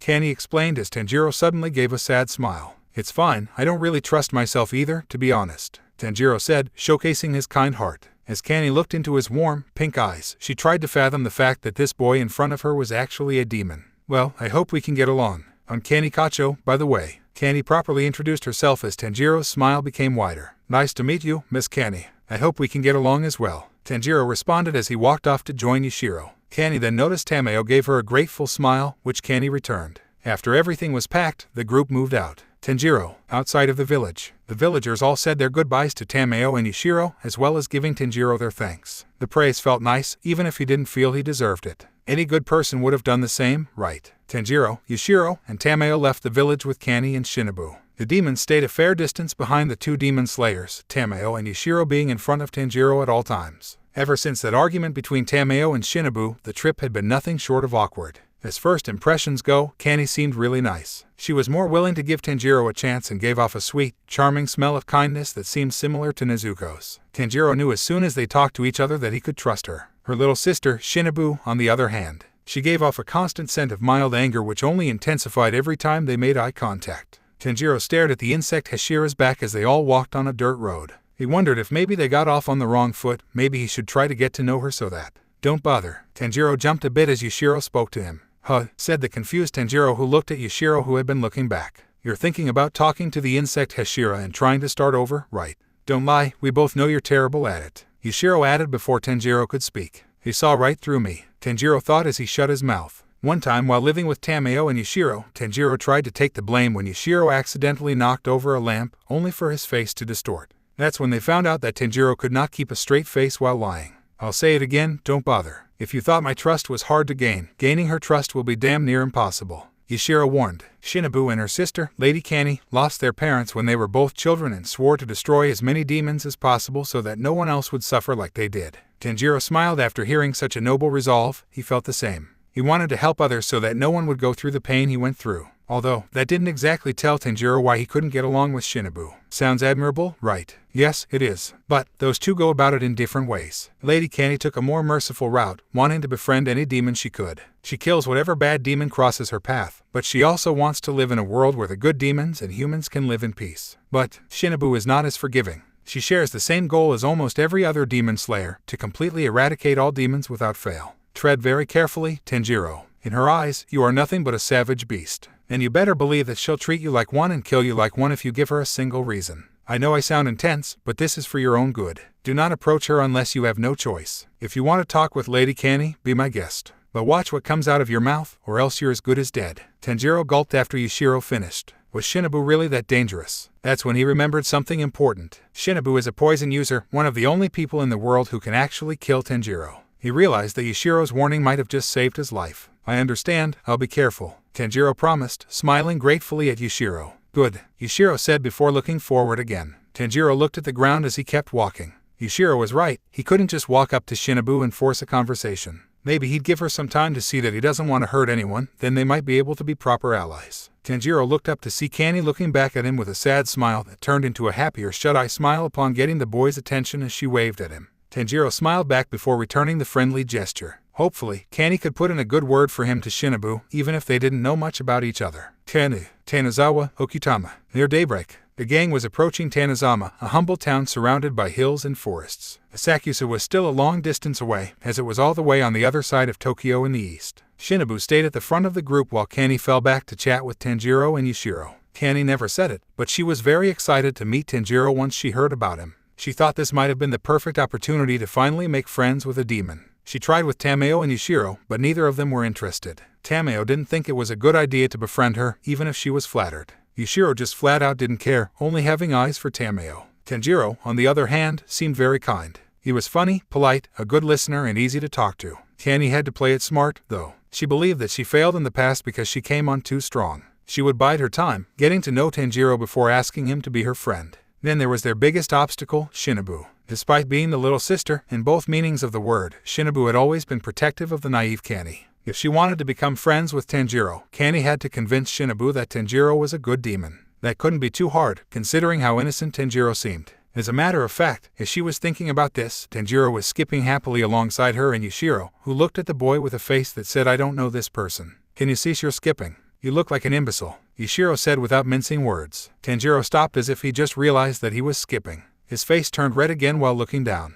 Sorry, guess I got a little excited," Tanjiro said before looking up with a bright smile. "This is the farthest I've ever been from home. It's just kind of fun to be exploring Tokyo." Kanny smiled upon such childlike joy from the demon. From what she heard, Tanjiro had lived on a mountain his entire life, so it must have been refreshing to go to new areas. It was actually kind of adorable. That's when Kanny looked up at the sky, which had started to get brighter, signifying daybreak. "Looks like the sun will be up soon," she said, catching everyone's attention. "Yes, so it seems," Tamayo replied as everyone looked at the sky. "I am truly sorry, but may we take refuge until nightfall?" Shinobu nodded. "It doesn't seem that we have a choice. We'll settle in this town for now." Everyone agreed as they headed into Tanizama, local motel. The sun had risen just as the demons and their hashira escorts had entered their room at a motel. They made sure the blinds covered any windows so that Yushiro and Tamayo wouldn't burn away. After everyone got settled, Shinobu and Kanny got ready to leave. "Where are you going, Miss Kanny, Miss Shinobu?" Tanjiro asked before they left. "We'll be going out to grab some supplies. We're also going to see if we can find something to cover Lady Tamayo and Yushiro from the sun, so we can travel during the day without worry," Kanny explained.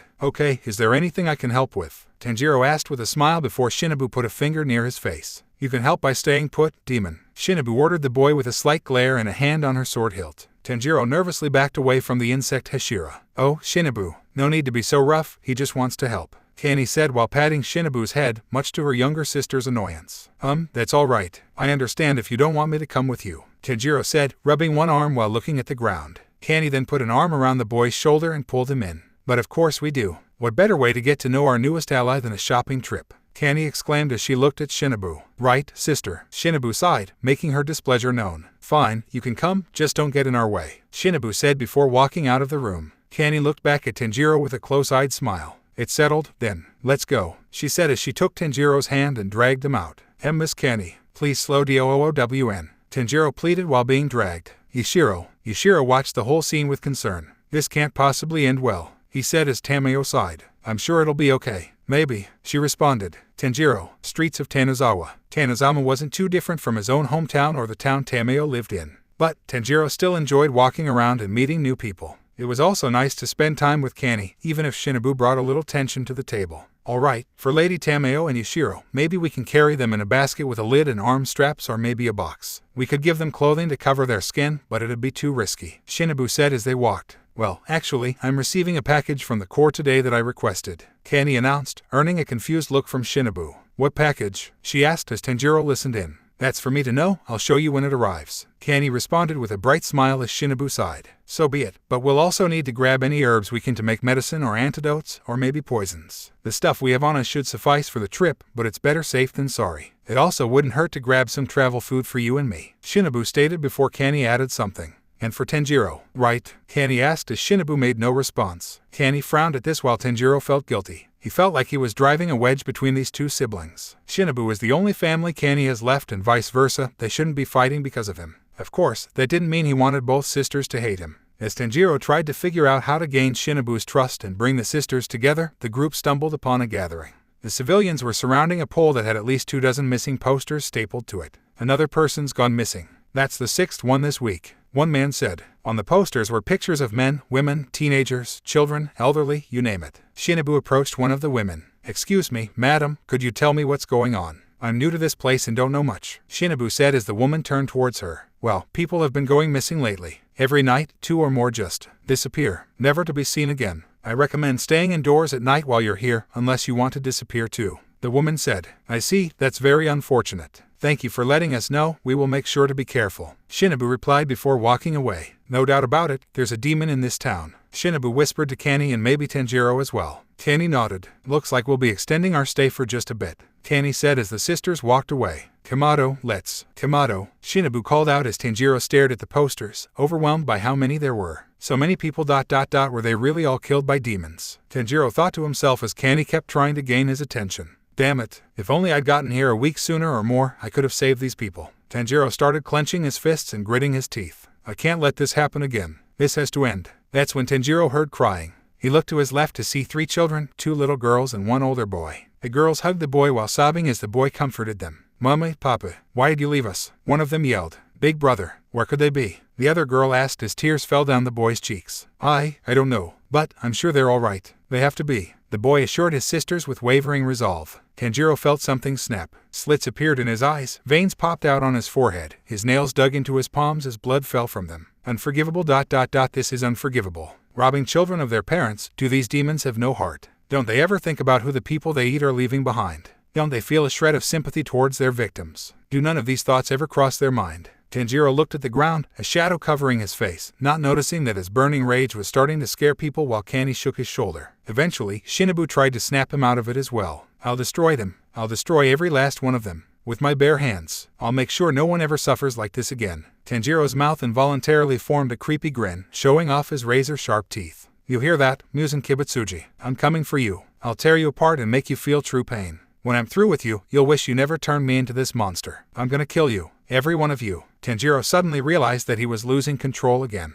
Damn it, I can't keep doing this. Tanjiro then looked around and saw all the citizens staring at him with terror in their eyes. Calm down, Tanjiro. You'll just bring unwanted attention to yourself like this. Calm down, regain control. Remember your family, remember your loved ones. Big bro, I'm scared, Hanako said while hugging Tanjiro tightly. Tanjiro was 10 years old, Rokuta had not been born yet. There was a huge thunderstorm outside, and Kai was in town to take Tanjiro to the doctor, leaving the Kamado siblings to huddle together in the living room. Do you think Mom and Dad are okay? Nezuko asked with tears in her eyes. Of course they are, I'm sure of it. It's all going to be okay, I promise, Tanjiro said to his siblings with that same bright smile on his face. Boom! Everyone screamed except for Tanjiro, but even he couldn't help but flinch from the loud noise. The 2 youngest siblings, Hanako and Shidru, started crying as Nezuko and Takeo were on the verge of tears themselves. Tanjiro hugged them all tight and brought them closer. It'll be okay, don't be scared. Your big brother will protect you. Always. The siblings seemed to feel a little better after hearing that. After things finally quieted down, they endured the remainder of the storm together. Even after the storm had passed, Tanjiro's younger siblings never stopped hugging him, saying he was too warm to let go. Big bro, Hanako called out. Yes, Hanako. Tanjiro looked down at his sister. Promise that you'll never leave us. Okay, Hanako asked, surprising the eldest sibling. Soon, his warm smile returned as he kissed the top of Hanako's head. I promise. Like I said. Your big brother will protect you.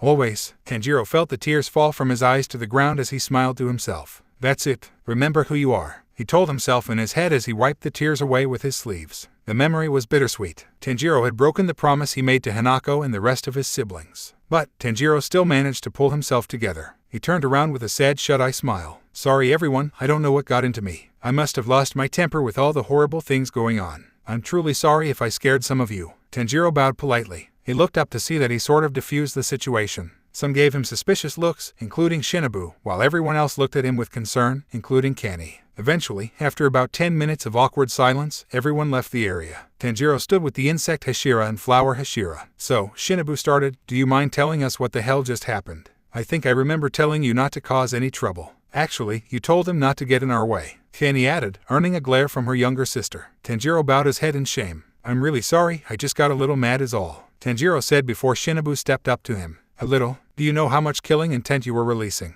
Then you go into some sort of trance for a few minutes. She summarized. Tanjiro.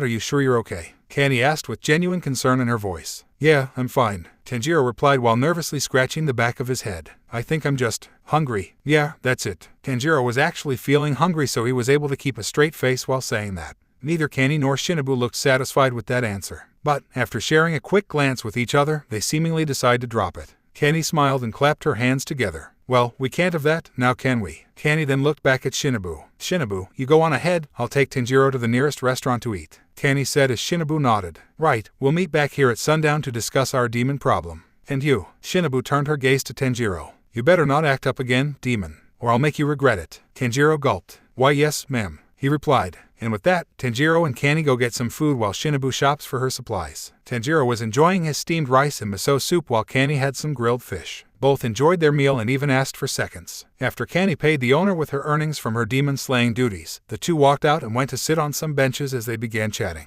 So, Tanjiro, Kanny called Tanjiro's name as he looked at her. I assume Yushiro had already told you about my past, right? Oh, yeah, he did. Tanjiro replied before suddenly feeling guilty again for prying like that. I'm really sorry that happened to you. I know I lost my family, but they're still alive. On the other hand, Kanny's smile became more sad. Yes, I can't say I still don't think about that night. But I still keep smiling because I know my parents wouldn't want me to be sad forever. Kanny said, I'm glad. I'm sure your parents would be happy as long as you're happy. My parents are the exact same in that regard. Tanjiro said sincerely. Yes, family is truly a wonderful thing. I don't think I could have survived without my sister there. You must cherish your loved ones while they are still with you. Kanny said as Tanjiro thought about his own family. Yeah, you're definitely right about that. Tanjiro said a bit sadly, causing Kanny to frown. I heard your father passed away last year. I'm very sorry. Kanny bowed her head as Tanjiro shook his head. Don't worry about it. Tanjiro replied, I was really sad when he died, but I had my mom and siblings to cheer me up. Plus, my loss doesn't come close to yours. Kanny hummed.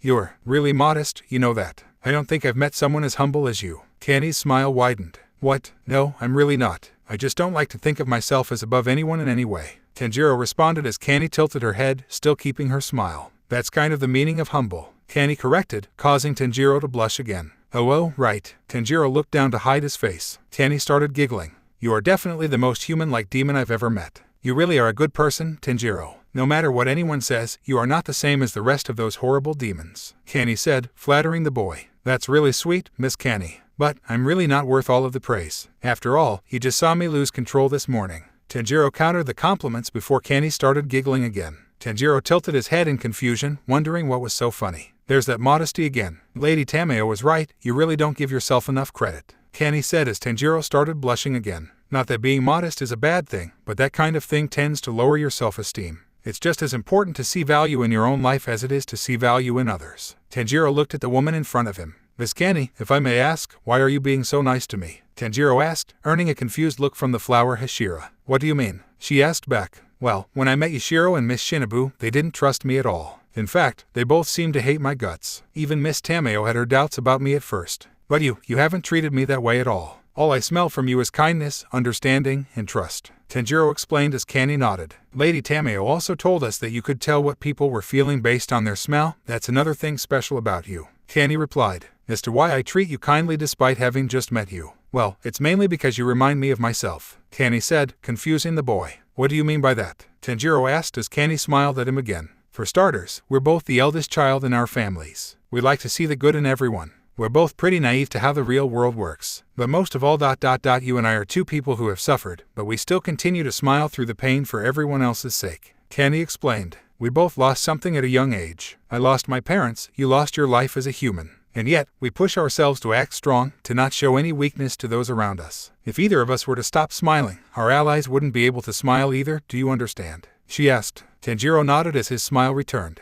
Yeah, I remember my father always telling me to keep smiling, even when there's not much to smile about. Because, as long as I'm happy, everyone around me will be happy too. Tanjiro quoted. Kanny's eyes closed while her smile remained. Your father sounds like a wise man. She replied. Yeah, he really was. He and my mom, they're some of the kindest, most wonderful people you'll ever meet. Tanjiro responded. And it seems the apple doesn't fall far from the tree. Kanny responded. Tanjiro was caught off guard by the sudden compliment. Thank you. Tanjiro stuttered, earning a third giggle from Kanny before she continued talking. I'm sure Yushiro told you this, as well. Another reason I have is that I want to make friends with a demon. She explained. Tanjiro nodded as she continued. I've always believed that there are demons who aren't that bad, but need someone to bring them back to the light. That is my dream, to live in a world where demons who would never hurt anyone can live in peace. I know that it seems impossible, but I won't know unless I try. Kanny then leaned forward and grabbed Tanjiro's hands. Her hands were soft and gentle, especially for a swordswoman. That's why I must ask. Tanjiro Kamado. Will you be my friend?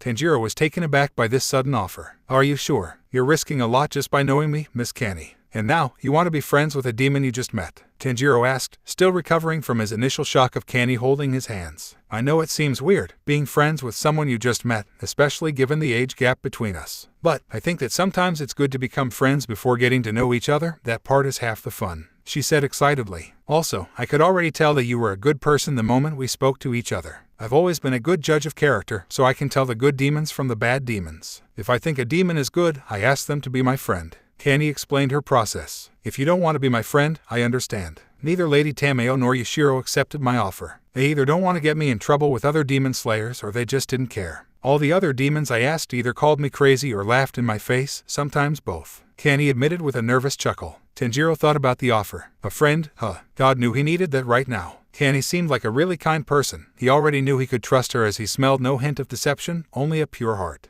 You seem like a nice person, Miss Kanny. But again, are you absolutely sure? Your sister probably won't be happy about this, and I don't want to be the one to drive you apart. Tanjiro's face became serious as tried to make sure that neither party involved would have any regrets. Kanny nodded. Just leave Shinobu to me. It'll take a lot more than this to break our bond. Also, if we're going to be friends, you have to drop the miss part. From now on, you can just call me Kanny. Tanjiro smiled brightly, genuinely happy that he had someone to officially call. In that case, I would love to be your friend, Kanny. Kanny seemed surprised that Tanjiro actually accepted his offer before her smile returned just as bright. Suddenly, Kanny started shaking Tanjiro's hands up and down in rapid motion. Really, this is so wonderful. Oh, we're gonna be best friends in no time, I'm sure of it. After this mission, you should visit the Butterfly Mansion. It's the estate where me and my sister live. I can't wait to introduce you to the girls. And when you become human, maybe I can meet your fam. Kanny went on and on as Tanjiro felt like his arms were about to be ripped off. Kanny, please stop. My arms are gonna fall off. Tanjiro pleaded as Kanny heard him and stopped. I'm sorry, I guess I got a little excited. Kanny apologized. No kidding, Tanjiro muttered, a little dazed from being moved up and down. But that didn't matter to him now. He now had a friend. CAWWW. Tanjiro and Kanny looked up to see a crow circling them. Package for Kanny Kacho. A package for Kanny Kacho has arrived. Head to the entrance of Tanizama to pick it up. CAWWW. Kanny let go of Tanjiro's hands and clapped her own in joy as Tanjiro stared up in astonishment. Perfect timing. Let's go, my new friend, Kanny said as she got up and went around the bench. She took Tanjiro's right arm by the wrist with her left hand and dragged him away once again. Wait, that crow just talked. Tanjiro shouted. Yep, it's a Kasugai crow, I'll explain it to you later. Kanny replied as the two new friends ran off. They were at the spot designated by the crow and saw someone in the distance. Kanny waved at them as Tanjiro got a closer look at the person. Whoever he or she was, they wore a sunflower-patterned haori and a large woven hat with hanging floral wind chimes. Their head appeared to be wrapped in a spotted cloth. But the most eye-catching detail was the Hayatoko mask covering their face. They carried a long object wrapped in a tied-up cloth. The stranger walked up to Tanjiro and Kanny as Tanjiro started to realize that he was a man. I am Hataru Hagenzuka. Are you Kanny Kacho? He asked. Kanny nodded as the man named Hagenzuka continued. I have made and brought what you requested, he said as he held the wrapped-up object to the hashira. Kanny took it and gave a grateful smile to the man. Thank you very much. The Demon Slayer Corps is forever in your village debt, she said as Hagenzuka merely nodded. Kanny turned around and handed the object to Tanjiro. Tanjiro, this is my first gift to you as your friend, Kanny announced as Tanjiro observed the object. Suddenly, Hagenzuka got in Tanjiro's face, startling the boy. Well, are you gonna unwrap it or not? He asked. All right, Tanjiro answered as he quickly untied and removed the cloth, revealing a sheathed katana. The sheath was black, as well as the hilt which had a black wheel-like ring at the top. The hilt also seemed to be wrapped mostly in a black fabric, the exposed bottom being decorated with red diamond shapes. Tada, your very first Nikkairen sword, Kanny exclaimed as Tanjiro admired the craftsmanship. Well, unsheath it, kid, Hagenzuka ordered. I want to see what color it is. Color, Tanjiro said, confused as he unsheathed the sword. Actually, Tanjiro hasn't been trained in swordsmanship yet, so, Kanny informed the man as Tanjiro looked at the blade. It was a normal metallic color, but the man in front of him looked at it with a smell of increasing anger. Mr. Hagenzuka,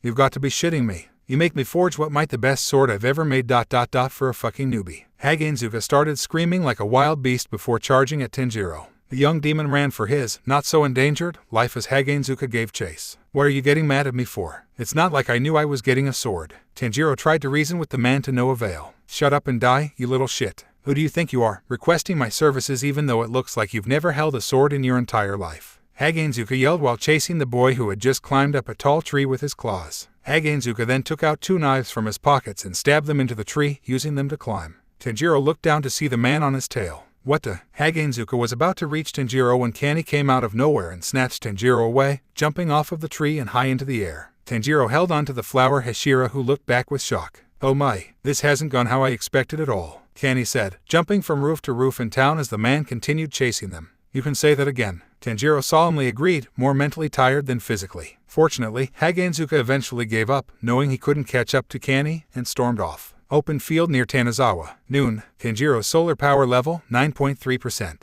Kani led Tanjiro, who had his new sword tied to his hip, to a clearing in the nearby forest north of town. What are we doing here, Mai? Tanjiro asked, almost forgetting to drop the formalities. Kani looked back at him with an excited smile. Tanjiro Kamado, it's time, she said as Tanjiro tilted his head. Time for what? He asked. Kani then unsheathed her sword. Time to start your training. Kani spun her sword around in a fantastic display of skill before assuming a fighting stance. As a demon slayer swordsman, thank you for joining us on this incredible journey through What If Demon Tanjiro Can Cure the Sun with Special Ability. I hope you found it as intriguing and thought-provoking as we did. A big shout out to OMG4 for crafting such a compelling story. Don't forget to check out their profile on fanfiction.net for more amazing works. The link is in the description below. If you liked this video, please give it a thumbs up, share it with your friends, and don't forget to subscribe to Quirky What If for more fascinating explorations into the world of fanfiction and fantasy. Your support helps us create more content like this, and we're always excited to hear your thoughts and suggestions in the comments section. See you guys in the next video.